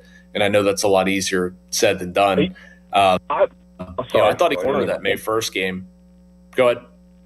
Oh, sorry. I didn't mean to cut you off. I just want to add real quick that, one more thing about the catching. All these people who are like, hey, just cut or DFA Bart, and people, what's he have? 55 plate appearances this year. Last year, he was a league average hitter. And the year before that, he had a WRC plus around 120. And these are the same buffoons, Jason, who come at me and, they'll say this guy stinks because he's batting 227. Meanwhile, he's got an OPS of 900. I'm not talking about Barp. I'm talking the way their minds work about baseball. You understand what I'm saying. I'm sure you get these calls all the time. But my point is it's too early to give up on Barton. With one or two good games, he could be a 100 OPS plus again. He's what's his sample size. Yeah, no, I hear you. Thanks for the call, KT. I appreciate it. I'm going to tackle that here on my own. But yeah, I don't want to criticize how people ingest their baseball knowledge or what they think. I had somebody call last week talking about how batting average should be the be-all, end-all for evaluating players. Obviously, I disagree with that. But, we try to state what we see as logically and as respectfully as possible. The things that I often say with Joey Bart are you signed him to the contract, you made the deal, you got to give him an opportunity to prove himself inside of the first 2 months. I think that's a fool's errand, thinking that somebody's going to DFA somebody on a contract they chose to sign. If you DFA him and money go away, you still got to pay him. Probably what they're doing right now makes the most sense. I would take issue with the roster construction in the first place. Like, you need to play Davis to get him some traction. You need to play Bart to get him some traction. And kind of both of them, it's hard to get them both enough reps. I'm comfortable. But I also understand, the question surrounding Endy. Is he going to be healthy? They didn't know. He is. That's great. And is Rafael Flores going to hit? He started out slow. Now he's hitting a little bit more. And now we're saying there's a catching problem. So I don't know. I'm not there. I'm not that upset about it. I understand what they're doing. And if Joey Bart gets hot, I'd consider trading him. But that's probably a separate conversation. A couple questions from the YouTube feed and the text line. Should the Pirates take a chance on Alec Thomas after he was DFA'd? And when will Wilber Dotel? Boy, that's tough to say. When will Wilber Dotel back? I'd imagine Wilber Dotel when there's an opportunity to get him some innings, I think they're kind of, in wait and see mode here. But he made a very good impression on people. I don't think he's going to have to work very hard to get back. I don't think it's going to be automatic, but I think he certainly put himself on their radar. The thing is he's still a relatively young kid. He's only 23 years old. You want him to be able to get innings. And if the opportunity here is just kind of mop-up duty, are they better served having somebody else do that? They might be. The opportunity when it exists. If the bullpen's run down, if they're going to need somebody to eat innings, Dotel could be a guy. But again, he's put himself in a good spot. It's got a 1.35 ERA and 6 2/3 innings. But they just don't want to bring him up here to sit. Like, he's probably more beneficial to actually play. As for Alek Thomas, I don't see it. I just don't see the fit. Like, I don't think Magnum's hamstring is going to take him out for very long. Maybe Joe Stinson Garcia gets back. They really like Nick York. I think that's an option there. They could run him out to the outfield a little bit. Maybe Billy Cook plays out there. He could even play as a defensive replacement if York starts the game in the outfield. But I just don't see the rep available for Alek Thomas to answer that question. All right, let's get to our final break, and then we'll open with a little Don Kelly audio reflecting on his first season at the helm. And then we will put a bow on this little show on Bucko Talk on a Saturday morning. You're listening to Sports Radio 93.7 The Fan. Now, Fan Headlines, powered by Bowser Chevrolet. 5-2 was the final score last night. San Francisco taking down the Pirates last night, and tonight will be the Game 2 of the series. It is a 9:05 first pitch. Braxton Ashcraft will take on Landon Roop. Coverage here on The Fan, 8 o'clock with the North Shore Tavern leadoff show. Fan Headlines are powered by Bowser Chevrolet. For more, go to 937thefan.com. Sports Radio 93.7 The Fan gets your day started with the latest in Pittsburgh sports with the Fan Morning Show with Doran Dickerson and Adam Crowley. Weekdays 5:40 to 10. Presented by Guardian Protection on Sports Radio 93.7 The Fan. 84 Lumber has been building America for 70 years. Whether you're a homeowner starting your first project or a pro on the job, 84 Lumber offers the kind of personalized expertise you won't find in a big box store. They're more than just lumber. From windows and doors to siding, trim, and decking, 84 Lumber has the materials you need to get it done right. With 14 locations across Pittsburgh, there's one near you. Visit 84lumber.com to find your store. 84 Lumber, your hometown building partner for 70 years. At Spitzer Toyota Monroeville, we know your vehicle's more than engine and wheels. It's where road trips create memories and playlists become anthems. It's also your ticket to rewards when you download the Spitzer VIP app. Every purchase and visit earns you points that you can redeem for discounts on service, parts, or a new Toyota. Plus, you'll drive worry-free thanks to our lifetime warranty. Get the perks your adventures deserve only at Spitzer. Wag more, spend less at Spitzer Toyota Monroeville. Our world revolves around you. You like saving money, right? We all do. That's why Allstate just lowered the price of car insurance. But wait, there's a catch. Lower. Actually lower. So if you're shopping around or just want to see how much you could save, check Allstate first for a new lower auto rate that could save you hundreds. You're in good hands with Allstate. Not available in every state. Only applicable for new auto insurance business. Rates will vary by several factors, including how you purchase the policy. Potential savings vary. Allstate North American Insurance Company and Affiliates, Northbrook, Illinois. Indeed presents hires you can't afford to get wrong, like a hospitality manager at a 5-star hotel. So I just checked into room 318, but someone was in there. Room 318. Oh, you were supposed to be booked in 813, which is now booked. So what do we do? How about rock, paper, scissors for who gets the bid? This is your job for sponsored jobs. This is what happens when you don't sponsor your job on Indeed. Next time, get matched with quality candidates with Indeed sponsored jobs.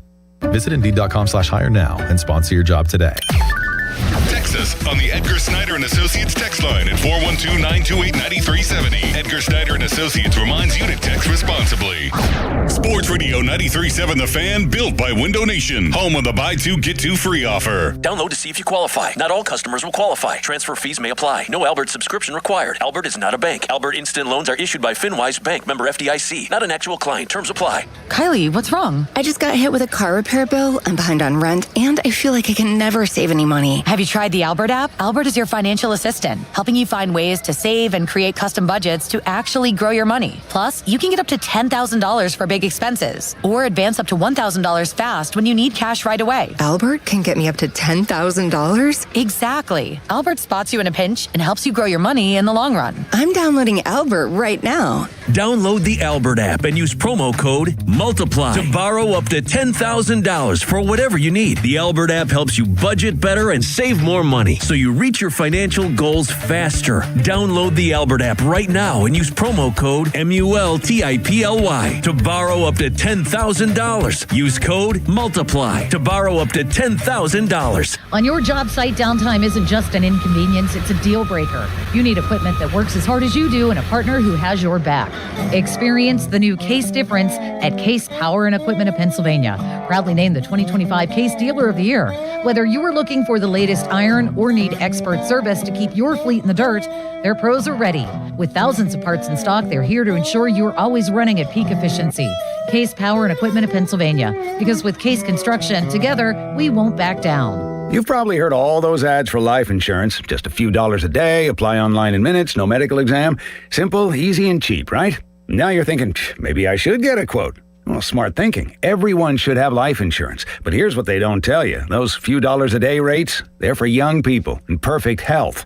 That's why everyone calls Big Lou the 50 to 60-year-old not-so-perfect candidate. Like you. You take prescription meds, and you're overweight. Winner, fried chicken dinner.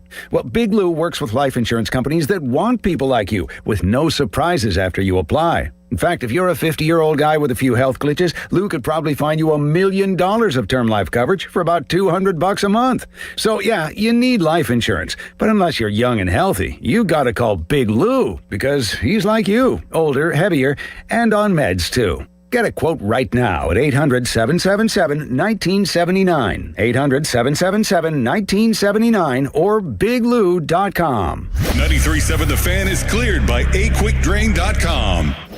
Back to more Bucko Talk, brought to you by Mike Camlin Hyundai.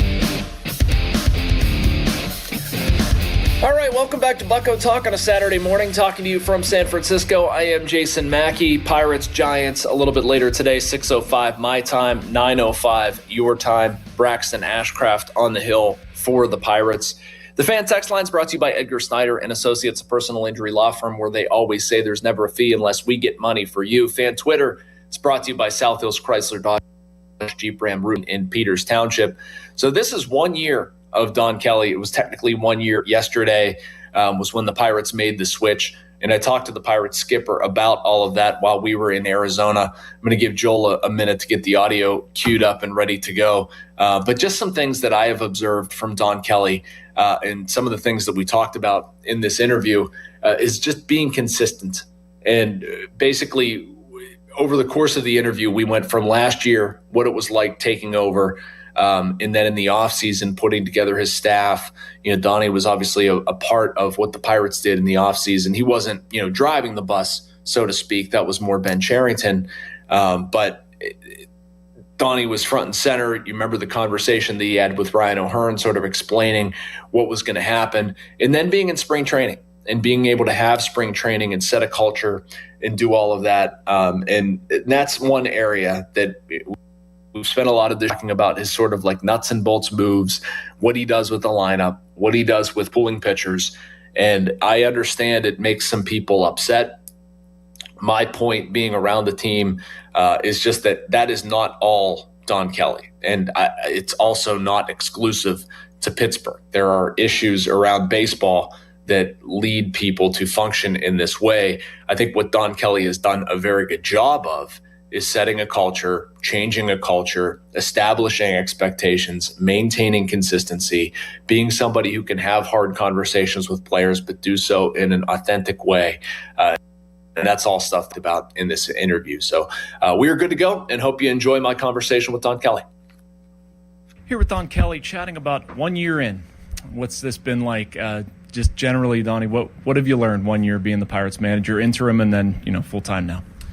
I think a lot that, looking back on a year at the beginning when everything went down, you're drinking through a fire hose, and even through the end of last season, just trying to navigate it and figure out, manager's role, the communication. That I was thankful for being the bench coach for so long, and understanding it from that sense. But then getting into the manager's seat through the off season, staff changes, roster changes. It was good to have the off season and spring training going into this year. I think that something that I talked about last year was just always trying to be prepared, and in this role being over-prepared, because you never know on a daily basis what is going to happen or come through the door. So I asked Ben about this on the radio, like when a managerial change happens in season, what are the next steps that the organization does? So I'll ask you from the manager's seat, when that happens in season, what are the next steps for the manager? What did you have to do? Oh man, trying to fill out the staff, make backfill my role as best we could and stabilize the staff so that we could keep everything moving. And then honestly, when you're talking about a daily routine, maybe as you start going through it, you're already in the flow of the season, but just understanding what the manager's role was all about, trying to continue to communicate well, build relationships, and then ultimately be the decision maker in what's going on. Chatting with Donnie Kelly about 1 year in, but you referenced this a little bit earlier, Donnie, about spring training and having that time to be in your position, to learn about players, to I'm sure set a culture, build a culture, that sort of thing. Just how much more beneficial, how much different does it feel having the opportunity to do that? Through spring? Yeah, through spring. It was radically different than getting thrust in the beginning of May last year. Being able to set up spring training with the staff and understand going into spring what our goals were, and trying to establish a culture for who we are as Pittsburgh Pirates, as the staff, and also with the players as a team. So this is kind of going back to an earlier point, but what advice would you give yourself now, having gone through it? You did it mid-season. What's something that maybe you learned now being a year in that you would tell yourself back last May? Well, you know what? I'm really thankful for the mentors that I've had in my life and my career, and Leland being one of them, and a big one for me. And I think that what he told me is just to be yourself, and I think that goes for anybody. We have to authentically be ourselves. It is genuine, and when you are that, you're not trying to fake anything. You're not trying to be somebody you're not, and you can have honest conversations around any topic. And I think that just getting that advice from Skip for me was huge. This might be something better to ask your players or members on your staff, but while I have you, I'll ask you, just how do you feel like you've grown or changed, or maybe haven't you? Have you tried very hard to be the same Don Kelly? Well, I think I've tried to be the same in regards to being myself. I think that something that you have to do in this role is have direct conversations, and sometimes those direct conversations are not easy. And tackling a subject that we need to be open and honest, and maybe holding each other accountable in, and just finding ways to have those conversations that end up positively impacting, whether it's a staff member, a player, whoever it is, ultimately impacting the Pittsburgh Pirates in a positive way. Chatting with Pirates manager Don Kelly about 1 year into his tenure here. I always get a kick about hearing people talk about, going out to Giant Eagle or going to get gas or whatever it is, like, getting free advice. Do you get that now, being in charge of the Pirates? Do people stop you? Do they say things to you? No, I don't. I haven't got much advice. I think that's a great thing about where we're at right now, is that everybody's talking about Pirates baseball, and it's been fun. And the beginning of the season has been great. Hasn't come without some speed bumps that I feel like the players, staff have tackled really well. And we know we're going to deal with that over the course of 162 regular season games, and then hopefully postseason. And I think that as we sit there and talk about, the Pittsburgh community and the passionate fan base that we have, like, people, yes, am I recognized more? I have been, and I am, and I think that it's been cool, like, that the conversation has changed. There's an expectation to win, and a lot of people are talking about it. All the fans are talking about it, which is fun. Talking about the Pittsburgh community, you really hit that message hard in spring training, and you continue to hit it. And I don't remember hearing as much about it during last season. Maybe that's drinking from a fire hose, what you're talking about. But, I mean, did that involve some reflection this offseason? How do I connect the baseball team to the city or whatever it is? Like, what led to, really playing that up the way you have? Well, I think that for me, it's natural. It's who I am. I'm growing up in the city. Obviously, I think the world of Pittsburgh, and I think that talking about some of the conversations I had with some players last year, when it starts to be player-led and they feel that too, it's not just a cliched Yinzer that is coming out saying, oh, this is how we should be, and like there's some authenticity. Yeah, there's some authenticity. They know. Yes, and it's a great identity for how we're going to compete every single day. I think the team has taken that on, and it's been fun to watch. When you think back to all that you've learned, and this it may be a little bit redundant, but like, what are 1, 2, 3 things that you've learned about how you should operate in this? Is it being authentic? Is there anything beyond that? Authentic, honest. I think that vulnerability is a big thing. Like, just talking to the players, this is a hard game that they go out and play every day. We don't expect them to play perfect baseball. That's the goal every day, is to go out and play perfect baseball. We also know how hard the game is, and that we're working every day to play perfect baseball. And when things don't go perfectly, how do we put it behind us and keep on going? And I think that that's been the challenge for me, is being authentic, being open and honest in conversation, and then trying to be the same guy every day that comes in, regardless of what happened the day before, and leading in that, because that's what we're asking the players to do. Last question for you, Donnie, but you get to have your family around here. You get to bring them up on Pirates baseball. Just how special is that, as a dad, as a parent, you get to have that in your life? That's got to be pretty cool. Oh, man, it means everything to me, and I think that it's why we stayed in Pittsburgh, because the family aspect, being from here, it's to have the boys around and for them to be involved, and for me to, when I was in Houston, it's really tough. I mean, I don't know if a lot of fans understand or appreciate, what the guys go through. We're blessed to be in the big leagues, and there's a lot of sacrifice when it comes to families, when you're leaving your home for 8 months plus, spring training and then playoffs, that you're away, and it takes a lot of sacrifice on the part of the families to do that. And don't get me wrong, nobody's complaining at all being in the big leagues. We're blessed to be able to do that, but there is a lot of sacrifice, and for me to be able to do it in the town that I grew up in with my family around is completely humbling. Thanks so much, Donnie. All right, thanks, Matt. And welcome back to Bucko Talk. That was my interview with Pirates manager Don Kelly about it being 1 year in. Appreciate Donnie doing that. Appreciate his honesty. And I'll wrap up with a thought on that in just a second. But first, I want to tell you the Fan and the Pirates want to visit your teams in action for our youth baseball. In some case, parents and coaches, send an email to us at youthsports@937thefan.com to register your 12 and under team. And 93.7 The Fan may make a stop at your field. Brought to you by Keystone Custom Apparel. Details at 937thefan.com.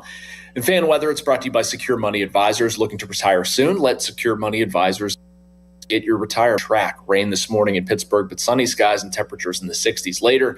Temperatures also in the 60s for Pirates Giants tonight in San Francisco. So has everything been perfect with Don Kelly? No. But has everything improved drastically for the Pirates in a year? Yes, it has. Do they have somebody who genuinely understands Pittsburgh and cares about the Red Arch?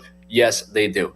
I'm willing to hear Don Kelly out. I think you should too. He's done an excellent job so far, and I want to see, as the season goes along, how Don Kelly continues to grow and cultivate the culture around the Pirates. Joel, thanks so much for your hard work, man. Appreciate it as always. Good stuff as always, Jason. Have fun tonight, and you going to go catch a run later today?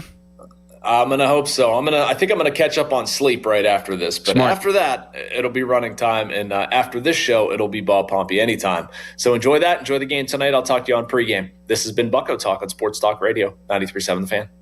Your hometown building partner since 1956. 84 Lumber. Visit 84lumber.com. Hey, it's Jason Mackey, Westminster College, class of 2006. I wouldn't trade my time at Westminster for anything. I had great professors, and I was a student athlete on the Titan baseball team. But most importantly, I didn't just graduate with a degree. I graduated with the hands-on experiences I needed for a career in the media.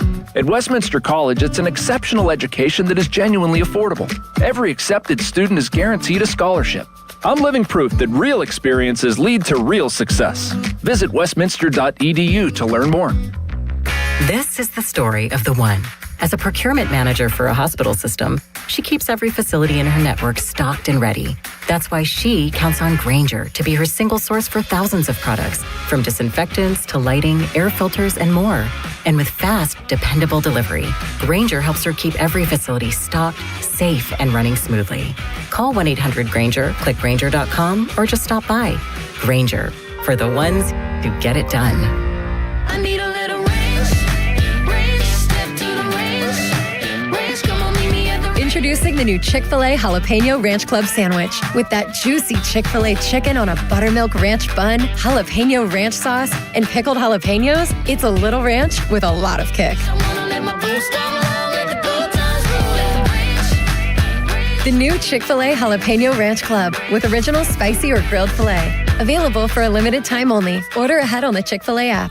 Finding great candidates to hire can be like, well, trying to find a needle in a haystack, but not with ZipRecruiter. Its powerful technology actively finds and invites qualified candidates to apply to your job. So while other companies might deliver a lot of hay, ZipRecruiter finds you the needle in the haystack. See why 4 out of 5 employers who post a job on ZipRecruiter get a quality candidate within the first day. Try ZipRecruiter for free at ZipRecruiter.com/team. That's ZipRecruiter.com/team. ZipRecruiter. HD1 Pittsburgh. An Odyssey Sports Station. Live from the Jim Shorkey Mitsubishi.com studios. North Huntington and North Hills. Always live and free on the Odyssey app.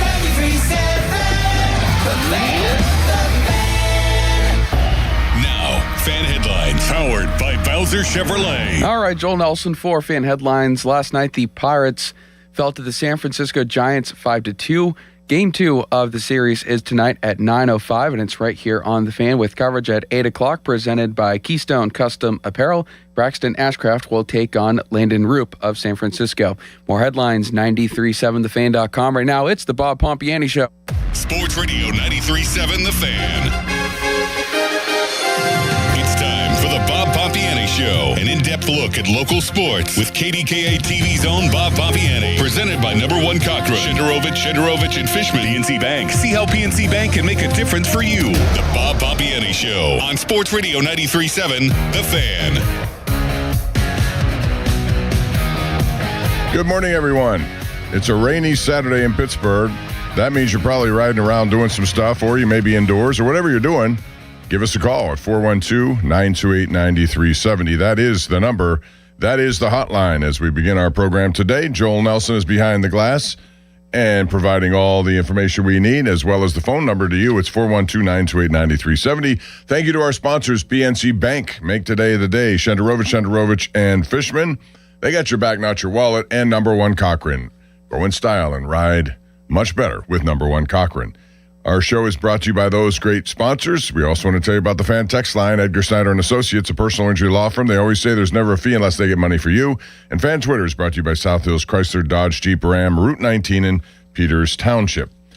And if you listen to this show, you know that I like to talk about a lot of things. So I'm not going to pin anyone down and say, okay, we're only talking about this today. We're talking about whatever you want to talk about today. And there's no shortage of things to talk about today.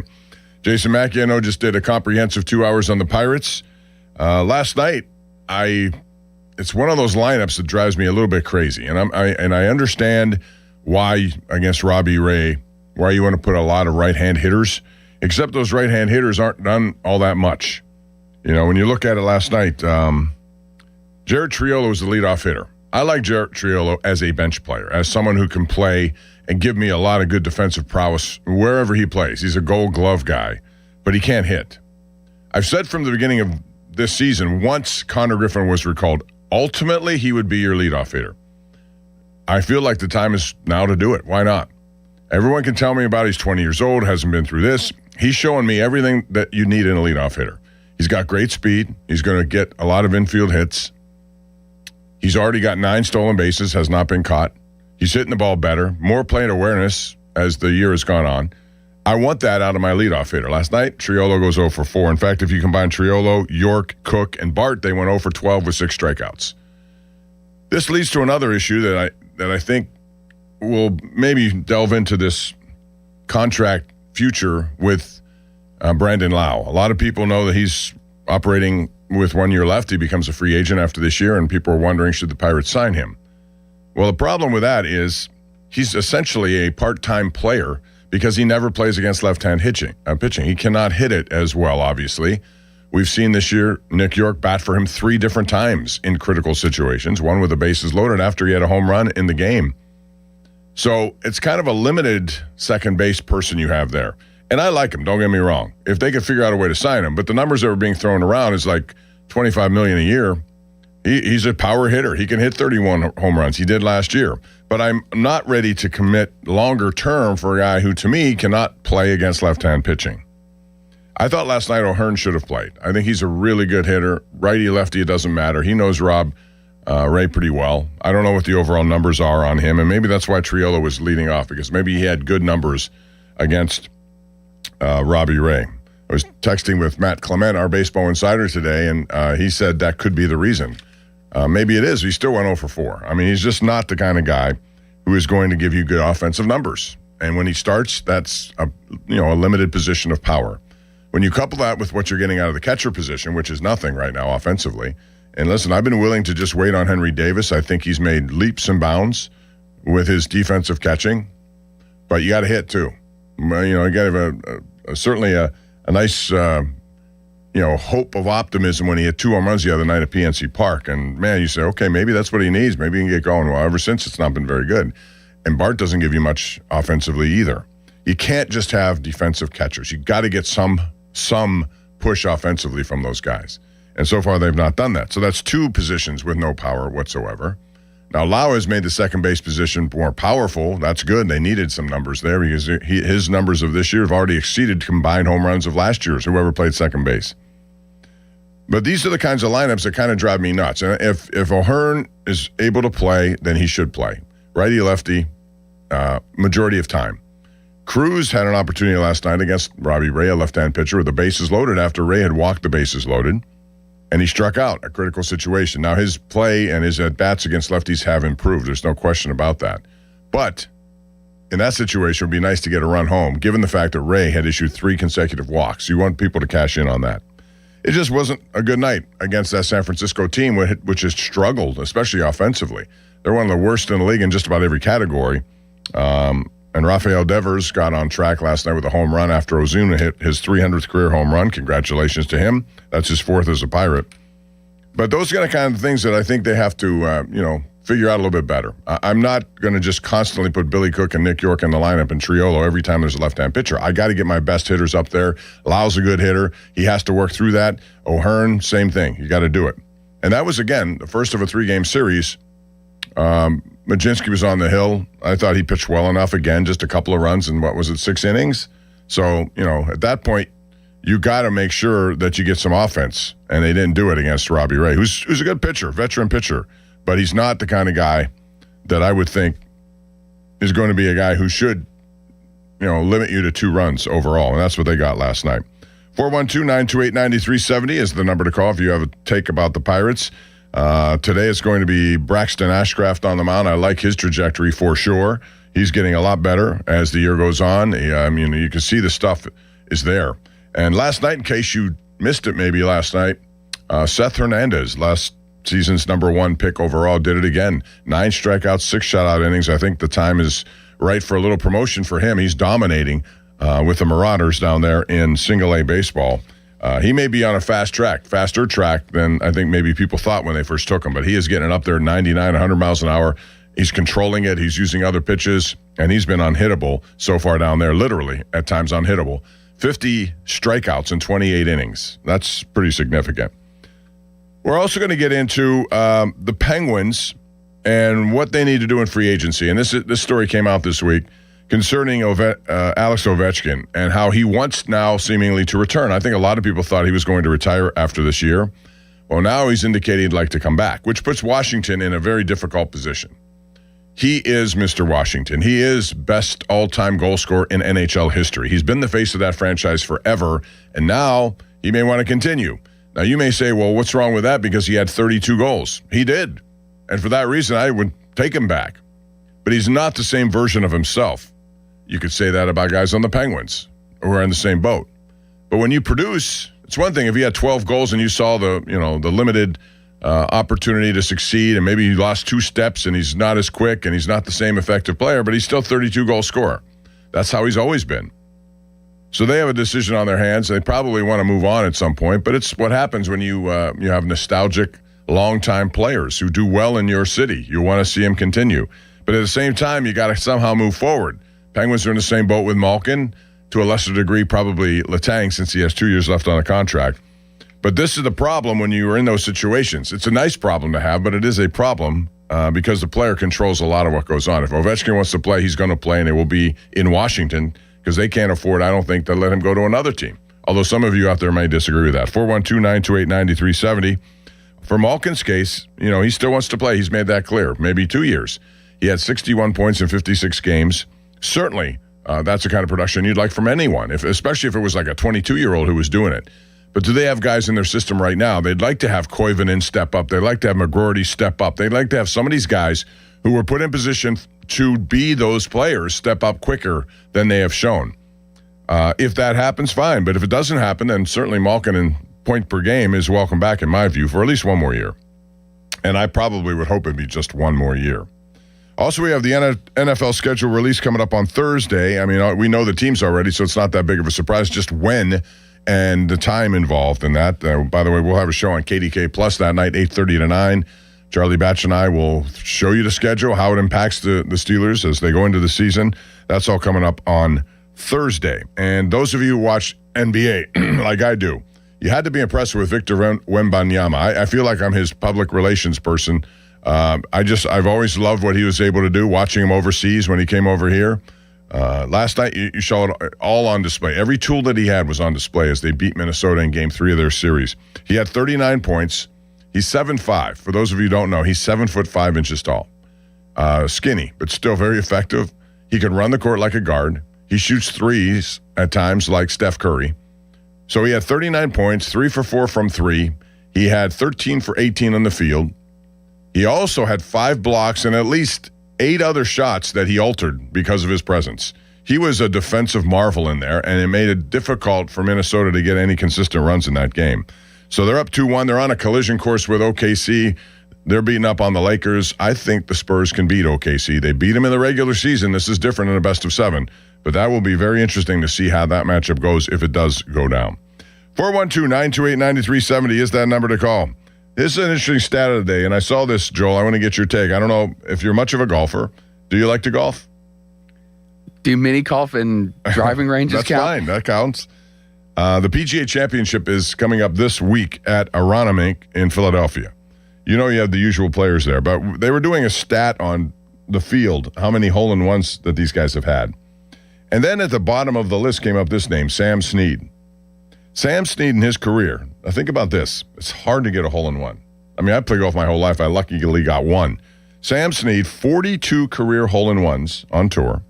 He made one with every club except his putter, and one when he used a 3-iron as a lefty. He turned the club around, which, for those of you who golf, know how difficult that is. But I thought that was just one of those blow-away stats that I saw that I was trying to go back and make sure that's accurate, and it looks like it is.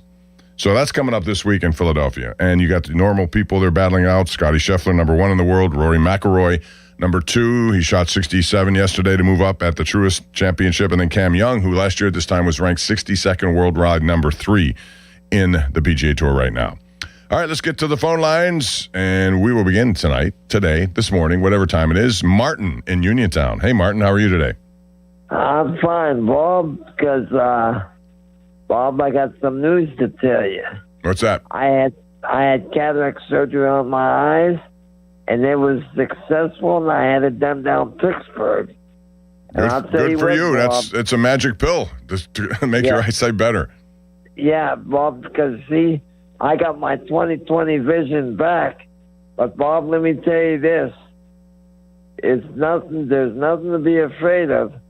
Because I was listening to KDK the other day, and there was somebody called up and says they're scared. Martin, let me ask you something. With your new eyesight, what do you see on the Pittsburgh sports landscape? I see this. If they bring Aaron Rodgers back, well, they gotta protect him, because if he gets hurt, Bob, he could be in a lot of pain. If that happens, it may suit them well down the road. Thanks, Martin, for the call. I'm glad you had the surgery and correct your vision. I was hoping we could avoid that topic altogether until something new happens with it, but it will come up. They have to have a better offensive line. They're going to have some shifting pieces there. The flexibility indicates you may not have, solid starters at each of those positions on the offensive line, but he has weapons, and whoever it is at quarterback. And I'm still waiting to see how this all plays out. But there's really nothing new to report there other than he may or may not be in Pittsburgh. I don't know where he is, and apparently Omar Khan doesn't either. That he said that yesterday, which was strange. So anyway, let's go back to the lines and Joe in Verona. Joe, how are you? Hey, Bob, how you doing? Doing good. How are you? Morning. Listen, I might as well tell you, I'm losing it for Don Kelly. I'm sorry. I know he was a Leland man, a bench coach. He could play 8 positions. He's a favorite. Trillo, like you said, to keep him okay as a ninth inning replacement, to lead him off and watch that lineup last night. I don't know if Kelly had a Vegas bet, man, but I'm real upset. And he's a few games this year, his decision making has cost them. So I'm really losing confidence in him.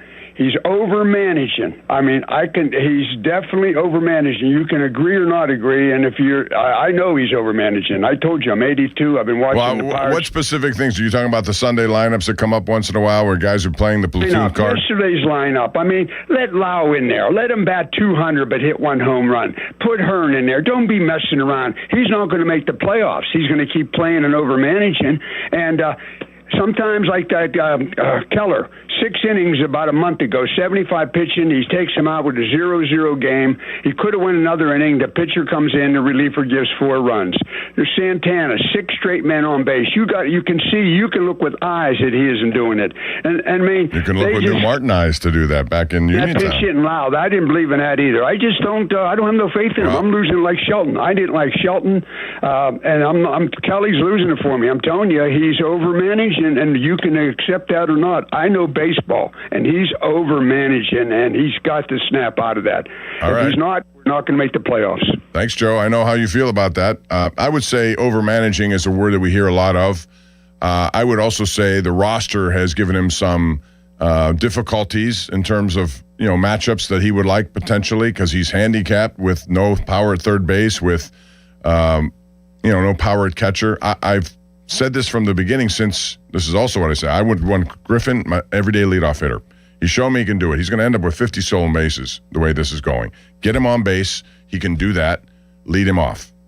As far as third base, I want Nick Gonzalez every single day at this point. I don't want to put Triolo in there. I know that he played yesterday at second, did Gonzalez, because Lau is not playing against the lefty. But if you're a left-hand pitcher, no matter who you are, apparently Brandon Lau's not going to play. He should play.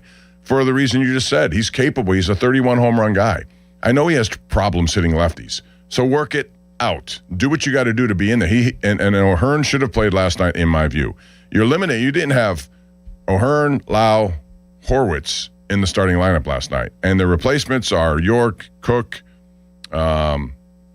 Triolo. Yeah, every now and then play those guys, but it can't be on a regular basis just because there's a left-hand pitcher out there.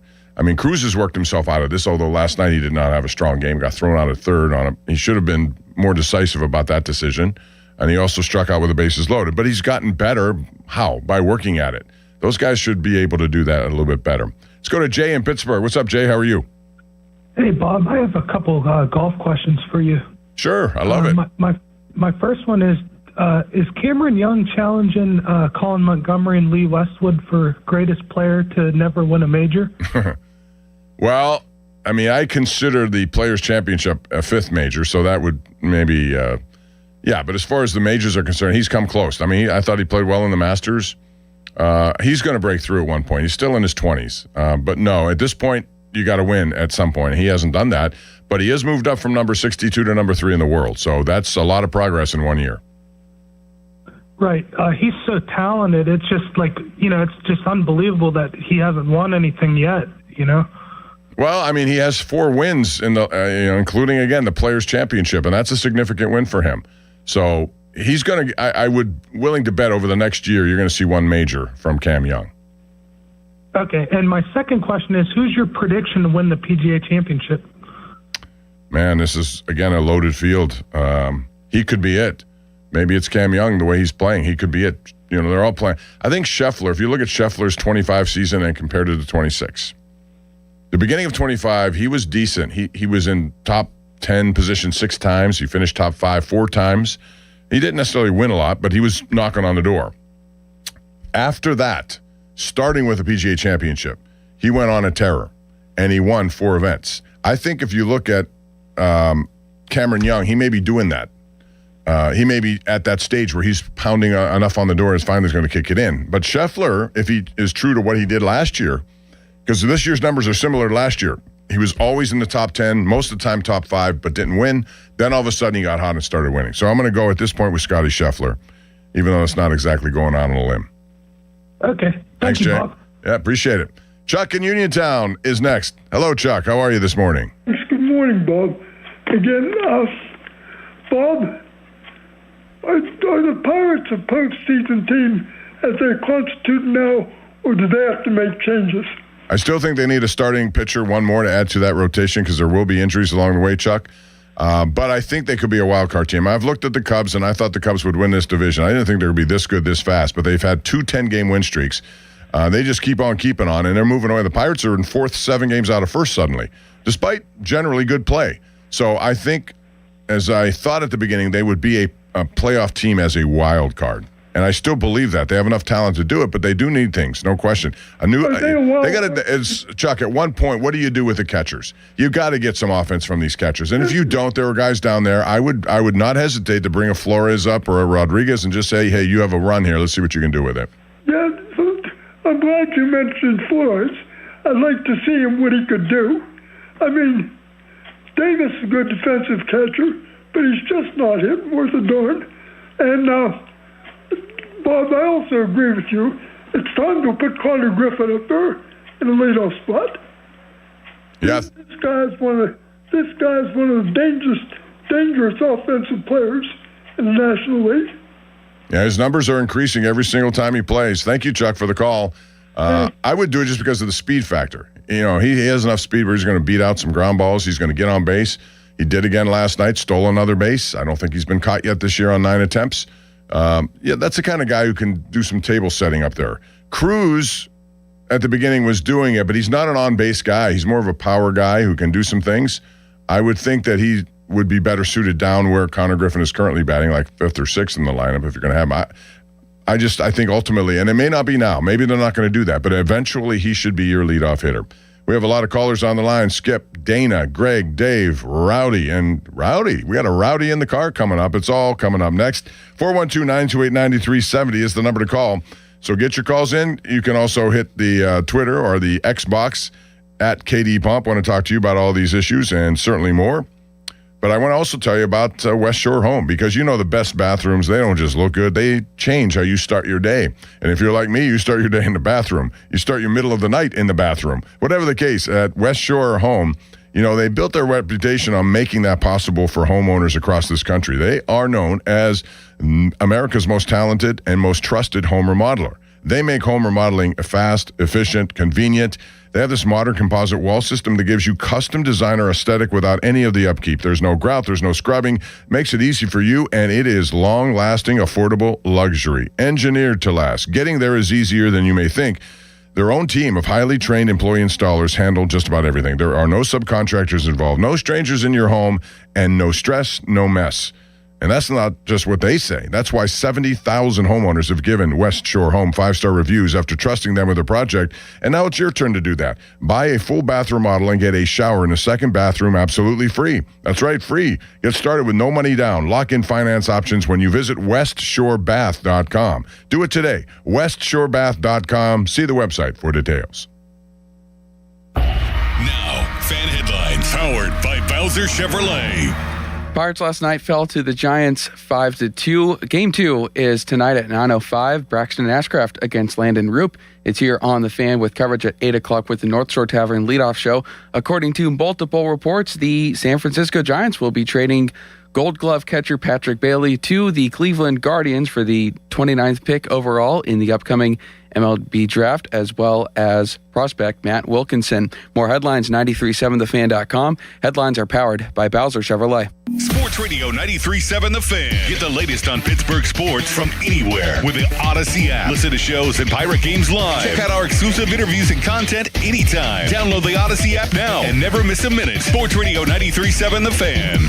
For over 60 years, Neophis Insurance Group has proudly partnered with Nationwide Insurance to help protect what matters most. From the car you drive every day, to the home where your family lives, to the business you've worked so hard to build. Neophis Insurance Group offers reliable coverage backed by the strength and stability of Nationwide. With local service and trusted protection, they're here when you need them most. Contact Neophis Insurance Group today and see how their experience can help protect your future. 412-364-3388 or neophisinsurance.com. After an accident, you need an injury attorney who fights for you. Ogg, Murphy, and Perkoski are ready to take on the insurance companies and win you the compensation you deserve. Call 412-391-FIRM.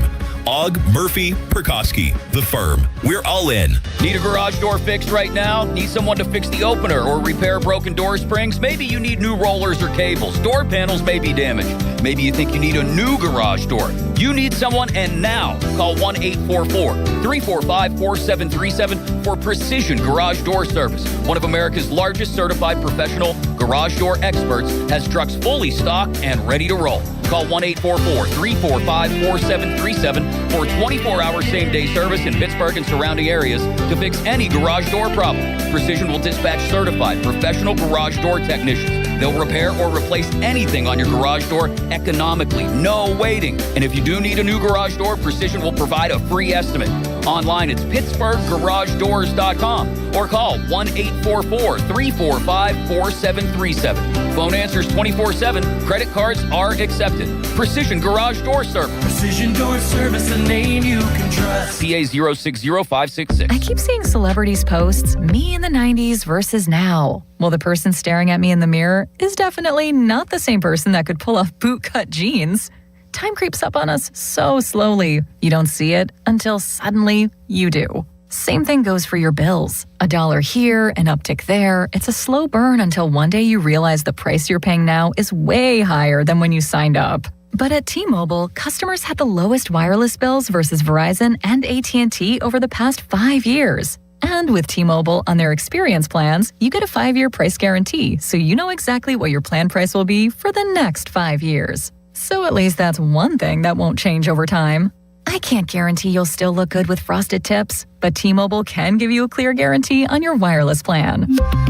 Lower bills based on HarrisX billing snapshots from Q3 21 to Q4 25 compared to average AT&T and Verizon bills. Comparison excludes discounts, credits, and optional charges. Price guarantee on talk, text, and data. Exclusions like taxes and fees apply. See T-Mobile.com. SchultzFord.com. SchultzFord.com. SchultzFord.com. SchultzFord.com. We all hear the radio ads about the IRS. They tell you to be afraid, to be scared, and they try to frighten you into calling. I'm not here to do that. Tax Relief Advocates is different. TRA is here to tell you that if you owe money to the IRS, whether it's $5,000, $50,000, or $500,000, we have a solution. It doesn't matter if you're sitting in your car, at work, or with your kids. No matter where you are, call now. 800-507-9701. Don't lose hope. TRA can eliminate or reduce what you owe to the IRS. Generous programs are now available that can give you a fresh start. Our passion is taxes and helping individuals fix their IRS problems. We have over 1,000 5-star reviews on Google and an A+ with the Better Business Bureau. You don't need to be afraid of the IRS any longer. End your tax nightmare today by visiting us online at TRA.com or call 800-507-9701. That's 800-507-9701.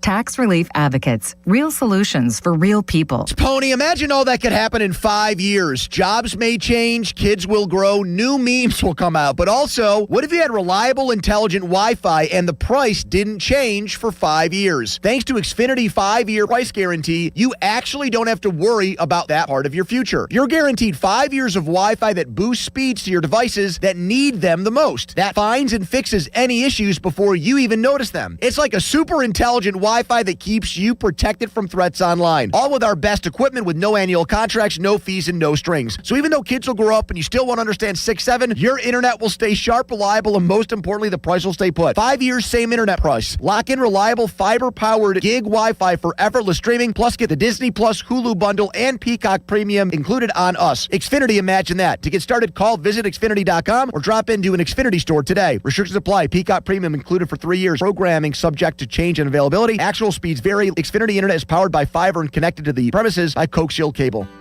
Before the first tee time and before the sun comes up, the Cedarbrook Golf Grounds crew is mowing and rolling greens.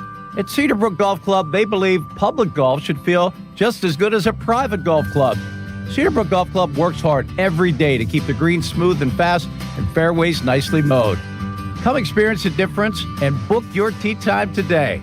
Check it out at CedarbrookGolfCourse.com. That's CedarbrookGolfCourse.com. Live from the ShoreKeyMitsubishi.com studios, North Huntington and North Hills.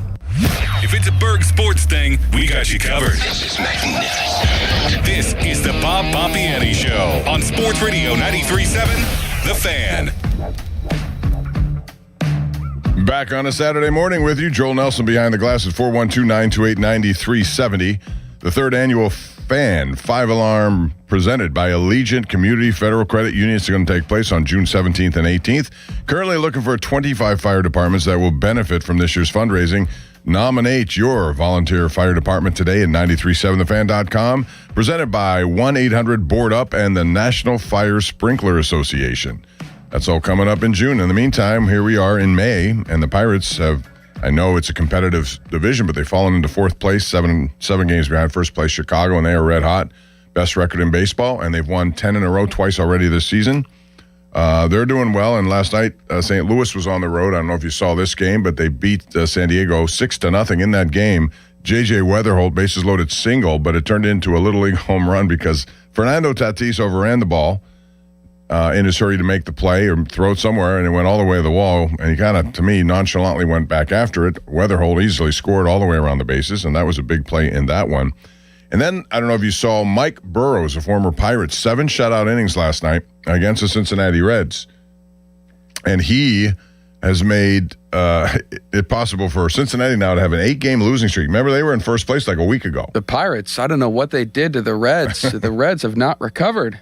4 games, yeah. I mean, sweep here after the Pirates got swept. They swept them, and now it's 8 in a row. They had 3 walk-off losses against the Cubs at Wrigley earlier this week. Has that ever been done, by the way? Yeah, that's a great thought. 3 straight walk-offs at home. I don't remember seeing that. It's not common.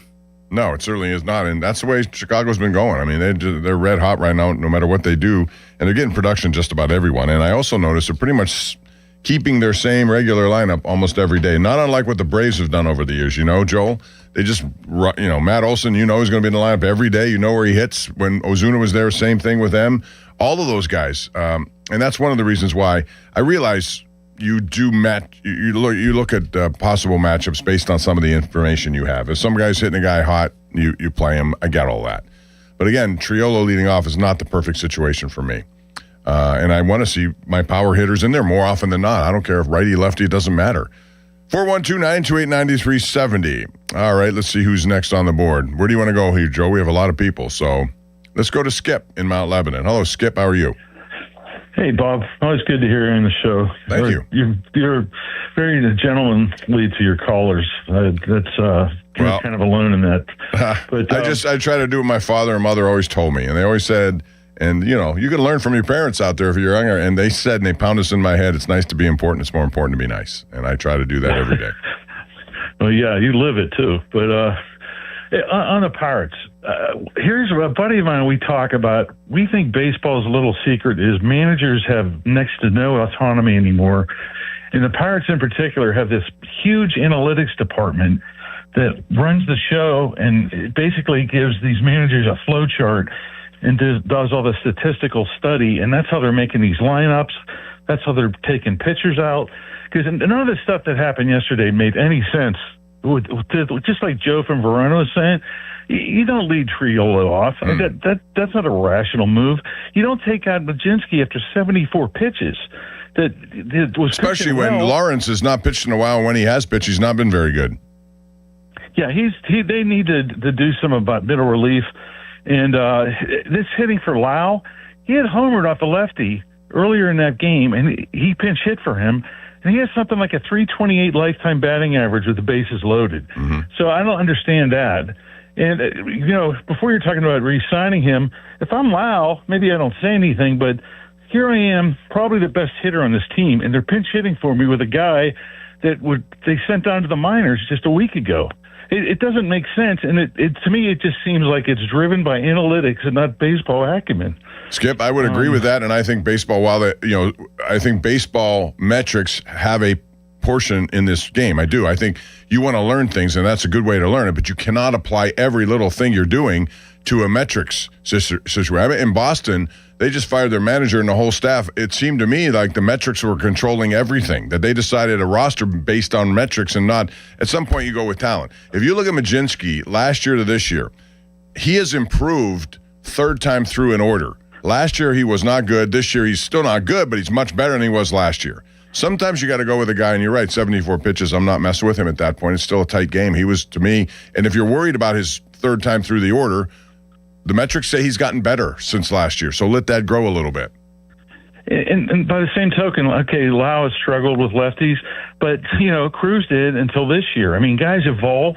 He's a veteran player. To me, you're disrespecting a guy by bringing up a rookie to hit in that situation versus a veteran that knows the strike zone, that could maybe cut his swing down to get a hit there. And, if him being a Leland disciple, it just doesn't add up. Jim Leland, no matter what you say about him, had a sense of urgency to win every single game he ever managed. I remember in '86, he was turning over the buffet tray in '86 when they had a terrible team. This guy wanted to win. And I think it's the managers a lot of the discretionary moves have been taken out of their hands, and it makes the game like a computer game more than a baseball game. Well, no computer would tell me, Skip, to bat Triolo first. I don't care what the number said against Robbie Ray. Thanks for the call, Skip, and make some good points there. I would not have batted him first. I wouldn't play him. I'm sorry. Last night I'm playing Lau at second, Gonzalez at third base. I know he's a lefty, but he's one of my best hitters and probably best source of power. I don't want to limit that based on who's pitching. Let's go to Dana in Rochester. Hello, Dana. How are you? Yeah, pretty good, Bob. Good morning. As always, enjoy the show. Thank you. I just wanted two things. One on the Pirates, obviously. Everybody kind of alluded to that. That lineup was probably the worst lineup that I've ever seen put out there this year. I don't know why Triolo was leading off, but we just need to put Connor Griffin at the leadoff. I mean, essentially, long term, that's where they're going to put him anyway. I agree. Just stick him there. He's working through things. I mean, he's looking great. Put him there, and I think that solves a lot of things there. Just, keep winning series. And then the other thing, the Spurs, man, switching to some hoops. Been a Spurs fan my whole life due to, no basketball team here in Pittsburgh, since the Admiral days. That team, it looks really good. They're ahead of schedule. The biggest concern is obviously was the three-point shooting all year, and they just been progressively just knocking them down and, leading that three-point percentage in the playoffs right now, man. If that defense, the way they play, man, they can definitely get it done this year. I'm really excited to watch it, and hopefully it comes to fruition here. We'll see. When Wembanyama had his concussion, I thought that was going to doom them. I thought he might be out for a while. You never know how concussions are going to go, but he bounced back from that. He is a nightmare matchup. I don't know who he is. Because if you're a big center, and if you're one of these guys who is 7 foot tall and you have to draw him as an assignment, he can draw you away from the basket. He's also good enough passing-wise to find guys who cut to the basket while he's out there in three-point land. Not many centers can do that, and he controls the pace of play. He runs the court. He does everything that somebody 7'5" should not be able to do, but he's doing it. So it starts with him. If he has the kind of performance he did last night on a consistent basis, nobody's going to beat San Antonio, which is why my bet at the beginning of the playoffs was San Antonio to win it all. Why not? Yeah. And you know what? On top of that, real quick, like that guard play, just all those guards just being able to hit and play defense all game, man, that's got to be cumbersome on the backcourt of any team they're facing. Yeah, I mean, Castle, De'Aaron Fox, when he's on, they got players, but they I don't know if they're deep enough to sustain a couple of foul. If you get into foul trouble early in the game, that could change the way some of these games go. Thanks, Dan. I appreciate the call, and I welcome the NBA talk. NHL talk, we're keeping that alive too. If you want to talk about the Penguins or what they should do with some of their remaining free agents that they have to deal with.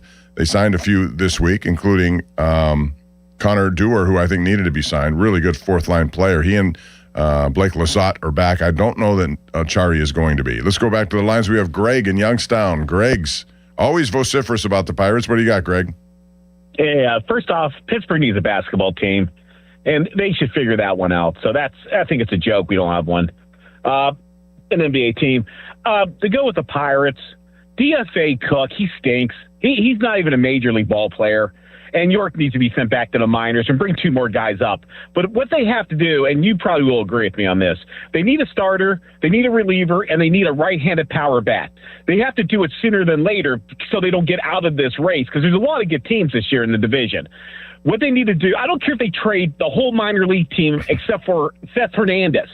Put your chips in and try to win this year. We got Skeens. We're not going to have Skeens in 2 years. They can't be screwing around. They just can't.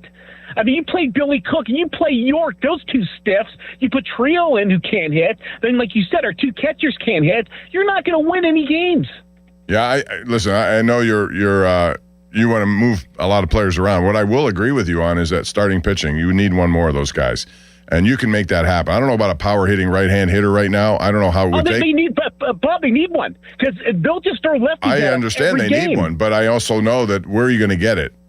Trade your guys. Start trading guys. You know what? The problem is... Who do you trade, though? You're going to have to trade big time. These other teams do. Look at the Indians. The Guardians just made a trade for a catcher. They traded a draft pick, and they traded a minor leaguer for a starting catcher.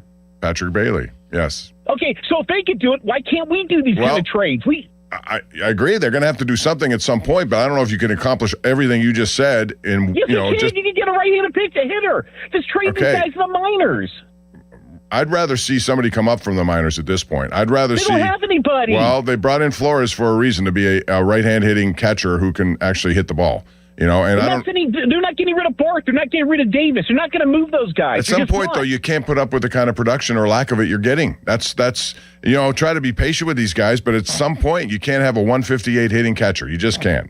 Greg? Yeah, but you can't have a 150 right fielder and a first baseman yesterday. Yeah, I agree with that. I thought that was over-managing in that case yesterday. Just you have your power hitters, they're left-handed.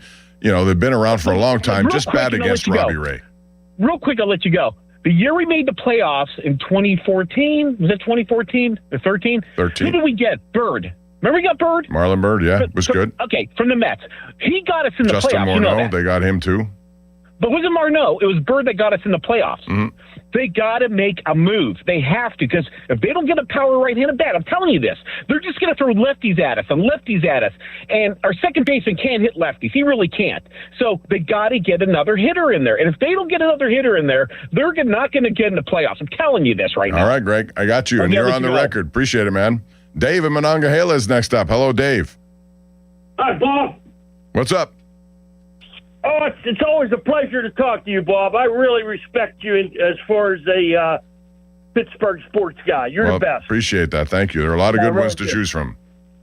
Yeah, well, you're at the top. But anyhow, my concern was about the Pirate GM Carrington.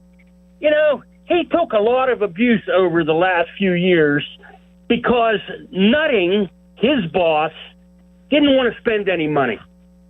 Okay, it looked bad on his part, Carrington's. But But when they drafted Skeens, and Skeens became an instant national celebrity or hit, whatever you want to call it, I think the media kind of put out a lot of stuff about Huntington and not spending money. That has caused them to change their stance a little bit, which is a good thing. Do you agree? Well, I will agree with you about this. I think that Ben Cherington has revitalized anybody who thought he was on his way out or should have been out. I understand how that works, and you're right. It's tied to spending as well, Dave. They were not liberal with spending, and it makes it difficult. Then you have to rely on the guys that you have in your system who may not be ready to play. I will look at what Cherington has done with his drafting. You know, Majinski was the number 1 pick. Was it Gonzalez? Was he picked Gonzalez? I think he did. He was 7th overall. Was that his? I don't remember. Okay, so that's his pick, and that's wait. Just now you have Skeens, you have Connor Griffin, who was not number 1 overall, he's 9th overall, and now you have Seth Hernandez, who was not number 1 overall. These are good moves, and a general manager, more than anything else, has to be responsible for how he drafts and how he develops, and I think that's been ramped up. Now, is it correct to say that the spending wasn't there early on and he was handcuffed? Yes, it is. But he's also the GM, and he's got to make things work. He knew the ramifications coming into this job. But I think now, he's done a better job, and I expect them to be a little bit more willing to do some things, and we'll find out at the trade deadline if they are. That'll be the next indication of how committed they are. Dave, I got to go to a break, but thank you. I appreciate the call at 412-928-9370. Coming up, it's Rowdy in the Car. It's Carl in Monroeville, Ben in Uniontown, Mark in Ohio, and Corey in New Kensington.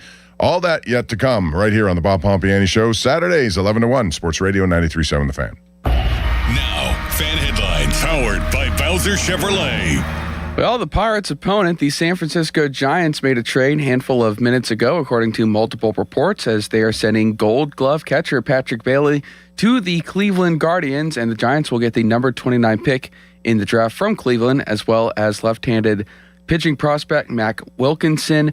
Pirates fell to San Francisco last night 5-2. Game 2 of the series is 9:05 this evening. It's right here on The Fan. Coverage at 8 o'clock presented by Keystone Custom Apparel. Braxton Ashcraft takes on Landon Roop. Fan headlines are powered by Bowser Chevrolet. For more, go to 937thefan.com. The Fan 5 Alarm, presented by Allegiant Community Federal Credit Union, is back June 17th and 18th. You can nominate a deserving volunteer fire department at 937thefan.com. The Fan 5 Alarm is brought to you by Southside Plumbing and Heating, Kirkin Roofing, and Centimar on Sports Radio 93.7 The Fan. Don't miss the Panthers Insider Show every Saturday morning from 8 to 9 with Pat Bostic. The best insight with the top guests and everything you need to know about Pitt. The Panther Insider Show is brought to you by Voss TV and Appliance, NSS Life, Joe Ball GMC, and PGT Trucking. Sports Radio 93.7 The Fan. Hey everyone, this is Bob Pompiani. Number 1 Cochran has gone all in on Audi. 2 state-of-the-art showrooms in Pittsburgh and Washington, Pittsburgh's largest new Audi collection, and 3 locations for service, including Monroeville's only Audi Authorized Service Center. Because when you're a number 1 Cochran Premier brand, you don't take half measures. That's why customers always enjoy benefits through the complimentary membership in the number 1 Cochran Club One Rewards program. Whether you're looking for a luxury sedan like the A5 or an SUV like the Q5, the Audi lineup is the gold standard. Breathtaking design, lavish amenities, intuitive technology, legendary performance. It's all yours when you go all in on Audi. Find Audi Pittsburgh on Liberty Avenue in the Strip District and Audi Washington on Racetrack Road. Shop online at AudiPittsburgh.com or AudiWashington.com. Ready to go all in? At Rocky Gap Casino Resort, the action starts the moment you walk in. Slots, tables, big wins, big excitement. And when you're ready to cash in the fun, there's more waiting. Hit the golf course, relax at the spa, enjoy great dining, a comfortable hotel stay, and the beauty of the outdoors, all in one destination. Play hard, relax easy, or do it all. Go to cnty.com/Rocky-Gap for more info. Rocky Gap Casino Resort is the all-in experience every way you want to play. Must be 21 to enter the gaming floor. Trouble with gambling? Call 1-800-GAMBLER or visit mdproblemgambling.com. Looking for health insurance for employees in multiple locations? UPMC Health Plan National Access has you covered. UPMC National Access gives employees access to the top-ranked doctors and hospitals of UPMC, along with nationwide access through the Cigna Healthcare PPO network for employees outside of the service area.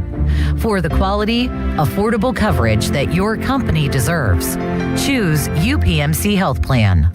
In a world in need of a hero, one man rises to the challenge in style. He is... just driving the kids to soccer practice. Make every day feel epic in the all-new Hyundai Palisade Hybrid with up to an EPA-estimated 619 miles of range on select trims, advanced tech, and class-leading interior space. Visit HyundaiUSA.com or call 562-314-4603 for more details. And hey, come on, no cleats on the seats. Text us on the Edgar Snyder and Associates text line at 412-928-9370. Edgar Snyder and Associates reminds you to text responsibly. Sports Radio 93.7 The Fan, built by Window Nation, home of the buy two, get two free offer. Lynch Golf Sales at Pine Creek is dominating the club fitting market with only outdoor fittings. See why all the different options are so important. With fittings the day of purchase, there is never a fitting fee. Set up your time today at 412-492-9990. Download to see if you qualify. Not all customers will qualify. Transfer fees may apply. No Albert subscription required. Albert is not a bank. Albert Instant Loans are issued by FinWise Bank, member FDIC. Not an actual client. Terms apply. Kylie, what's wrong? I just got hit with a car repair bill. I'm behind on rent, and I feel like I can never save any money. Have you tried the Albert app? Albert is your financial assistant, helping you find ways to save and create custom budgets to actually grow your money. Plus, you can get up to $10,000 for big expenses, or advance up to $1,000 fast when you need cash right away. Albert can get me up to $10,000? Exactly. Albert spots you in a pinch and helps you grow your money in the long run. I'm downloading Albert right now. Download the Albert app and use promo code MULTIPLY to borrow up to $10,000 for whatever you need. The Albert app helps you budget better and save more money so you reach your financial goals faster. Download the Albert app right now and use promo code MULTIPLY to borrow up to $10,000. Use code MULTIPLY to borrow up to $10,000. I'm John Morgan of Morgan & Morgan. If you've been injured in a car accident, call America's largest injury law firm. For over 35 years, my mission has been to deliver more for our clients, to deliver more for you. Injured? Visit forthepeople.com for an office near you. Here's Sports Radio 93.7 The Fan's Fan About Town. The Bucks are back. You can catch the games on 93.7 The Fan. Coverage of the North Shore Tavern leadoff show and the Og, Murphy, and Prokosky reaction show is brought to you by Robert Pearson Associates, Central Outreach, Spitzer Toyota, Sir Grout, Veteran Basement Waterproofing, and D'Amelio's HVAC. New to Rivers Casino? Join now and earn up to $1,000 free slot play. Stop by Rush Rewards on your next visit to start earning today. Gambling problem? Call 1-800-GAMBLER.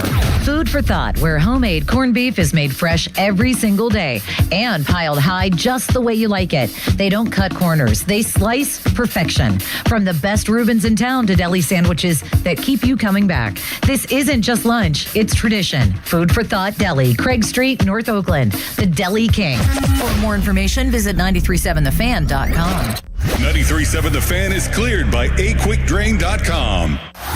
Covering Pittsburgh sports like only he can. Able to leap tall buildings at a single bound. This is the Bob Pompiani Show on Sports Radio 93.7 The Fan.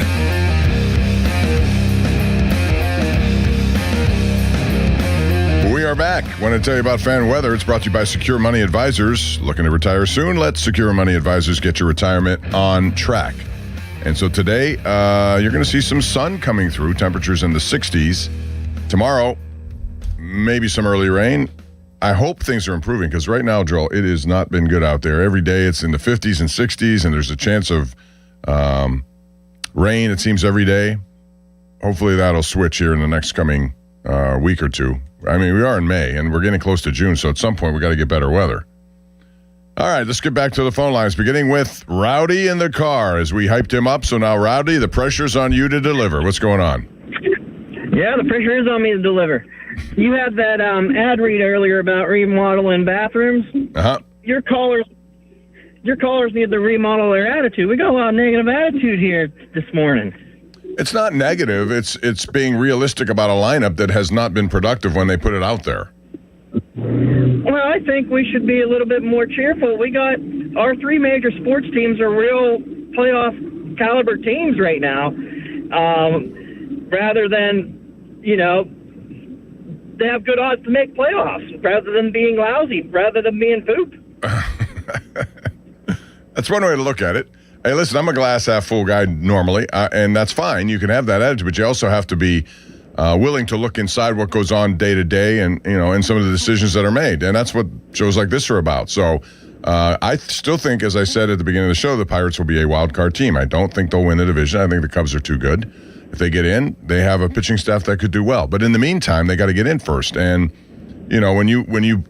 and Matt Clement texted me in the break, and he's always very good about this, a former pitcher in the majors from Butler, Pennsylvania, 87 career wins. And the strange thing also about not playing Lau last night, I know he's a left-hand pitcher, but he had hit home runs, Brandon Lau, in consecutive games, and Matt's right about that. Why not just put him out there? He's hot. He's hit 2 long home runs in the last 2 games, and then because there's a left-hand pitcher, you don't play him. Yeah, exactly. Let's be excited about having a player like Brandon Lau, for sure. But especially when he's hot and you want to keep riding him out there. The fact that he didn't play could have been one of the reasons why they didn't win last night. I do have a question for you. Okay. Do we know when Jones is coming back? I would say sometime in June. A lot of people have thought at the end of May. He's done some good things on the rehab, but I don't know if they want to push him. And if so, when he gets here, he's going to be on a very strict pitch count, I would imagine. And that could be a problem with them because they have a lot of guys who are going to be on sort of pitch innings counts. Yeah, I'm thinking they should consider maybe putting him in the bullpen, let him ease back in. They could, or they can, if Majinski strikes me as someone who could eventually be a closer. He has that kind of stuff, I think, and he has the mindset to do it. So eventually somebody's going to have to be taken out of that starting lineup. Or you can trade one of those guys and get some of the things you need, a third baseman with some power or somebody, a catcher, anything. You can do a lot of stuff once Jared Jones gets back here. But again, even with him coming back, Rowdy, I believe they need another starting pitcher. But thank you for the call. I do appreciate it, and I really do appreciate the optimism. Let's go to Carl in Monroeville. Hey, Carl, how are you? Okay, Bob. Good to talk to you this morning. How are you? I'm great, thanks. All right. Yeah, I don't understand what everybody else has been saying for the most part, except for Rowdy. With the lineup last night, I mean, I don't understand what Don Kelly's thinking, and I don't think we're gonna be the wild card team if we continue to put that type of lineup up against left-handers for the rest of the season. I mean, Lyle needs to play, like you just said, 2 home runs back-to-back nights. O'Hearn is doing great as well. Gonzalez has got to play, and let Gonzalez lead off. I mean, it just doesn't make sense. Well, I would have Gonzalez play every day at third. When Lau's playing, Gonzalez is my third baseman. They have this thing with Triolo, and I appreciate what he does, but he's not a starter, and he shouldn't be counted on to be a leadoff batter either. To me, I'm going to fast track myself to put Connor Griffin there. I think ultimately that's going to be the spot he does well in, so just do it. He's nothing seems to be too big for him on his stage. He has 9 stolen bases. He hasn't been caught. He played a great defense last night, made a beautiful sliding play to deny them of a hit, and he's making better contact. So all those things are what I want to see from a leadoff hitter. Last night, Triolo, Bart, Cook, and York combined for 0 for 12 and 6 strikeouts. What do you think it's going to take for Don Kelly to realize this as far as Again, I think it's a metrics issue that they have a big amount of money invested in their metrics. And they go and they utilize it to their advantage, sometimes I think to their disadvantage. Whether a guy, again, if you're going to go by strict measures, why would you put Cruz this year batting against left-handers as much as they have, unless you believe he got better, which he did get better. So my point is, you could have gone back to last year's metrics and say, oh, he got 11 hits all year against lefties. He's not going to play against lefty. Well, they allowed him to grow. And you're going to tell me that Brandon Lau is veteran, he's 31 years old, that he shouldn't be batting against every. Yeah, I want to see. He had back-to-back days where he hit home runs, and then he's not in the lineup last night. Yeah. That's all I'm saying. Exactly. And I think metrics, maybe Triolo had better numbers against Robbie Ray, and they would be limited numbers. But that's still not a good enough reason to play him as a leadoff hitter either. Absolutely. And I think also the metrics is having something to is they're considering that whenever they take these Majinski out last night. He only had 70-some pitches. You can see the frustration on some of these pitchers. Mitch Keller, a couple games ago, felt you could see the frustration on his face that he was being taken out. I mean, I think it does affect morale and stuff. I got you. Thanks, man. I appreciate it, Carl. Good call. Let's go to Ben in Uniontown. Wants to talk some Pirate baseball. Hey, Ben. Hey, Bob. You're the best in the burg, bud. Thank you, Ben. Appreciate you calling, man. Yeah. Hey. I hope it is the metrics that's kind of controlling some things because I really like Don Kelly, hometown guy and stuff like that. That's a big deal in a town like Pittsburgh, I think. And sometimes I see the decisions being made and like the lineup like last night and everything, and it makes me think, oh no, Shelty's back, But I agree with a lot of what you're saying and a lot of your callers too. Gonzalez should be our regular third baseman. And, sometimes I hear the argument, well, third base is a power. It's a power position. It's a power position. Well, we haven't had a power a batter at third base for years and years and years. Well, listen, power doesn't necessarily have to be strictly a guy who hits home runs. Power can be gap to gap. Yes. He walked 3 times last night. If you look at what box score, it says 0 for 1. He walked 3 times. He got on base 3 times. He's developed pretty good eye over there, too. So, to me, if he's hitting the ball gap to gap and getting on base and driving in runs, he has 17 runs batted in. He hasn't played on a regular basis. He's not going to hit a lot of home runs anyway. But run production comes in many ways. He puts the ball in play, and he drives in runs. He gets on base. He gets hits. He drives in runs. And as far as Lau,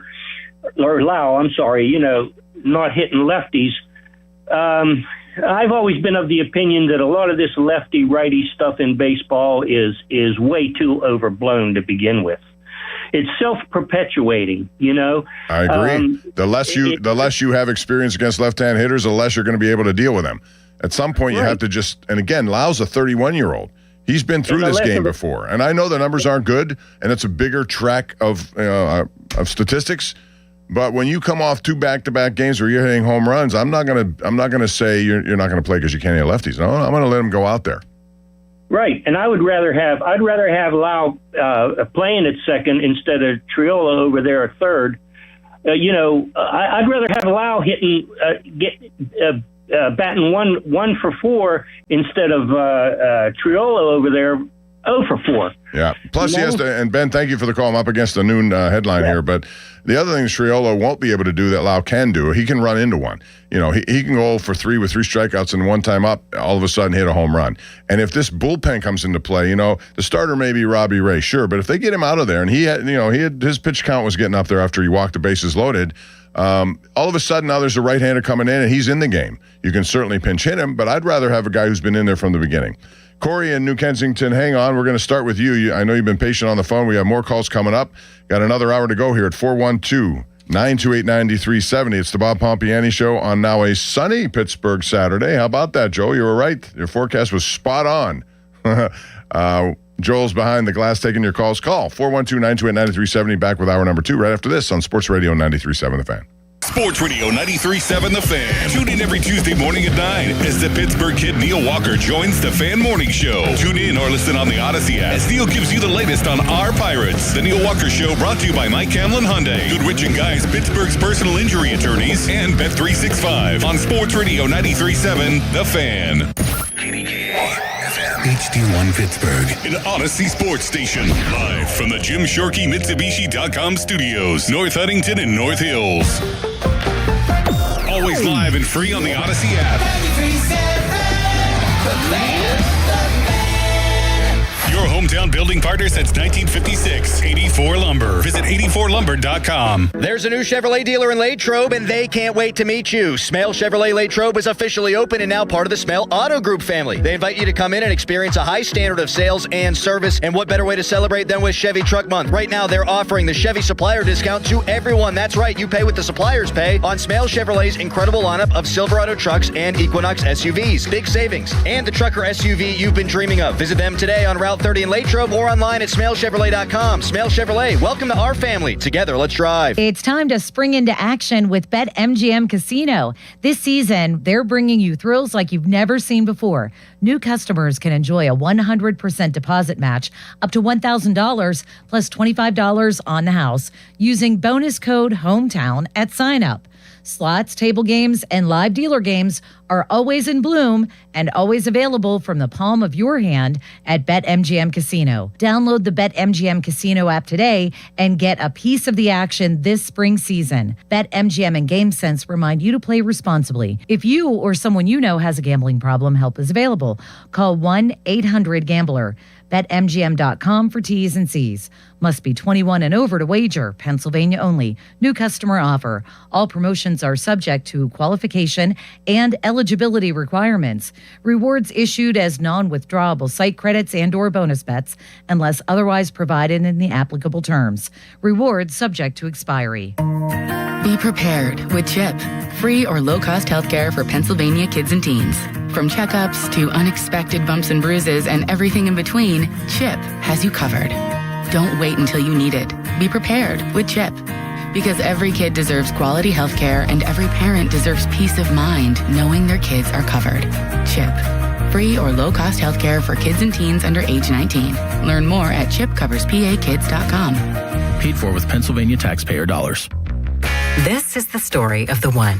As a procurement manager for a hospital system, she keeps every facility in her network stocked and ready. That's why she counts on Grainger to be her single source for thousands of products, from disinfectants to lighting, air filters, and more. And with fast, dependable delivery, Grainger helps her keep every facility stocked, safe, and running smoothly. Call 1-800-GRAINGER, click Grainger.com, or just stop by. Grainger, for the ones who get it done. Straight Talk Wireless presents Pickup Truck Wisdom. Trust is earned. That's why I've stuck with Straight Talk. Same price since 2009 on Verizon's 5G network. Cause shoot, anyone can make a promise. Keeping it for years, that means something. Now plans starting at $25 a month with 4 lines. Find us at straighttalk.com and Walmart. Straight Talk Wireless. Straightforward. Always. Same price claim applies only to the base monthly price of our $45 plan from October 2009 to present. Hey, it's Pony. Usually when something sounds way too good to be true, it is. Imagine someone says you can cut your mobile bill in half.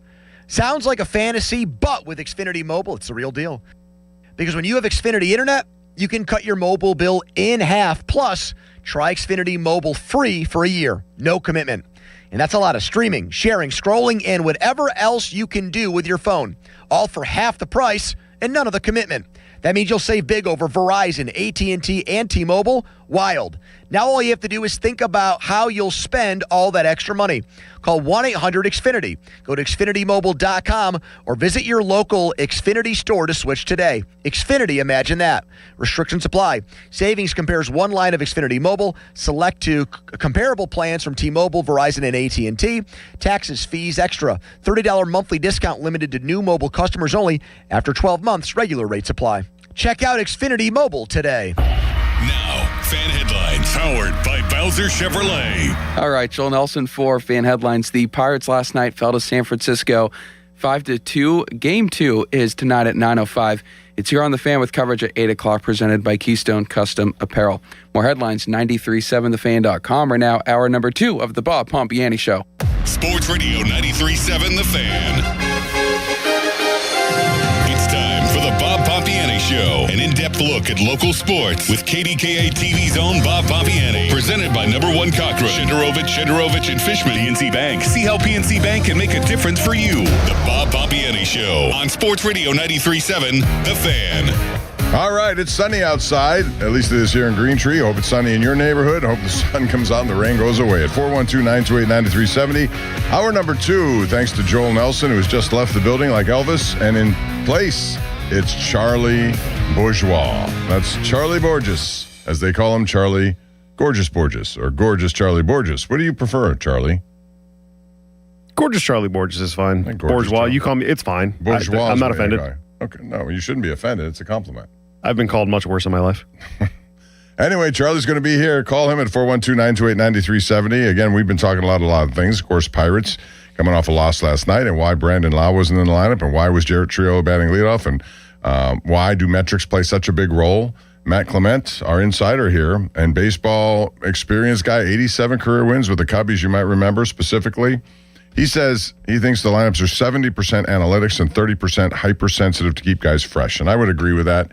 The fresh thing. Now, here's the thing about the Lau situation on top of everything else.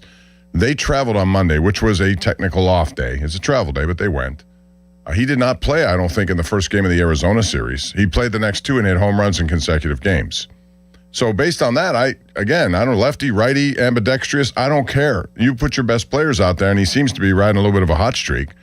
Leads them in home runs, so Let's go. Put him out there. And Triolo's just not a leadoff hitter. And if you're going to do anything, put Connor Griffin in that leadoff spot. 412-928-9370. We're talking about that. Alex Ovechkin wants to come back. If you're Washington, do you bring him back? 32 goals. Why not? But they sort of want to move on, but he's kind of controlling the cards there, much like Evgeny Malkin is doing here, I think, in a way, even though I don't know if Kyle Dubas has made up his mind. He's going to speak Tuesday, and we should know a lot after that press conference on Tuesday. Maybe he's already made up his mind. Maybe he hasn't. Maybe he'll do it in time. What do you think is best for the Penguins moving forward after getting to the playoffs and getting ousted by a Philadelphia team, which I don't think would have, and then they're down 3-0 to the Carolina Hurricanes, who are 7-0 and trying to start the playoffs with back-to-back series sweeps, which is unusual, if not rare, if not first time. Pittsburgh would have given Carolina a better matchup. It may not have resulted in advancing, but they would have given them a better matchup. By the way, the team, I always tell Matt Clement when we're texting, watch out for the Canadiens. They're a team that's going to go deep. And I truly believe that. And they won last night. I thought they were the better team in Game 1 against Buffalo. They won last night, and they got some skilled players, and they're all 23, 22, 20. Demidov's a 20-year-old kid who can do it all. You look at Slavskowski, he's a 22-year-old, number 1 overall pick. And yeah, a lot of these guys were high-end picks, but a lot weren't. Cole Caulfield wasn't. He's turned into a 51-goal scorer. They have a lot of talent on that team. And Dobas in goal has been really good. So that series is now 1-1. Talking a lot about the NBA if you want. Wembanyama is on a terror, and I think they're going to meet OKC in the Western Finals, and I think they will beat OKC in the Western Finals. And the NFL schedule release is coming up on Thursday night. We'll have a special on KDK Plus beginning at 8:30, recapping the entire Steelers schedule as they put it in play, and we'll see what we got. And I believe we're going to have 3 preseason games on KDKA, 2 home, 1 away. Not sure about that exactly. We'll find out on Thursday night. Back to the lines we go. Corey in New Kensington. I'm sorry. Hey, Corey, how are you? I'm doing well, Bob. How are you? I'm good. What's on your mind? Well, what's on my mind is, like most people, it's been the possibility of the metrics thing. To me, it just rates you as a possibility. It's not a probability. And you can define that any way you want. The reason I liked the manager last season, Donnie, I liked him because it seemed like he managed from his gut. He wasn't looking at statistics. He was managing where he looked at the guy and said, I think you can get me a hit. I think you can get me an out. And he put him in the game. And I think he has to get away from that. We've lost 2 games. And I know, okay, it's only May. But wins count anytime you get them. No question. No question. He took out his pitchers. Last night, that guy, he was pitching a marvelous. And it was only 2-1. And if you trust your offense and he's going good at 74 pitches, you extend him. Yes, I agree. And you just let him go. I mean, when a guy's doing well, and then you point out Lau, I don't care if he's hitting 120 lifetime against left-handers. The guy has been tagging the ball, getting it in there, and I like him even more because he went to the University of Maryland. And he's a guy that he hits the ball. Yeah, and my last point is, I know that man said he never wanted to see that lineup again. I never want to see the lineup where they had 17 strikeouts. I don't want to see that one again. Well, I mean, most teams are doing that. I watched a lot of baseball, and thanks, Corey, for the call. Appreciate it. Teams are doing that. Like last night, as I mentioned, Bart, Triolo, Cook, and York struck out 6 out of 12 times. They were 0 for 12. Everyone's striking out. And I'm okay with that, I guess, as long as there's run production when available. Last night, Cruz had a great opportunity. Bases loaded after 3 straight walks, and he struck out. And, the thing about Triolo, if you're going to go by metrics, his lifetime against Robbie Ray is 1 for 5. That's it. That's not enough for me to put him in the game. I'd rather take my shot with Lau and Gonzalez at third. Steve in the car is next up right here on the Bob Pompiani Show. Hey, Steve, what's up? Hey, Bob, how you doing? Good. Thank you. Hey, so I just have 2 things to say. One's about Pirates, the other one's about Aaron Rodgers. I guess I'll start with the Pirates. So Brandon Lau, I think his leadership needs to be rewarded. You can tell just by every interaction, the dugout, and even in press conferences, the team coming out for Connor Griffin's contract signing announcement. Brandon Lau is just a natural leader for this team.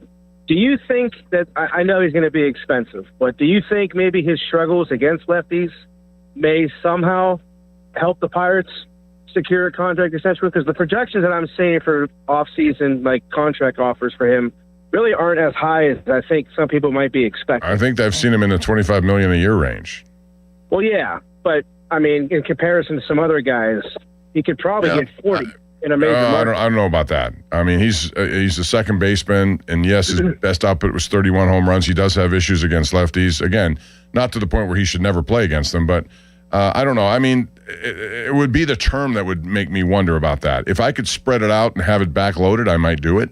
I think they did that with Connor Griffin. Most of the money comes at the end, so it gives them a little bit of opportunity to add on this year, or next year if you're going to sign him. I'm not sure. I at this point, I would doubt they sign him long term. What's your next question? Aaron Rodgers. Mm-hmm. So I was listening in the morning show yesterday when Crowley and Dickerson announced that Rodgers would be in town. Has there ever actually been confirmation that he's been in town, or is it just the expectation that he would be coming here still? That I don't know. I haven't seen any kind of update since that he's expected. Well, I don't know. I mean, I trust those guys, what they said. They were very adamant about it. They're keeping things very secretive over there, so I'm not sure what's going on. And quite frankly, that would have been, there were no media availabilities on Friday, so maybe that if there was going to be a time, did you see a Chevy Malibu driving in anywhere that he was sneaking in with glasses and a hat on? It's kind of crazy how it's become. But no, there's no indication of anything right now. So to me, it's still same as it's been. They have this one date of May 18th as somewhat of a soft deadline. We'll see. I'm honest to the point where until something concrete happens, there's nothing more to say. I don't know what else to say about the quarterback situation. You know what the guidelines are. He comes back, he starts. And then you have no information on two of the younger guys who you drafted. If he doesn't come back, then that opens up that thing. But you may not be in a position to make best use of the veteran players you have this year in terms of running to a playoff spot. I don't know if you can make that even with Rodgers in the lineups. His metrics indicate that he's more of a check-down kind of quarterback at this point.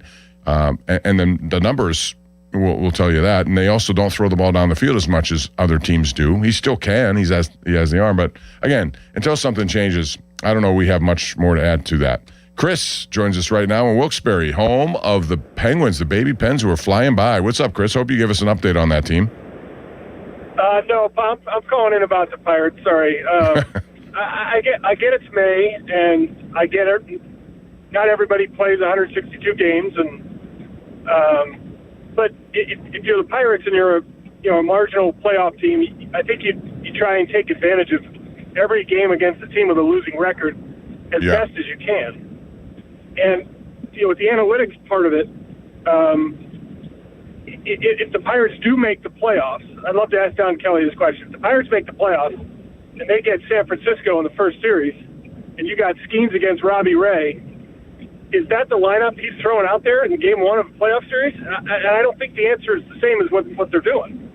And I know Clement's saying, they got to get some guys some innings and at-bats and all of that stuff, but you got to win those marginal games, and you got to take advantage of any win you can against a team with a losing record. So I get the analytics of it, but it just drives me nuts that they're not trying to win every game that they actually are favored in. Well, I don't think they're not trying to win. I think they're going by what they believe is a powerful metric system that tells them your best chance of winning is playing these guys. I will disagree with that because you can't make it 100% metrics driven. You can't.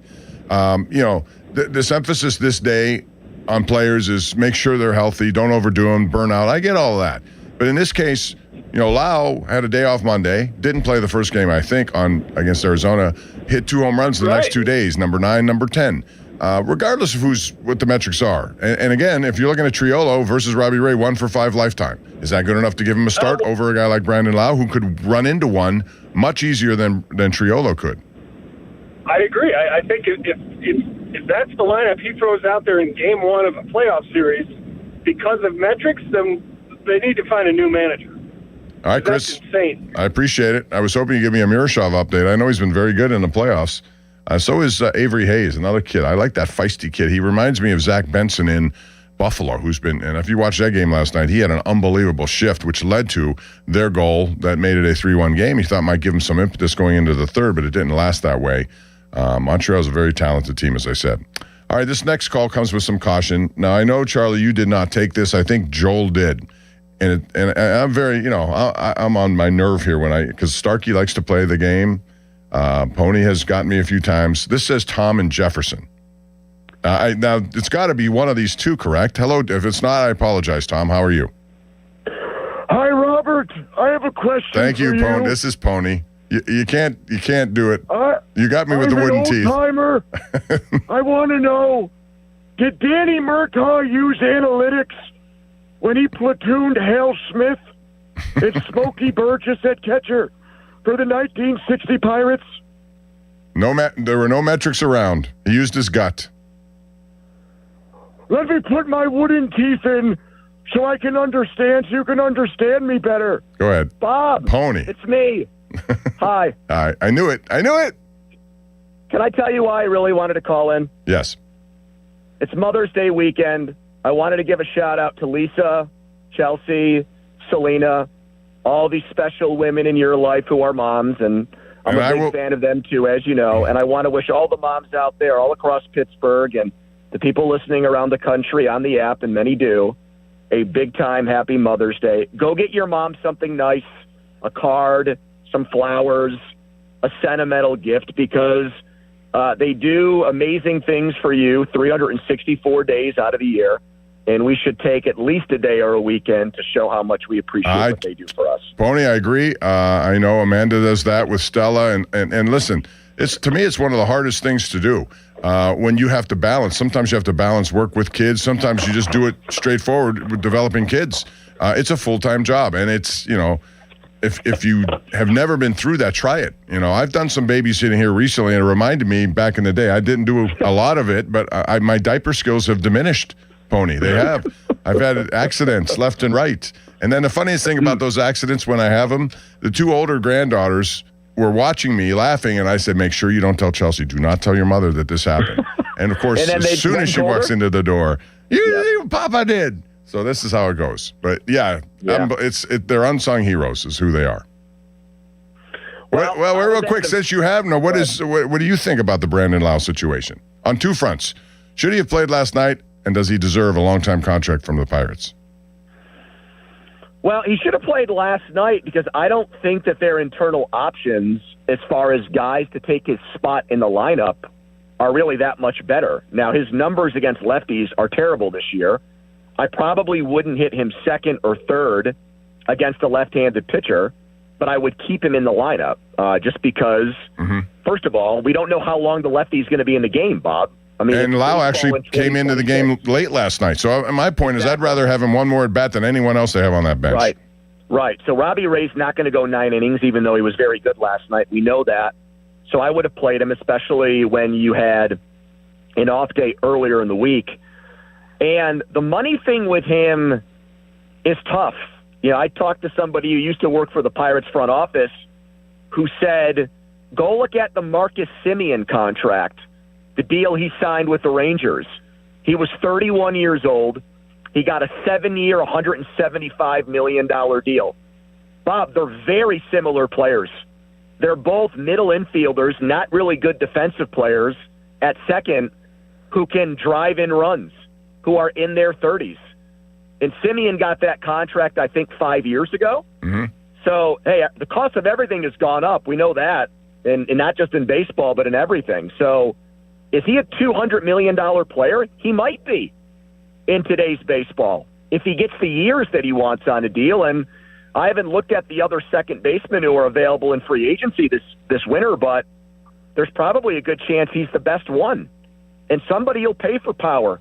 They always pay for power in baseball. It's the most expensive thing. Especially since this is a team with no power, generally. Bob, don't you think, I'm sorry, I called in to say something nice, and here we are now going. No, I appreciate that.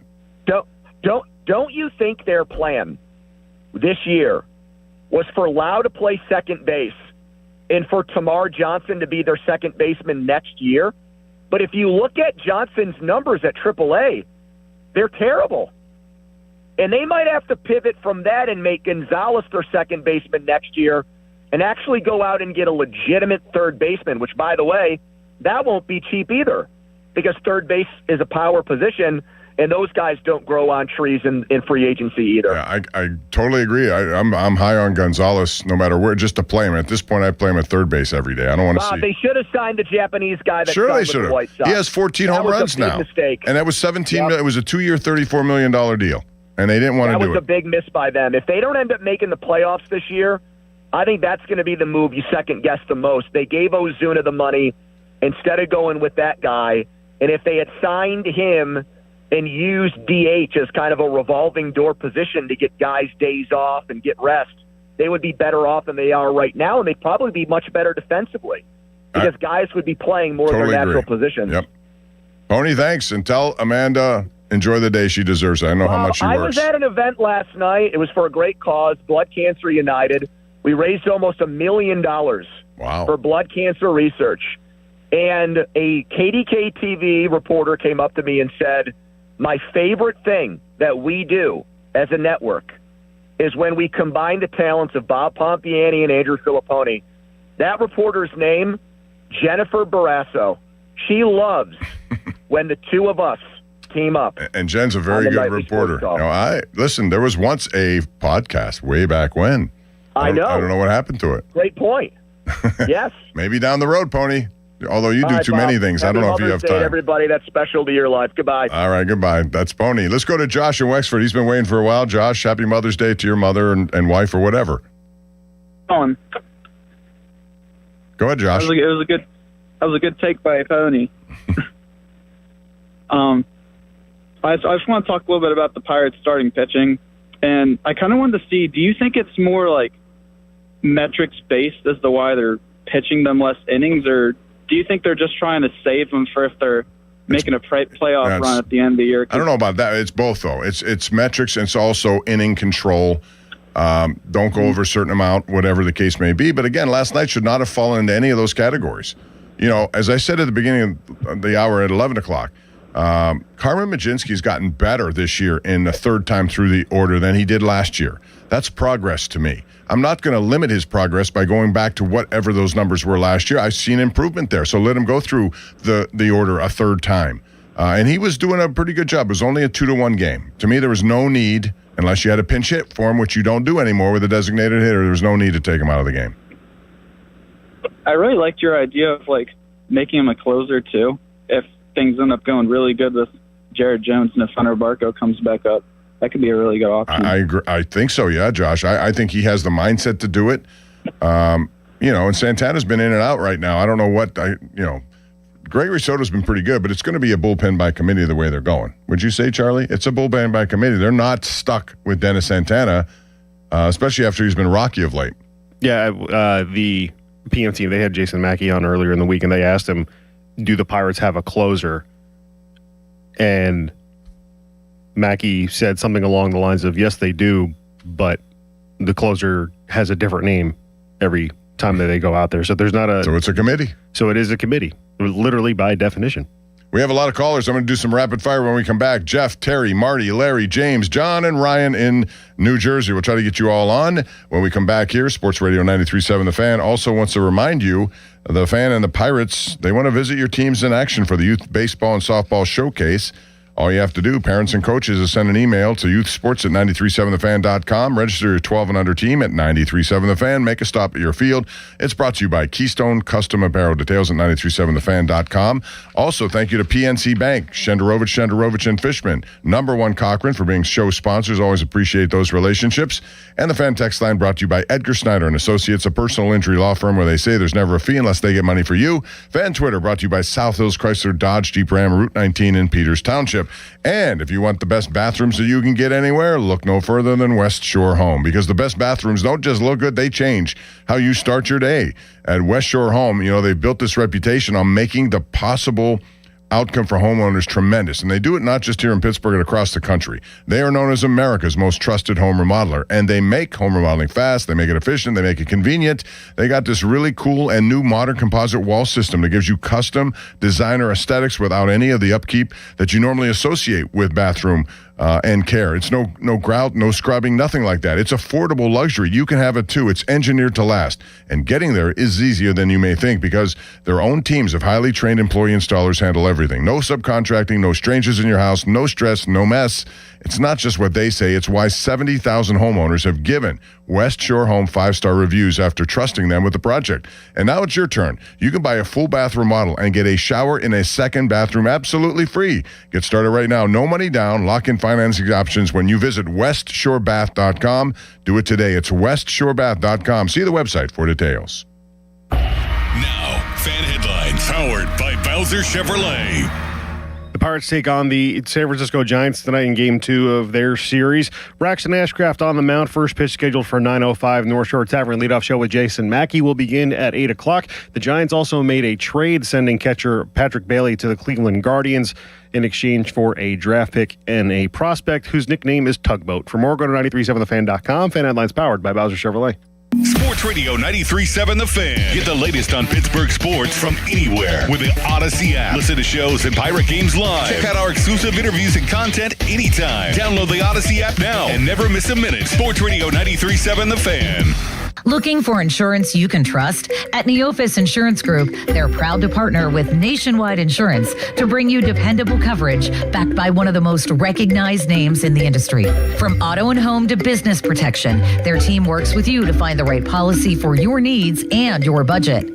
Call Neophis Insurance Group today and experience the confidence of coverage powered by Nationwide. 412-364-3388 or online at neophisinsurance.com. On your job site, downtime isn't just an inconvenience, it's a deal breaker. You need equipment that works as hard as you do and a partner who has your back. Experience the new Case difference at Case Power and Equipment of Pennsylvania. Proudly named the 2025 Case Dealer of the Year. Whether you are looking for the latest iron or need expert service to keep your fleet in the dirt, their pros are ready. With thousands of parts in stock, they're here to ensure you're always running at peak efficiency. Case Power and Equipment of Pennsylvania. Because with Case Construction, together, we won't back down. 3, 2, 1. We have liftoff on Daily Rewards Rocket Turbo on DraftKings Casino, the exclusive iGaming provider of Foxwoods. Play $50 on your favorite casino games this week to upgrade next week's rewards. You'll get 4 chances at 10,000 in credits every day, land rewards, and use them to keep the fun going. Head to DraftKings Casino app and start playing to turbocharge your daily rewards. In partnership with DraftKings Casino, the crown is yours. Gambling problem? Call 1-800-GAMBLER. Must be 21 or older, physically present in Pennsylvania only. Eligibility restrictions apply. 3 launches per day for rewards. Launches expire each day at 11:59 p.m. Eastern Time. Earn additional launch for following week for completing play requirements. Play requirements vary. Non-withdrawable rewards and amounts vary per launch and are subject to game and expiration limits. Terms at casino.draftkings.com/promo. Sponsored by DK Crown Holdings Incorporated. Did you know about 1 in 3 people with plaque psoriasis may also develop psoriatic arthritis, which causes joint pain, stiffness, and swelling? Does this sound like you? Listen to what it sounds like to be a million miles away. Tremfya guselkumab, taken by injection, is a prescription medicine for adults with moderate to severe plaque psoriasis who may benefit from taking injections or pills or phototherapy, and for adults with active psoriatic arthritis. Serious allergic reactions and increased risk of infections and liver problems may occur. Before treatment, your doctor should check you for infections and tuberculosis. Tell your doctor if you have an infection, flu-like symptoms, or if you need a vaccine. Imagine being a million miles away.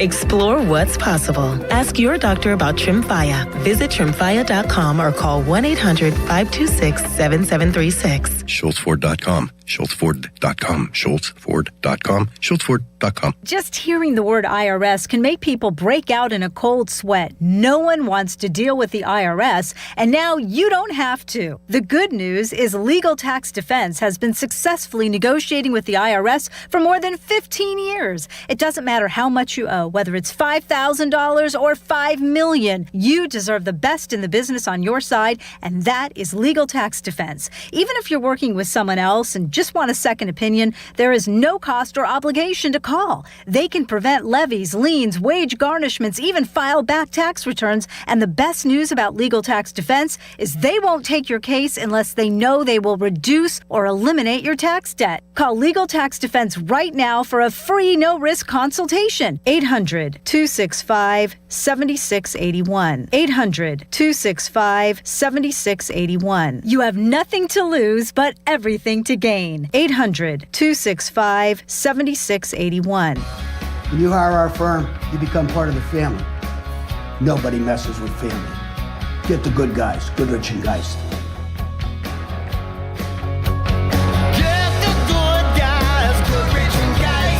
You've probably heard all those ads for life insurance. Just a few dollars a day, apply online in minutes, no medical exam.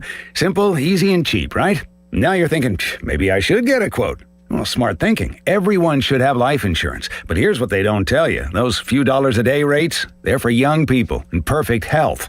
That's why everyone calls Big Lou the 50 to 60-year-old not-so-perfect candidate.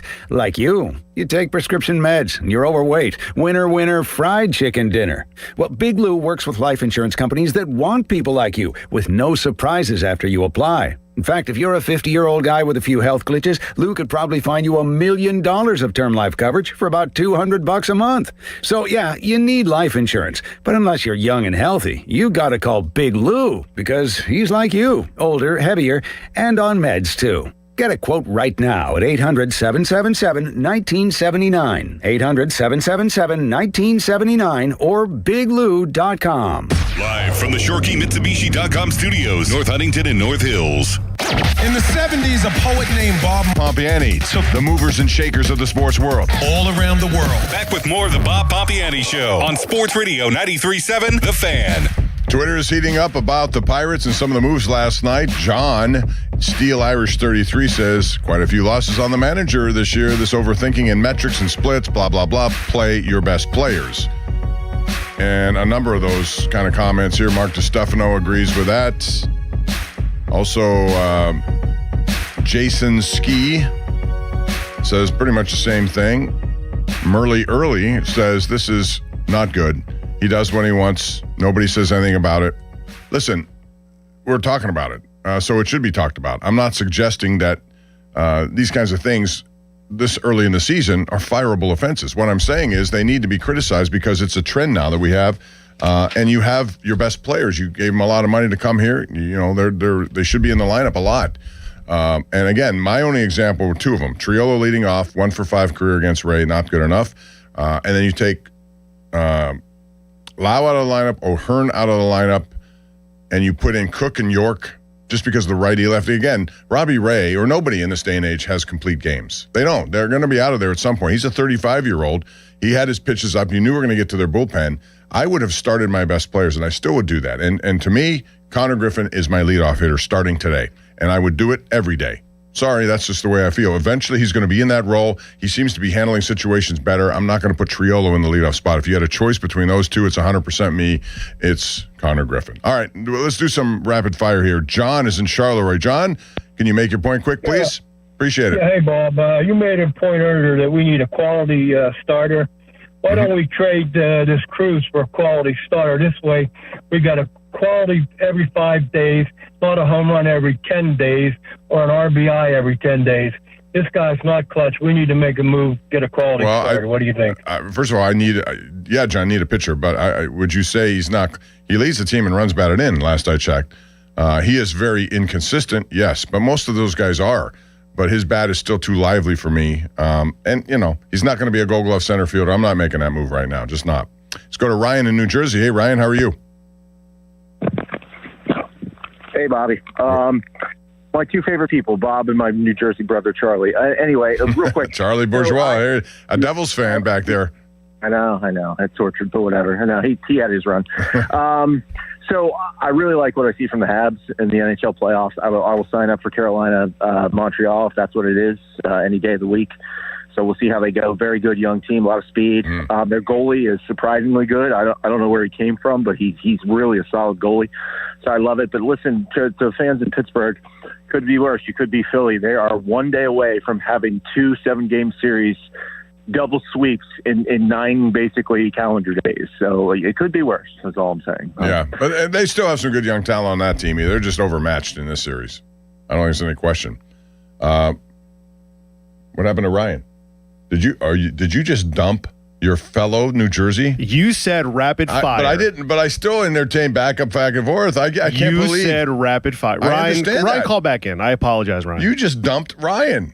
Normally, your fellow New Jersey guy. Hold on. Here's how the sausage is made. Sometimes when the host does like that little pause, like after, normally when you re-say the person's name, that's the cue for me to be like, all right, we're moving on. Did to I the say next thank you, person. Ryan, for the call? I didn't say that. But you said Ryan, and then you finished your point, and then you started another one, which I want rapid fire, but I'm not willing to just dump people. Now, you know what I'm saying, Charlie? Do you want to go like have them? Let's just play it by ear. We'll see how it goes. And if you Ryan, detect for me that I'm at the end of it, then you can do it. Okay? I apologize, Bob. I just can't believe New Jersey on New Jersey. Ryan, call back in. Let's go to Jeff in Cranberry. Jeff, go right ahead, sir.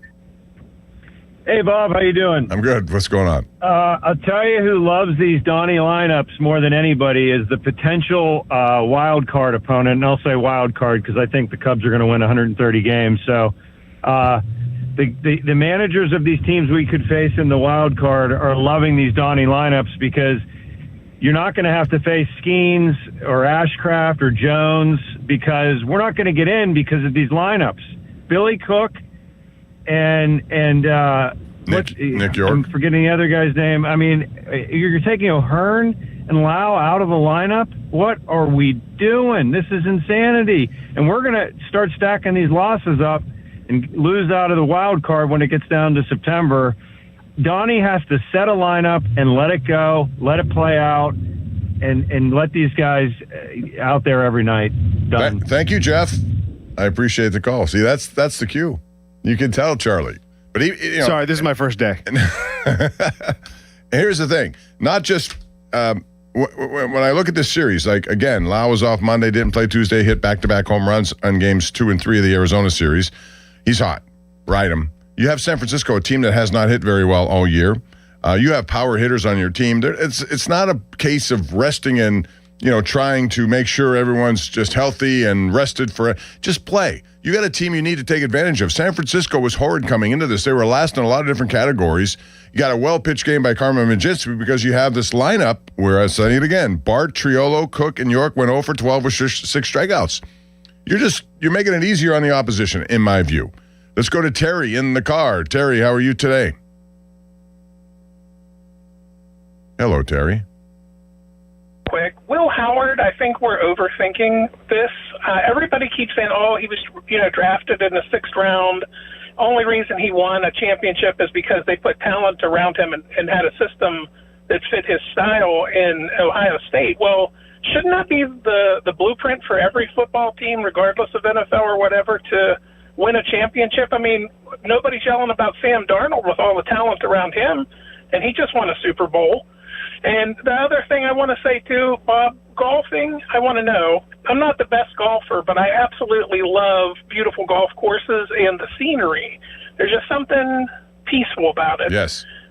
What would you say is the best golf course that you've ever been to that just has really good scenery and just peaceful? Oh, that's a tough one to answer, Terry, but I agree with you. That's what it offers. And I will encourage every young person to get involved in golf because it lasts forever. You can play it at any time. You can be as competitive as you want to be. It gets you away from your phone and all the digital things we have to deal with every single day. But to me, Augusta, I've been fortunate enough to play there a few times, and I love that place because of everything you just said. Also, the history involved. That's why Oakmont's also, when you have the history of a course that they use quite a bit, and it's Augusta, it's every single year, so you know those holes inside out. It's beautiful that time of the year in the springtime. I want that kind of stuff. And the course itself is just crazy good, and the greens are as good as any greens in the country. But right here close to home, Laurel Valley is up there in the Ligonier area. It's beautiful. It's all by itself. It's the same thing it offers you. I think in Western Pennsylvania, and I don't mean to go off too long on this, Terry, but we have so many great golf courses. I belong in Chartiers. It's, to me, it's one of those diamonds in the rough that people don't talk about a lot, but it's a great golf course. But out near Oakmont, you have Longview, you have Foxtrot, you have Field Club. There are a lot of great public courses around here, too. Grandview. When you go to Old Stonewall, beautiful golf course. So there are many ways to go, but it's just it's a good opportunity to get away from all the drama in your life, so to speak. It really is, and you just nothing like it about the peace of just being out there on a nice golf course, well maintained, and just the nature of it all and the quiet. It's just a really nice thing to experience if you've never went golfing. That's something you don't expect maybe, but it's excellent. Thank you, Terry. Appreciate the call. Charlie and I are playing a little game now. But as far as Howard, First of all, numbers will suggest that just because you win a national championship as a starting quarterback doesn't guarantee anything. Also, it doesn't guarantee anything if you're a 6th-round pick, a 3rd-round pick like Drew Aller. The numbers are still stacked against you. However, they've made those positions. They've made those picks. You have an older quarterback in Aaron Rodgers. I think the large percentage of people right now just want to see what they have, knowing that they're still in search of another quarterback. This is something that will be, the theme of the Steelers moving forward beyond this year. Who's going to be your starting quarterback? And how important is he to get one? Well, Charlie, when you have a starting quarterback who's a franchise quarterback, you never have to redraft that position for 10 to 15 years. Know what I mean? So if you have one of them, you can address everything else you need to surround that quarterback with the best stuff over the course of time. The only time you would have to draft a quarterback is like, hey, we want to draft a guy in the 7th round or have an undrafted free agent who's going to be our 3rd string. Right. Well, is it okay if we do that? Right. Well, they've done that before. Dennis Dixon was one of those guys. Omar Jacobs was one of those guys. Josh Dobbs was one of them. Mason Rudolph was one of those guys. You didn't necessarily had to do it. I think in the case of Ty Simpson, they're looking in L.A. like this is the successor. You have to at some point have a plan. How long will Matthew Stafford play? I'm sure he wasn't happy with that pick, given it was a 1st-round pick, given they're close to winning a Super Bowl, given they need some things. But at the same time, they have to be aware of that. So it just depends on where you are and what you have. And if you can draft somebody and it turns out to be the right pick and he can be here for many years, you are really ahead of the most every team in the NFL. Matt Stafford is 38 years old. But he's still going to play at a high level for the next 2 years, I see. He had 46 touchdowns and 8 interceptions last season. MVP of the league. 4,707 yards. So he's probably saying, give me another wide receiver. Because Devontae Adams is getting up there in age. They need... Well, we also don't know what's going to happen Puka Nacua. He's in a rehab, and he's got all kinds of mental stuff he's dealing with, I guess. So, it's going to be interesting to see. But as far as the Steelers, they got to figure this out. And again, the odds are not necessarily... And getting back to San Francisco, they took Trey Lance only after, and they took Brock Purdy after, and they didn't do it with the thought that Brock Purdy would be their starting quarterback. He was literally Mr. Irrelevant. He was Mr. Irrelevant. The Steelers could have taken him. That's another thing. They chose Oladuka in that same year. My point is, if you do it, you're not doing it for that plan, generally. They thought Lance, but Lance was not any, he was a 3rd overall, is that right? 3rd overall pick? Trey Lance? Yeah. I think he was top 5 for sure. I thought 3rd, but point is, he did not do it. He was more of a project quarterback. He only had played 1 year in college. 3rd overall in 2021. So, they got lucky in a way. Let's go to Justin in Bell Vernon. Hello, Justin. How are you? Hello, pretty good. I want to talk about 2 years ago, they released Rowdy Tellez before he hit a set number of, I can't remember. Yeah, it was a $200,000 bonus or something of that nature. Right. Yeah, do you think Ahern and Lau's contracts are structured in the same manner? And that's why they're eliminating. First of all, Laus was inherited. They traded for him, so whatever it is, I don't know what it is. So he has 1 year left. I don't think there's that.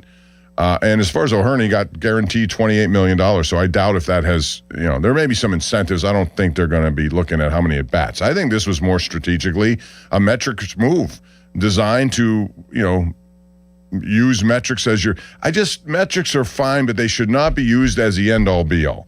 What percentage of decisions are you made, Charlie and Justin, both of you answer this. What percentages do managers use to make a lineup? Give me a percentage, how much metric involvement is involved. Too much. That's a good answer.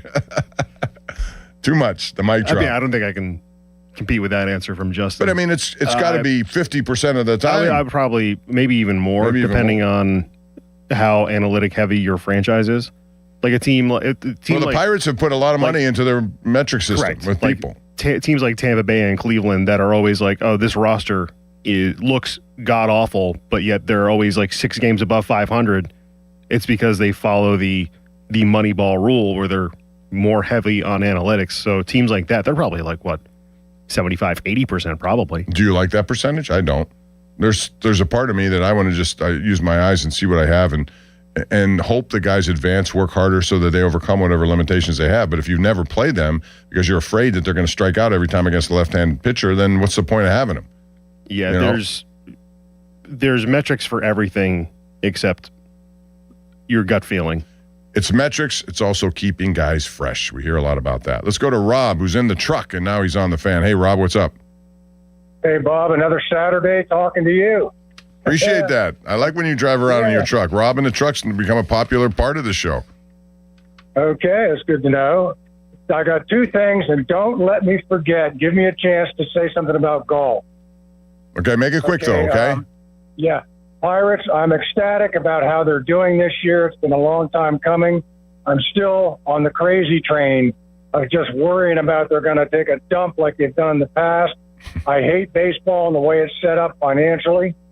Now, Bob, you've played Augusta twice. Yeah, I've played it. Yes. How in the world did you get on? I got to know. Well, obviously it's by invitation of somebody who's a member down there. So that's the only way you can get on. You know what I mean? And the only other way you can get on is if you're part of the media the day after the conclusion of the Masters. They do have a lottery, and all the media people put in lottery, and you play Monday, the same golf course they just played Sunday. So that's another way you can get on. Now, when do they actually open it up for play? Well, it's not until late in the year. You know, they close it down not so soon after the Masters is open, and they open again, I think, in November, maybe late October. Yeah, that's right. I thought it was pretty late, like October into November and whatnot. Okay, buddy. All right, man. Have a good one. Thanks for Rob in the truck. Now it's Daryl in Houston. Daryl always brings the heat. Hello, Daryl. How are you? Hey, Bob. How you doing, man? Good. I talked to you. I talked to you guys a while ago when you, Joe, and I believe Jeff were on, and we talked about analytics being the determining factor in making decisions, and coaches and managers can't keep falling on the analytics for making bad decisions. In regards to yesterday's lineup, this is what you're doing.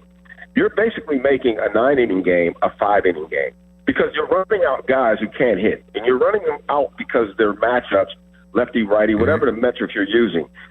These guys can't hit either. You got Cook, Triolo, York, and already the catcher is going to, that's a 0-3, 0-4. So you're cutting your games down to your opportunities only like 5 innings because these guys are going to they can't hit. So I'd rather throw Horwitz, Lau, O'Hearn, throw them in there because they might run into one. These other guys you're throwing out there aren't doing anything, and it just boggles my mind. When I saw the lineup, I said, we got a Sunday lineup on Friday night, and I said, oh, the lefty-righty thing. Whoever's making those decisions, they need to stop because the previous caller, when he said you're basically cutting into your chances to be a wild card, you're giving games away, and you're giving games away from the virtue of not even being competitive. Not that you made mistakes, not that they outplayed you. You're not going to be competitive with that lineup in there because they can't hit. Quit doing it. Stop it now because you've already given away, in my estimation, at least 4 games. So you need to get ahead of that, Donnie, and quit letting metrics or whoever's telling you about metrics and analytics and all that determine how you feel for the game. Gotcha. You have to have a feel for the game. I agree. I think it's got to be more feel. Right. Daryl, thank you. Appreciate that at 412-928. Anytime. Let's go to Mark and Carrick. Mark, what's up? How are you? Hey, what's up, Bob? How you doing? Good. Thanks. And as far as analytics and, Triolo batting leadoff, it's just startling. But with the plethora of baseball content we have to consume with ex-players talking and different opinions, the one thing you hear from them more often than not that's a hidden vig is how important it is for a player to have consistency. They know what spot they're going to be in. They're playing third base. They're not constantly being rotated, and how important that is to building consistency and gaining confidence and not playing, or getting sporadic at-bats and things like that. So while analytics are important, yes, they have their benefit, but it's not a robotic game. There is still something to be said about chemistry and consistency in the construction of a lineup.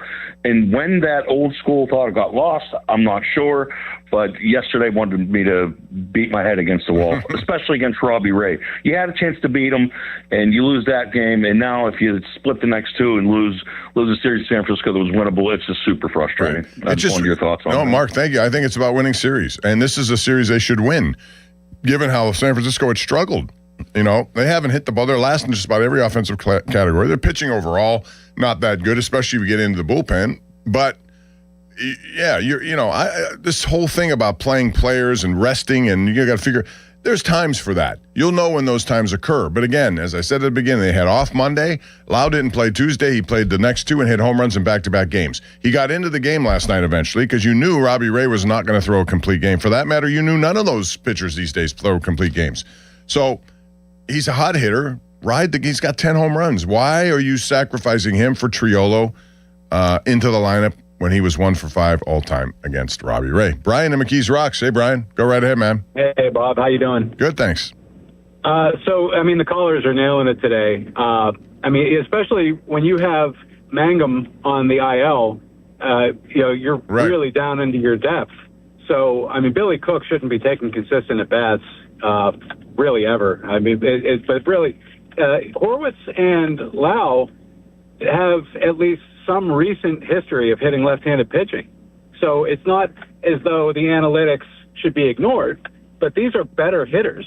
And Rest is a totally different conversation. I think he's doing the lefty-righty thing almost religiously, and it's taken, it's probably taken, a half of the team RBIs out of the lineup on these nights, and it just can't. It's not sustainable. They can't keep doing it.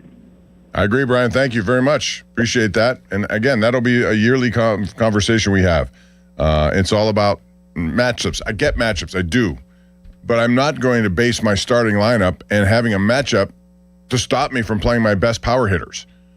They have enough problems in getting consistent power. When they have opportunities, and when guys are hot especially, you just don't mess with it. You let them ride. All right, I want to tell you about Fan Weather, because Fan Weather is brought to you by Secure Money Advisors. Looking to retire soon? Let Secure Money Advisors get your retirement on track. Sunny today, emerging, although it looks cloudy now. It's one of those cloudy, sunny days. Temperatures in the 60s later today, and tomorrow much of the same on Mother's Day. And I will, once again, remind people to, praise your moms, best important people in the world. When you have families, they are the backbone of those families. So happy Mother's Day to all the mothers out there. For all the good work you do. And we need more of it, honestly, in this culture we have here today. So hope it's a wonderful day. Charlie, did I go through a break before? What am I doing? I feel like I ran past did I go past a stop sign at third base? You wanted rapid fire. We got into that little quirk. And you ran right through the stop sign. Okay, so what do I do? You can end it if you want. We can do 2 segments in the 12 o'clock hour. Who's on after me? That's the thing.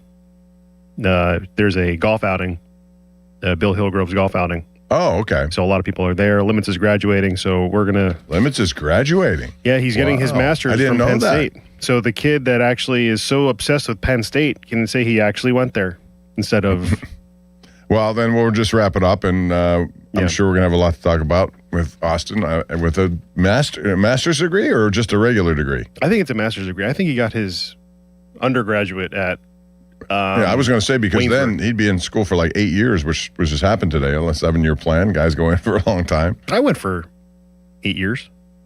By the way, real quick, I took a couple years off. Do you like 76 teams in the NCAA tournament? No. I hate it. And I know why it's done. It's like the whole reason is money. It's always money. It just keeps going. But also, you get to a point where you're going to have bottom-feeding Power 5 teams just in there because they have 76. They're not really deserving of it. If you read the press release that the NCAA said, I think the word revenue was put in there more than basketball. It's always a revenue. It's everything that's done in sports today is about revenue. They're trying to spin it like, oh, there's going to be more TV opportunity for the players. No, it's more opportunity for you to shove ads down our throat and you can make more money and then claim to be a nonprofit. I think when you're one of those, if you're watching those play-in games, so now there'll be more play-in games. That's essentially what this is doing. How many people really watch those games? I'm sure enough to justify what they're doing. But I thought 4 was good enough. It was a nice little doubleheader back-to-back nights. Now you're going to extend that to, 8 of those games. So it's going to go from the first 4 to the March Madness opening round where there's going to be 12 games, which you don't need. Yeah, one shining moment is going to be tested. You're going to have a whole bunch of shining moments that will never be covered because there's too little time to do it. I think they're doing it because they're sick and tired of, well, this team should have made it, but they didn't make it because they're a mid-major, and a team like Oklahoma who went 15-15, they're in. Why? Yeah, Auburn was one of those claiming we deserve to be in. But it always happens that one team that nobody thinks should be in, they get in, and they always win the first 2 games. Yeah, you're right. All right, Charlie, that's going to do it. I appreciate all the calls today. Happy Mother's Day to you, too. Oh, I thank you. I assume in radio talk, everyone's been referred to as a mother, so therefore, happy Mother's Day. Right? Is that how it works? I think so. Happy Mother's Day, Mom.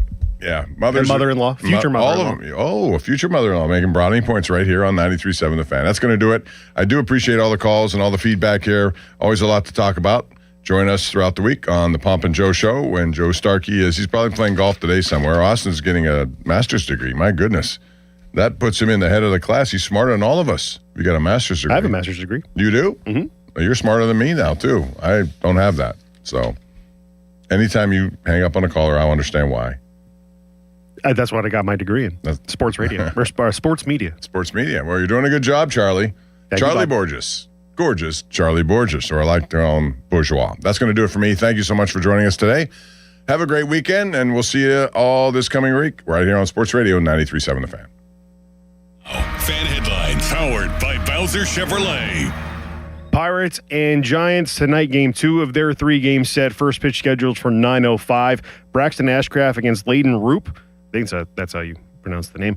Yeah. What? Landon. I was talking more of the last name, not the first name. Anyway, first pitch scheduled for 9:05. North Shore Tavern leadoff show with Mr. Mackey beginning at 8 o'clock. For more, go to 93.7thefan.com. Fan headlines powered by Bowser Chevrolet. Pony and Muller here. Mike and Mike's Beer Bar is a big fan of us. In fact, he gave us our own beer. Okay, well, kind of. Each month, Mike picks a local beer that we call the Fan Beer of the Month. The Fan Beer of the Month for May is Lincoln Avenue Brewing's Jalapeno Machete Cream Ale. And the charity sales will benefit Save Our Strays Pittsburgh, an organization dedicated to rescuing abandoned, neglected, at-risk cats. And if you don't like the Fan Beer of the Month, Mike has 4 other beers on tap that you can select, and he will make a donation to the charity. Check out the Fan Beer of the Month at Mike's Beer Bar. Meet me at Mike's. Chuck McDowell here with Red Pocket Mobile. How long have you been stuck with the same phone plan? 2 years? 5? 10? Are you tired of surprise fees and confusing bills? Switch to Red Pocket Mobile. With Red Pocket Mobile, premium 5G plans start at just $10 a month. Pick a plan, lock in your rate, and that's the number you'll see on your bill every month. No hidden fees and no long-term contracts. And here's the kicker. Red Pocket lets you choose from 3 major 5G networks, not just one. Pick the network that actually works where you live and where you work. Try one, and if you like it, keep it. If not, switch to another. Never be stuck with a single network again. Plus, keep your phone, keep your number. Red Pocket Mobile, your new ultimate cell carrier. New customers can switch and save 50%. Choose from all 3 major 5G networks with one locked-in low price and no contracts at redpocket.com. Redpocket.com. Text us on the Edgar Snyder and Associates text line at 412-928-9370. Edgar Snyder and Associates reminds you to text responsibly. Sports Radio 93.7 The Fan, built by Window Nation. Home of the buy 2, get 2 free offer. Hey everyone, this is Bob Pompiani. Number 1 Cochran has gone all in on Audi. 2 state-of-the-art showrooms in Pittsburgh and Washington. Pittsburgh's largest new Audi collection. And 3 locations for service, including Monroeville's only Audi Authorized Service Center. Because when you're a number 1 Cochran Premier brand, you don't take half measures. That's why customers always enjoy benefits through the complimentary membership in the number 1 Cochran Club One Rewards program. Whether you're looking for a luxury sedan like the A5 or an SUV like the Q5, the Audi lineup is the gold standard. Breathtaking design, lavish amenities, intuitive technology, legendary performance. It's all yours when you go all in on Audi. Find Audi Pittsburgh on Liberty Avenue in the Strip District and Audi Washington on Racetrack Road. Shop online at AudiPittsburgh.com or AudiWashington.com. When you enter a place of business, you're owed a legal duty that the place of business is safe for you to shop in. I'm John Morgan of Morgan & Morgan. If you suffered an injury at a place of business, our duty is to protect you after that harm. Morgan & Morgan, for the people.com. 93.7 The Fan is cleared by aquickdrain.com. Sports Radio 93.7 The Fan. The Pop and Joe Show, weekdays 10 to 2. Joe, before I even get into the Steelers topic, I was wondering what you thought of this. I was on hold with customer service, and then they were like, to go back to the main menu, press the star key. And then it dawned on me, what a cool segment. The star key. Cool segment idea for no star key. Press the star key. You like that? So I just wanted to throw that out there. Thank you. I like that. That's a great idea. Yeah, we're going to go to that next push week. The star key. That's beautiful. Yes, push him in a direction. Off the ledge. Back him into a quarter. The Bob and Joe Show, weekdays 10 to 2 on Sports Radio 93.7 The Fan. Your Your hometown building partner since 1956. 84 Lumber. Visit 84lumber.com. For all station contest rules, go to 937thefan.com/rules. This is the story of the one. As a maintenance tech at a university, he knows ordering from multiple suppliers takes time away from keeping their arena up and running. That's why he counts on Grainger to get everything he needs, from lighting and HVAC parts to plumbing supplies, all in one place. And with fast, dependable delivery, he's stocked and ready for the next tip-off. Call 1-800-GRAINGER, click Grainger.com, or just stop by. Grainger, for the ones who get it done. Indeed presents hires you can't afford to get wrong, like customer service associate at a dry cleaning shop. Yeah, hi. I'm here to pick up my suit. Ah, yes. Here you go. There must be a mistake. This is too small. It shrunk a whole lot. Look on the bright side. Now you have a suit you can give to a child. This is a job for sponsored jobs. This is what happens when you don't sponsor your job on Indeed. Next time, get matched with quality candidates with Indeed sponsored jobs. Visit Indeed.com/hire now and sponsor your job today. HD1 Pittsburgh. An Odyssey Sports Station. Live from the Jim Shorkey Mitsubishi.com studios. North Huntington and North Hills. Always live and free on the Odyssey app.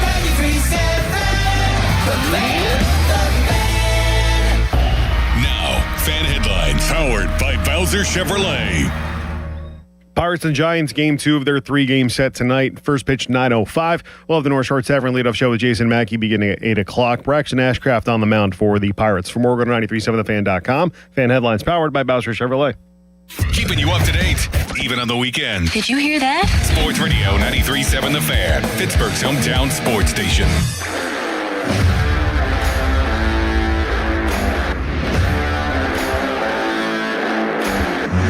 Trade their best offensive lineman, in this case, their left tackle, who's protecting the blind side of their franchise quarterback. How often do we see these guys get traded in the offseason? Very rarely does that happen. Naturally, you're going to take a dip from that. So I recognize those things. I also think maybe they pulled the trigger on firing Bobby Slowick probably a little too soon. He was the OC that was there during his rookie year. Second year wasn't as explosive.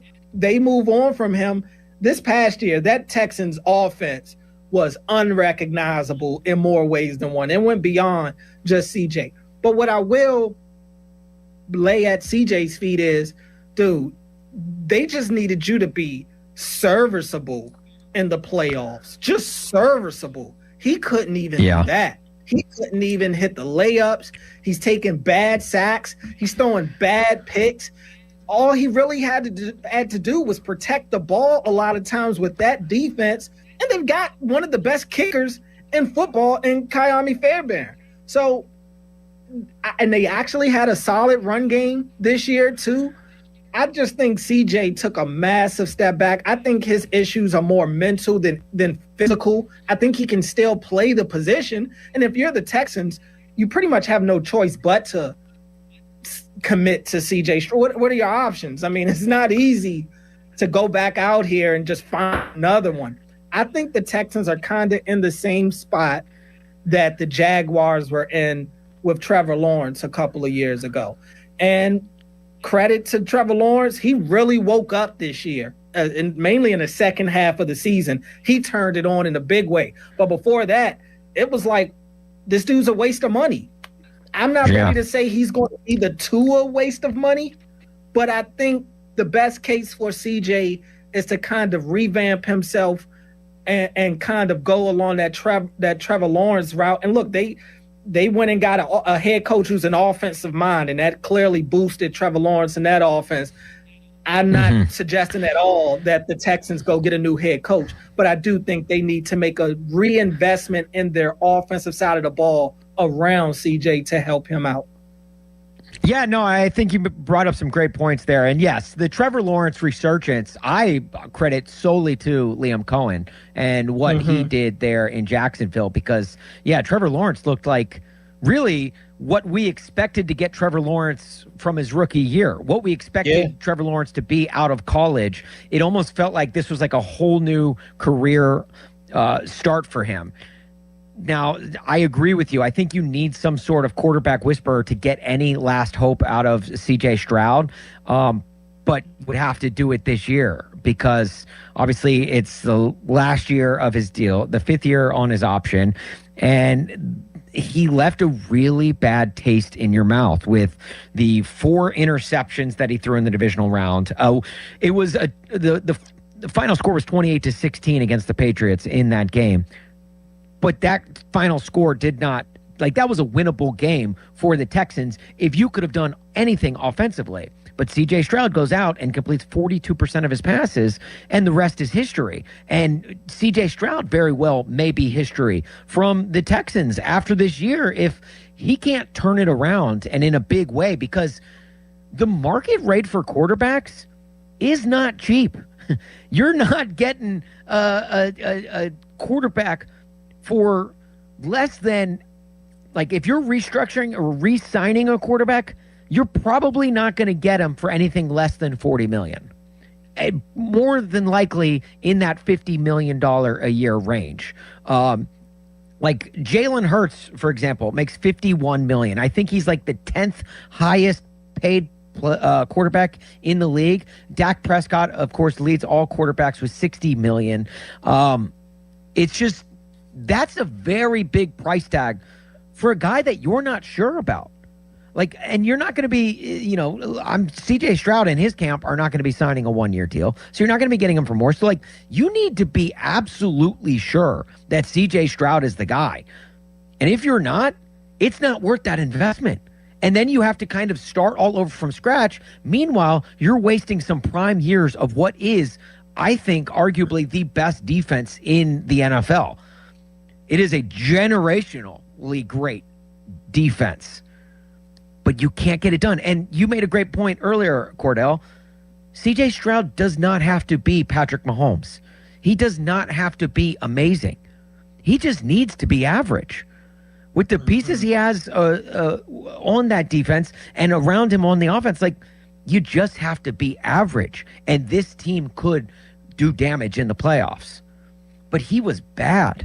And he was a hindrance. He was the reason that they did not advance to the AFC Championship in January, which I feel like everyone except for maybe Cal McNair, who, is, quote, fully committed to CJ Stroud, should scare you going into this next season. So I don't know, man. I just feel like in that, obviously all eyes are on that divisional round of playoffs. So much attention goes into those individual games, but it's not like he did anything during the regular season. And the biggest CJ Stroud, defenders will tell you, well, the offensive line was terrible, it's putrid. And they're not wrong. 2 things can be true. That offensive line could be really bad, and the Texans need help offensively, but also CJ Stroud wasn't great. So I do not envy the place that the Texans are in with arguably the same position. It feels a lot, it's very similar, Cordell, to our conversation earlier about the Pittsburgh Steelers, where they're at with the quarterback position. And it's we're going to have to see what we get out of this next year. And then this time next year, there's a very good chance that both the Steelers and the Texans will be starting over at the most important position in the sport. And look, I do think, like I mentioned, the offensive line is definitely a part of CJ's regression over the last couple of years. But also, where's CJ's mobility? What happened to the mobility that we saw CJ have his rookie year, his time in college at Ohio State?